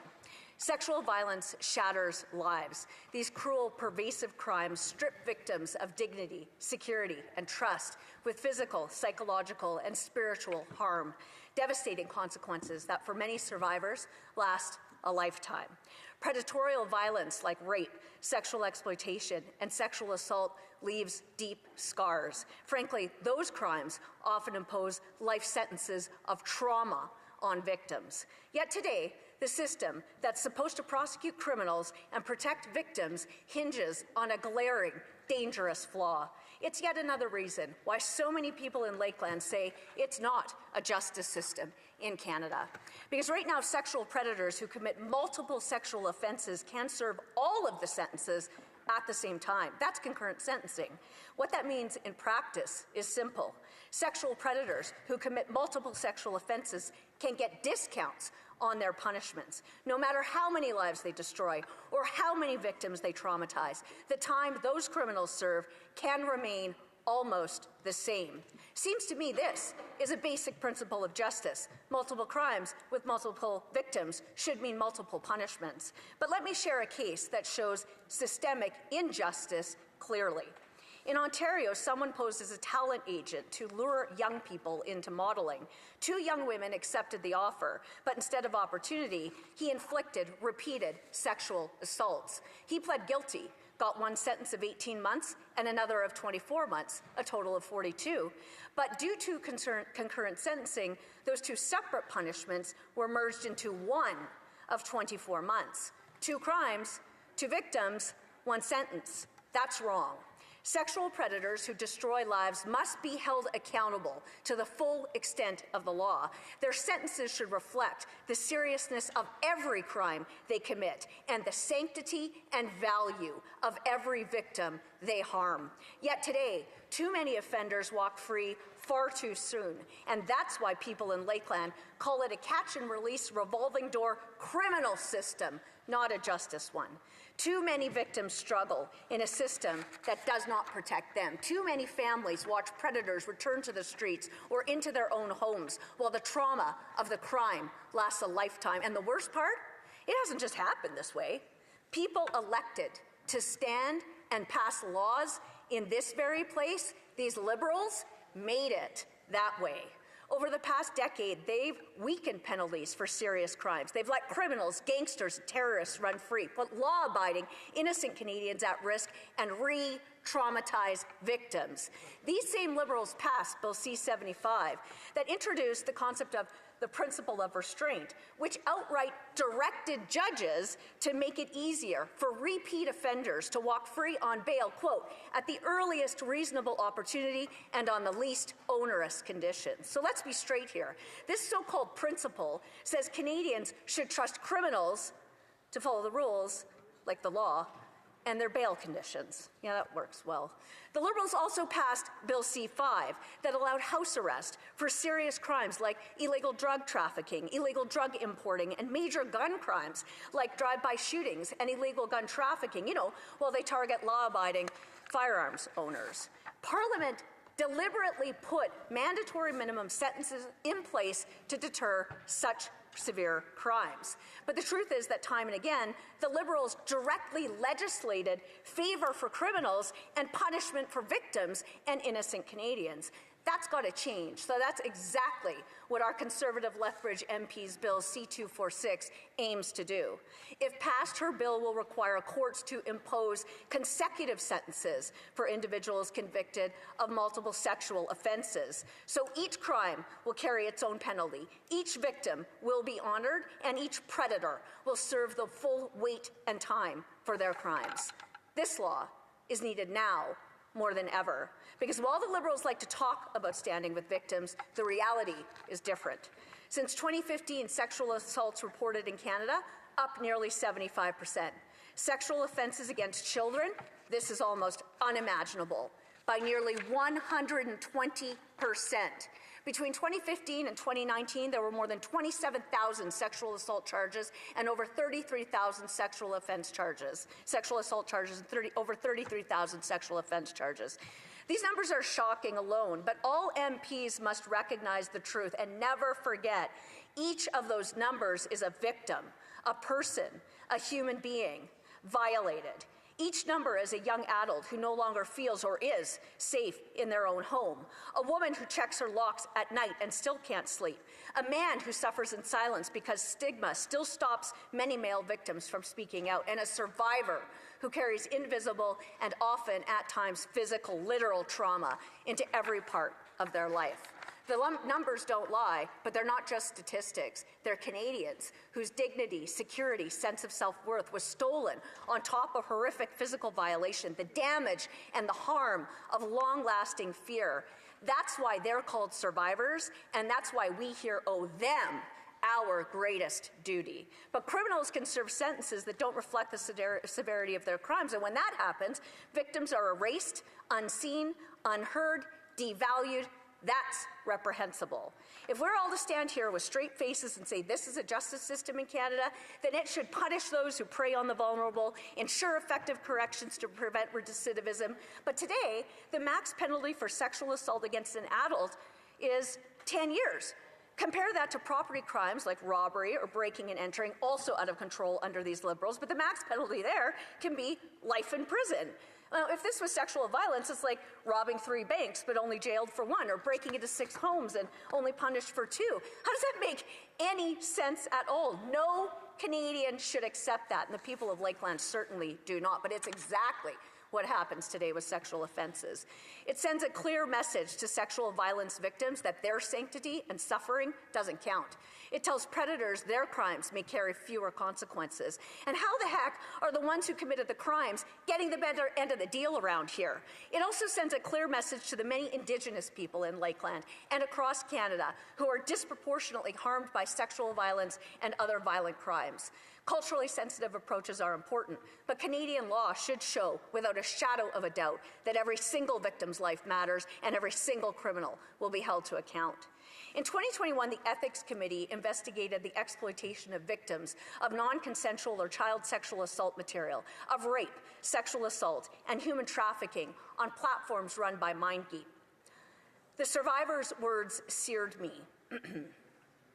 As did the clarity that the laws already exist to combat it, but weren't enforced. Just as it was then, it's true today that the laws exist for all of those crimes and predators can be held accountable, but that doesn't happen. Senior counsel at the Justice Department said, "I'm not sure it's the problem of the law. The problem is the application of the law." So the tools exist. The problem is they're not being used. That's a fact. And this is the loophole for convicted sexual predators that can be closed, and that's what the MP for Lethbridge wants to do.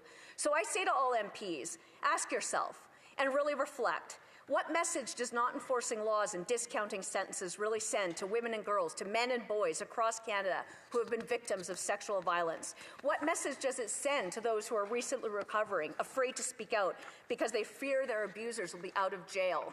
MPs can get up here and make speeches on days like Red Dress Day, International Women's Day, and the International Day for the Elimination of Violence Against Women, but without action, it's just words on paper and hot air out of our mouths. The Liberals have a chance to act and vote for this bill. Some victims will spend their life trying to rebuild safety. Some will move. Some never will rebuild it. Some will struggle to trust again. Some anxiety for some will be so great that they leave their jobs. Families and friends will watch loved ones change because of their trauma. Some will end their own lives. Because the truth is that just one person can change entire lives in horrible ways, but it does not have to be this way. Because each person here has the power of just one vote, and we can change entire lives for the better. So I urge MPs to protect survivors, support this bill. It's not partisan. It doesn't matter if you're blue, red, green, or orange. Every MP holds the same duty to defend survivors and real justice. Parliament together can send a message to both survivors and to predators that sexual violence is never okay and that those who perpetrate it will be punished. Because every survivor matters and every crime must count.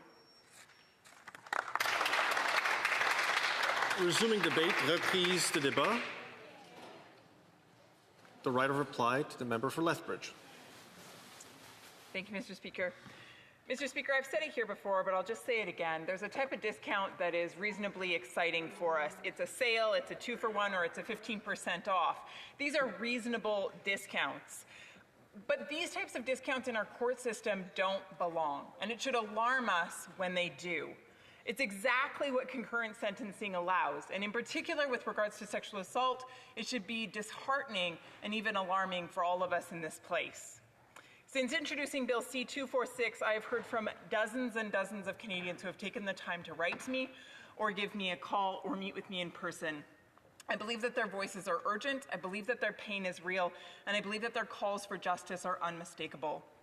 Rudy contends that, quote, predators, especially those that repeatedly prey on the innocent, should never, ever get easy passage, end quote. Marilyn wrote to the Justice Minister and CC'd me on the correspondence. She pleads, where is your morality, Minister? Where is your humanity? Where is your justice? The most vulnerable members of our society are counting on you. Stand with the victims, not with the criminals. Leah, she urged, you must act now to resolve reduced sentencing for perpetrators. And Bill, well, he just summed it up very plainly. He said this, sex offenders should not receive reduced sentences, full stop. We have many examples throughout years of history and throughout different provinces and different cities, different communities. Teachers who are committing abuses, doctors who are committing abuses, uncles, aunts, friends, neighbors, boyfriends, spouses. All of these individuals are given a place of trust, a place of prominence, a place of respect in the lives of those that they then go on to violate. And this violation is not something small, it is something big, and it goes to the heart of a person and is carried with them for their entire life. These crimes are shattering, yet the so-called justice system gives predators a discount while victims will carry the trauma for the remainder of their lives. My private member bill changes that. It mandates that consecutive sentences would be given for sexual offenses, ensuring that each crime carries its own penalty, that each victim is recognized, that voices matter. As Kate Alexander, the founder of Ending Violence Everywhere, has said, concurrent sentencing tells survivors that what happened to them counts for less. Every victim is a whole human being, and every crime deserves its own consequence, end quote. Callie Favreau from Beyond the Verdict, she contends that, quote, consecutive sentencing admits that each offense caused real harm. It gives survivors confidence to come forward because it tells them that the system will not automatically minimize what they went through. Folks, this is so important. Victims must have confidence in the system if they are to come forward. Now, the Liberals have signaled that they will oppose this legislation. They claim that it fails to comply with the Charter. But I would offer that the hypocrisy in that statement is quite palpable. You see, the Liberals themselves have imposed consecutive sentences under Bill C-14 for certain crimes. So the inconsistency is stark, because consecutive sentencing is perfectly acceptable when it serves the Liberals' policy agenda, but suddenly it's problematic when it confronts an issue that they would rather ignore or turn a blind eye to, like sexual assault. The Charter is being invoked selectively rather than consistently in order to defend political choice rather than the principle of justice and stand with victims. It's disheartening. It's disheartening to watch as the Liberals turn this into an opportunity for gamesmanship rather than working collectively with other parties to benefit Canadians. Mr. Speaker, I'll end with this. Every sexual assault that is committed is in fact a distinct harm, and it is against a distinct individual. And every crime must carry weight. We cannot afford to be a society that sends a message that somehow one victim matters more than another. And we cannot be a society that sends a message that somehow says that criminals get off the hook easily. This type of messaging must stop, and that is what this legislation seeks to do. I urge this House to stand with victims and vote yes. La Chambre est prête à se prononcer. La question est la... The question is as follows.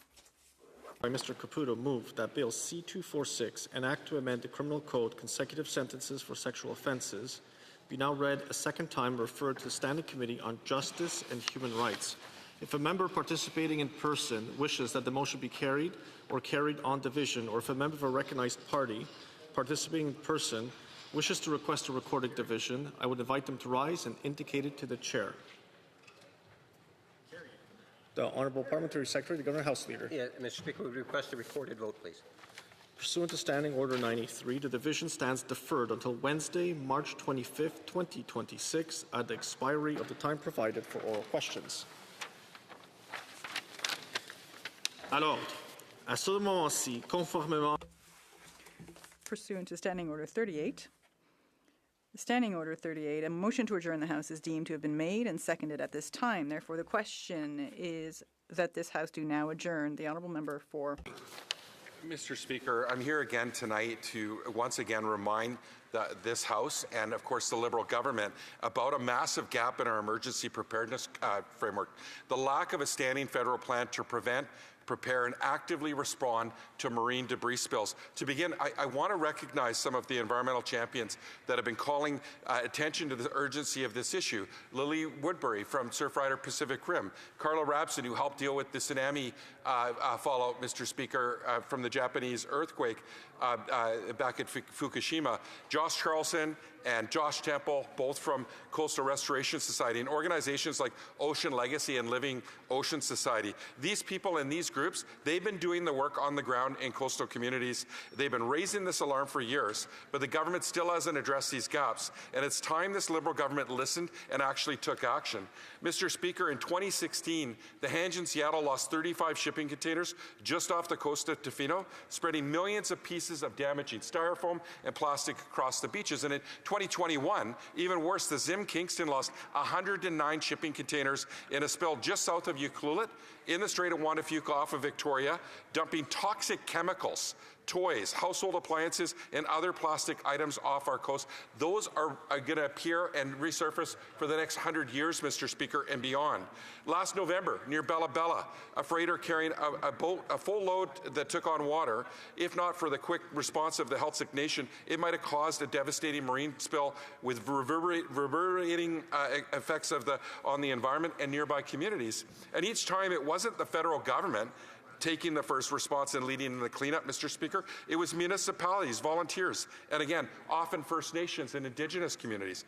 While the work they do is incredible, they can only respond rather than act to prevent. And the worst effects of marine debris spills, straining limited resources in this process. So that's why back in 2022, the Fisheries and Oceans Committee called for the government to step up with regulations against expanded polystyrene foam and packaging, a stronger polluter pay liability model, and a coordinated cleanup plan involving all stakeholders, especially First Nations. That's why also the Transportation Safety Board reported in 2024 that Canada is not properly prepared for marine emergencies, including marine debris spills, and advised that a well-resourced response plan will protect marine ecosystems and save lives. That's exactly why I'm here, Mr. Speaker. It's been over a year since their report came out and 4 years since the committee report. Nothing from this government. Transport Canada committed to act on these recommendations, yet in all that time, there's been no concrete action, no approved liability framework, no standing response plan, pure inaction, plain and simple. But there is a clear path forward here. Canada has a standing oil spill response team at the dock ready to move, and I want to thank them for their deeply valuable work. With new equipment and training and capacity, these crews could actually step in and also respond to marine cargo spills as well, giving much needed support to existing cleanup efforts. A small ecosystem service fee could be applied to each container coming to port that could help fund with critical response capacity while keeping the financial onus on a transnational shipping corporations that are doing business, not everyday Canadians. A polluter pay model like oil spills could apply here, Mr. Speaker. So again, I'll remind this government that the time is to act is now. We learned on Monday that cargo volumes at the Port of Vancouver rose to a record high of 170 million tons in 2025. More traffic alongside increasing dangerous navigating conditions due to climate change mean that spills will only become more common and more devastating without a real plan.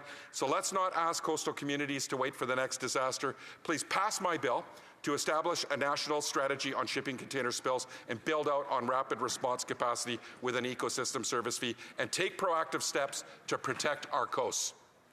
The Honourable Parliamentary Secretary to the Minister of Transport and Internal Trade. Mr. Speaker, our government has been clear, including the environment. That is why we've taken steps, including working with key federal stakeholders and private sector to prevent spills of oil and hazardous and noxious substances in Canadian waters. Through the Canadian Shipping Act of 2001 and its regulations, the government strictly regulates air emissions, vessel discharges, as well as ship design and construction based on international standards and that often exceed them. Pollution prevention, Mr. Speaker, is at the heart of Canada's marine regimen. We know that spills, chemical discharges, and marine debris represents real threats to the health and marine ecosystems. Now, this regulatory and legislative framework is reinforced by a robust regimen for spills when they happen, Mr. Speaker. The Canadian Coast Guard leads when spills occur and coordinates the deployment of rapid response teams and specialized equipment. The work with industry, provinces and territories, and most importantly, Indigenous communities, because, Mr. Speaker, of their local and traditional knowledge, are essential in minimizing the impact of spills. They are not left to address the situation alone. This is a cross-government approach where we've sought to incorporate and utilize and learn from Indigenous knowledge in our national response system and subsequent responses. Now, our framework, Mr. Speaker, is based on a simple and central principle. The polluter pays. It's enshrined in the Canada Shipping Act, which contains substantial penalties for polluters and other regulatory and other relevant legislation that places financial responsibility for cleanup and restoration on those responsible for incidents and accidents. Now, Mr. Speaker, the Wrecked and Abandoned or Hazardous Vessels Act is just another example of empowering authorities to address vessels that pose risk to navigation or the environment and making owners responsible for the cost of removal and remediation. The framework, Mr. Speaker, helps to ensure owners remain responsible for their vessels throughout their lifetime and reinforces the principle that the polluter pays. Now, concrete steps have been taken to strengthen marine safety and environmental protection in collaboration with Indigenous people and stakeholders. The Canadian Shipping Act of 2001 has been amended to strengthen marine emergency responses by enhancing Transport Canada's authorities to ensure early action by the responsible party to, number one, prevent and contain marine emergencies, expand the preparedness. 3, respond to a regimen including spills of hazardous and noxious substances, and strengthen the compliance and enforcement regime. Transport Canada, Mr. Speaker, has also updated the regulations to strengthen preparedness in the event of oil spills from a vessel. Now, our government is taking further steps to strengthen marine environmental protection by requiring more rapid access to marine emergency services like firefighting resources and emergency salvage capacity as the recent incident in Bella Bella required, and improving preparedness and response for incidents involving hazardous and noxious substances. These actions and our regimen, Mr. Speaker, recognize that a strong safety system is crucial for protecting our marine ecosystem and coastal communities, and is the foundation for a growing trade and economy in a sustainable fashion. Thank you, Mr. Speaker. The honourable member for Courtenay Alberni. Speaker, ask coastal communities how their regime's playing out. Mr. Speaker, if a spill were to happen today, nothing's changed. If it would be municipalities, conservation groups, or First Nations that would be caught holding the bag. Promises and statements like that don't protect coastal communities. And the Transportation Safety Board said itself, Canada is not properly prepared for marine emergencies, including marine debris spills. Mr. Speaker, the owners of the Zim Kingston, they're only on the hook for 6 years under the current regime that he talked about. Well, 100 shipping containers landing on the bottom of the ocean are going to take a lot longer than 6 years to surface. So what we're calling for the government to actually act, follow up on its own Transportation Board recommendations, and listen to these recommendations and introduce a coordinated response plan that includes coastal communities with an ecosystem service fee so industry actually pays for it and cleans up our coast when there's a spill. The Honourable Parliamentary Secretary to Minister of Transport and Internal Trade. Thank you, Mr. Speaker, and I appreciate this important debate.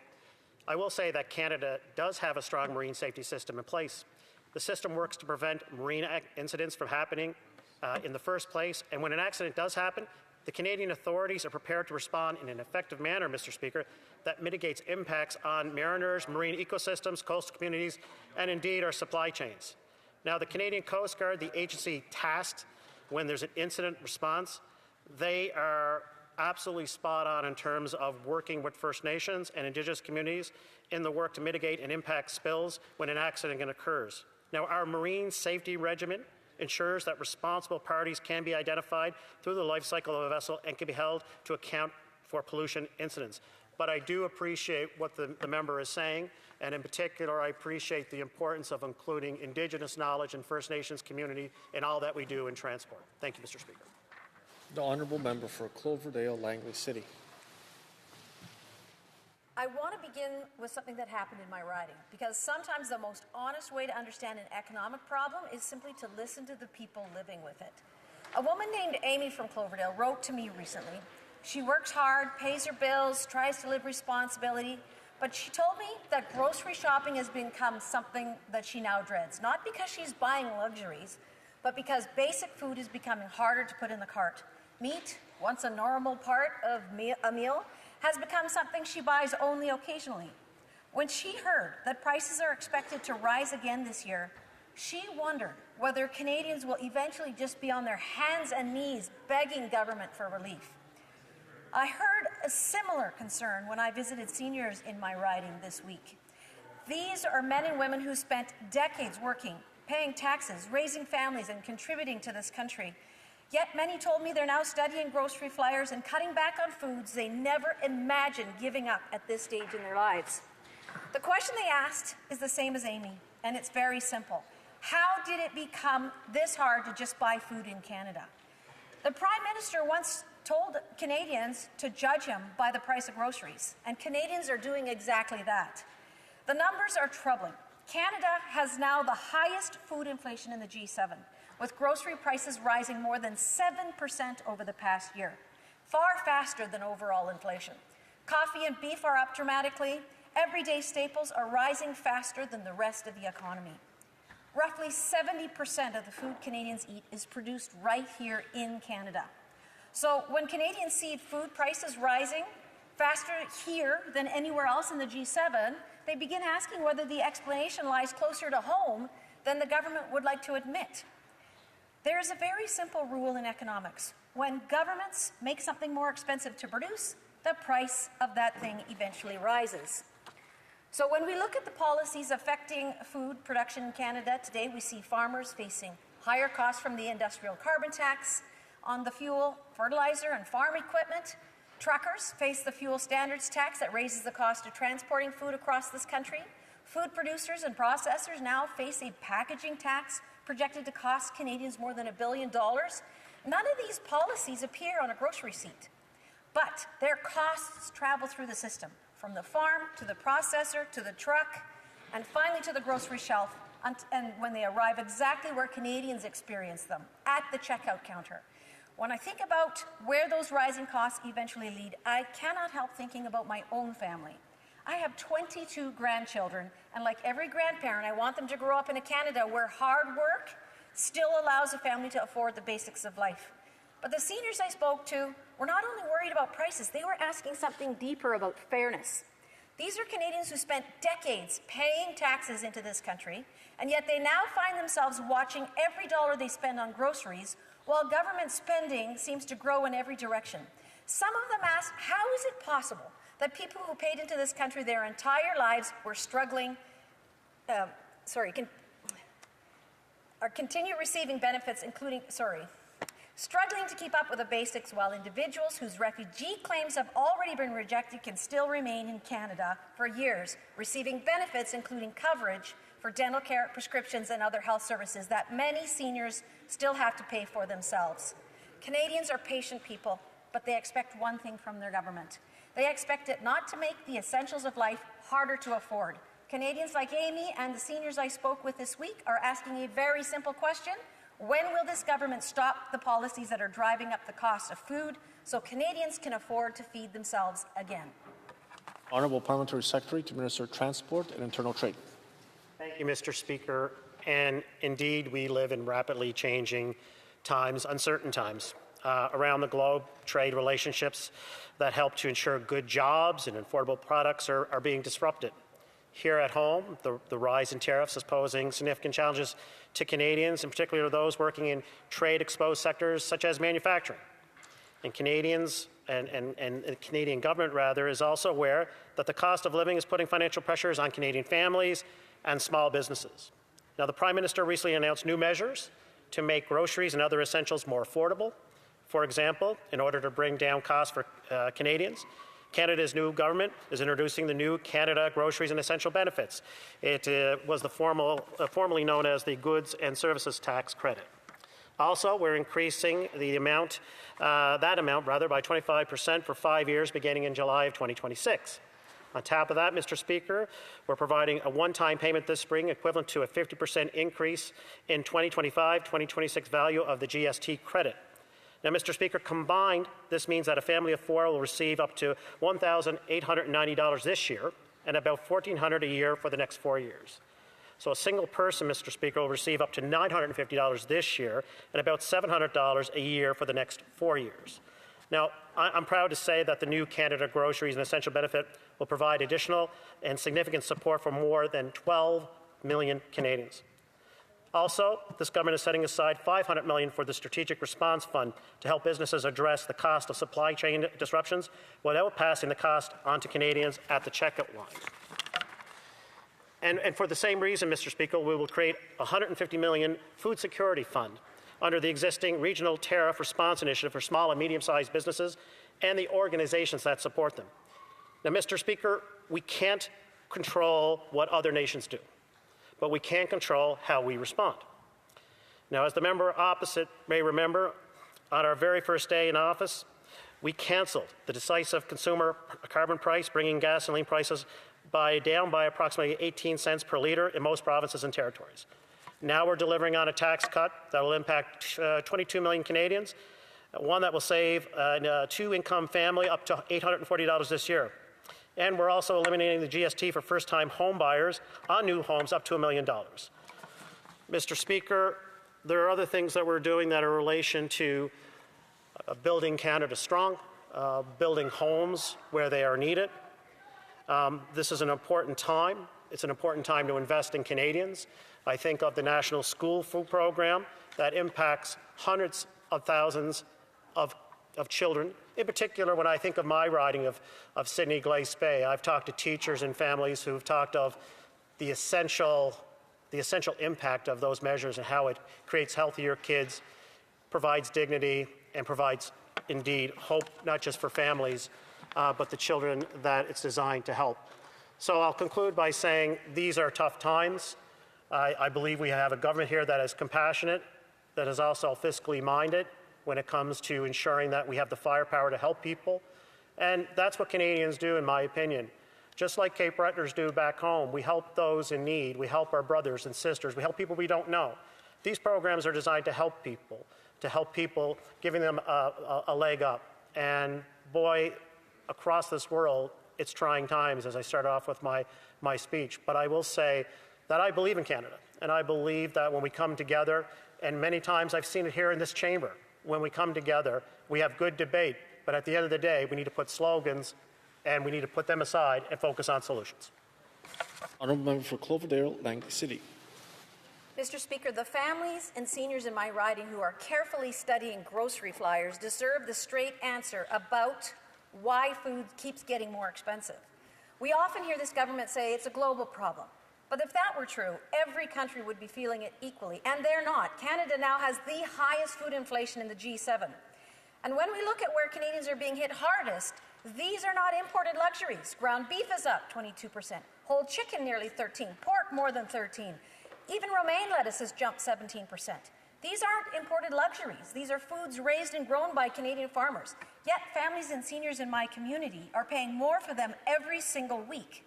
Food prices are 27% higher than 5 years ago, and food bank use has doubled since 2019. People in my riding don't want to have to rely on food stamps. What they want to know is why are decisions being made in Ottawa that keep driving up the price of Canadian food? The Honourable Parliamentary Secretary to the Minister of Transport and Internal Trade. Mr. Speaker, I think this is an immensely important discussion and debate that we're having here tonight. I would say when we look at this government and the measures that I spoke about in my opening speech, these are measures that matter to Canadians. We're also focused on building the economy with major projects from coast to coast to coast that will put people to work, back to work, and enhance the skill sets that they have. But I will say this, and I've been here now 7 years, entering my 7th year, in particular the last couple of years, when we put forward ideas and solutions to help Canadians, oftentimes the opposition will bring up the problems. When it's time to vote on solutions, they're not to be found. I think that lacks some credibility. I don't question the sincerity, but I do question the credibility of being a part of the solution.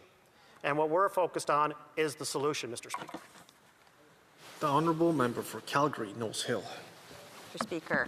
Mr. Speaker, I'm hoping that some agreement can break out in this place tonight. I would just like to note that colleagues in this place of all political stripes spent a lot of time debating Bill C-12, which includes some measures that I think need to pass quickly in order to begin to restore some order to the immigration system. However, I have been closely following some of the proceedings in the other place, and I am becoming concerned that colleagues in the other place may be unduly holding up proceedings on this bill, which has been substantively amended by this place. We came to agreement. We sent it over there in December, I believe, and December, January, February, March, I think that's several months at this point. I would like to see some movement from colleagues in the other place. And I'm just wondering if my colleague on the other side would agree and perhaps would also offer some encouragement to colleagues in the other place to respect the will of this place and to get on with it. The Honourable Parliamentary Secretary to the Secretary of State for Labour.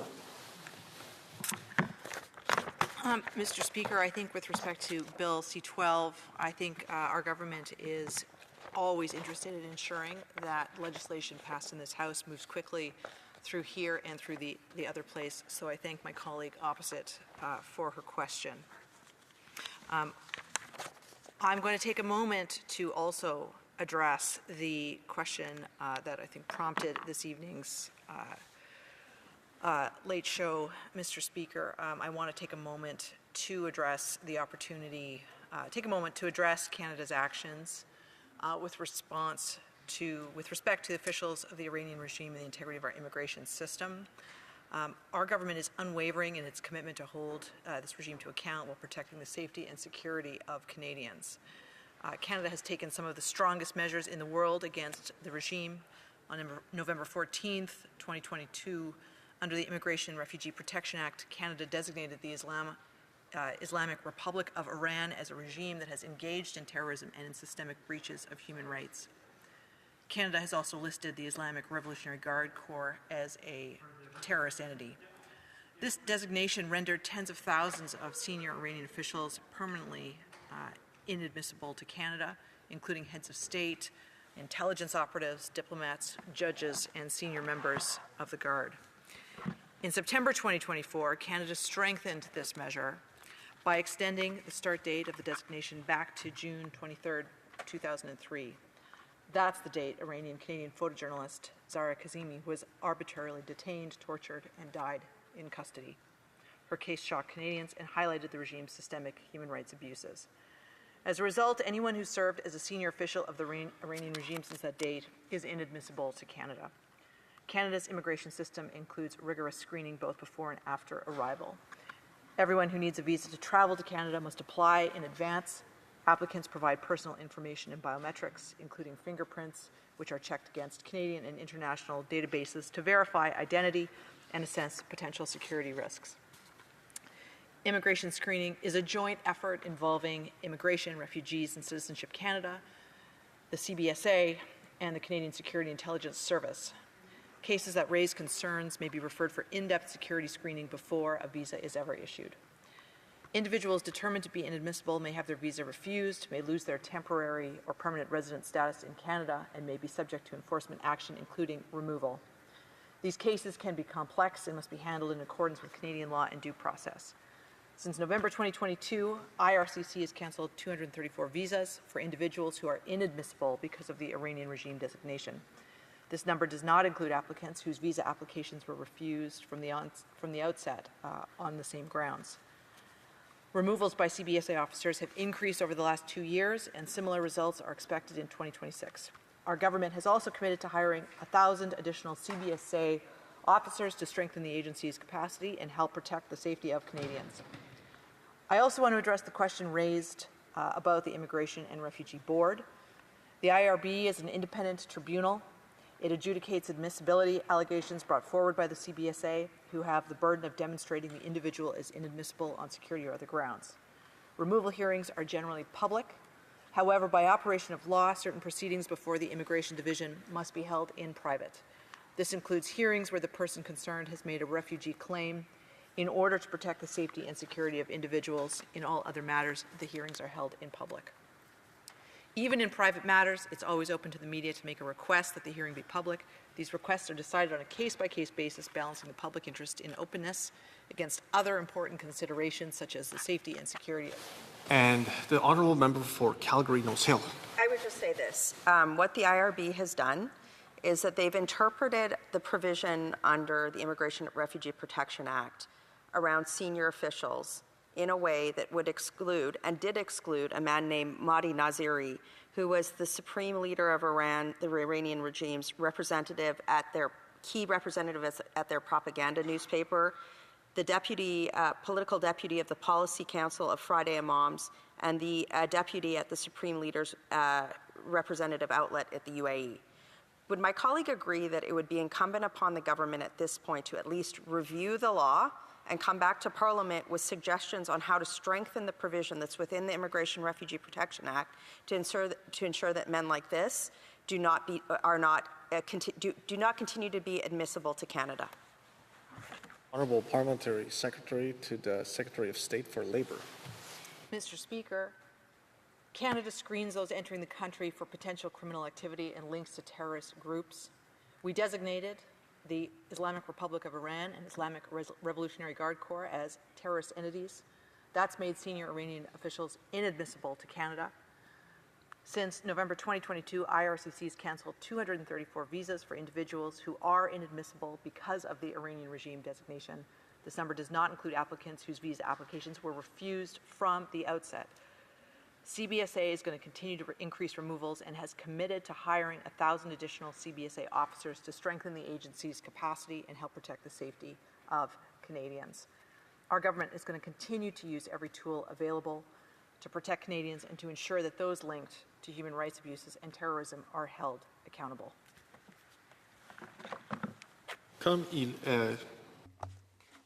It being 6:52 p.m., the House stands adjourned until tomorrow at 10 a.m. pursuant to Standing Order 24-1.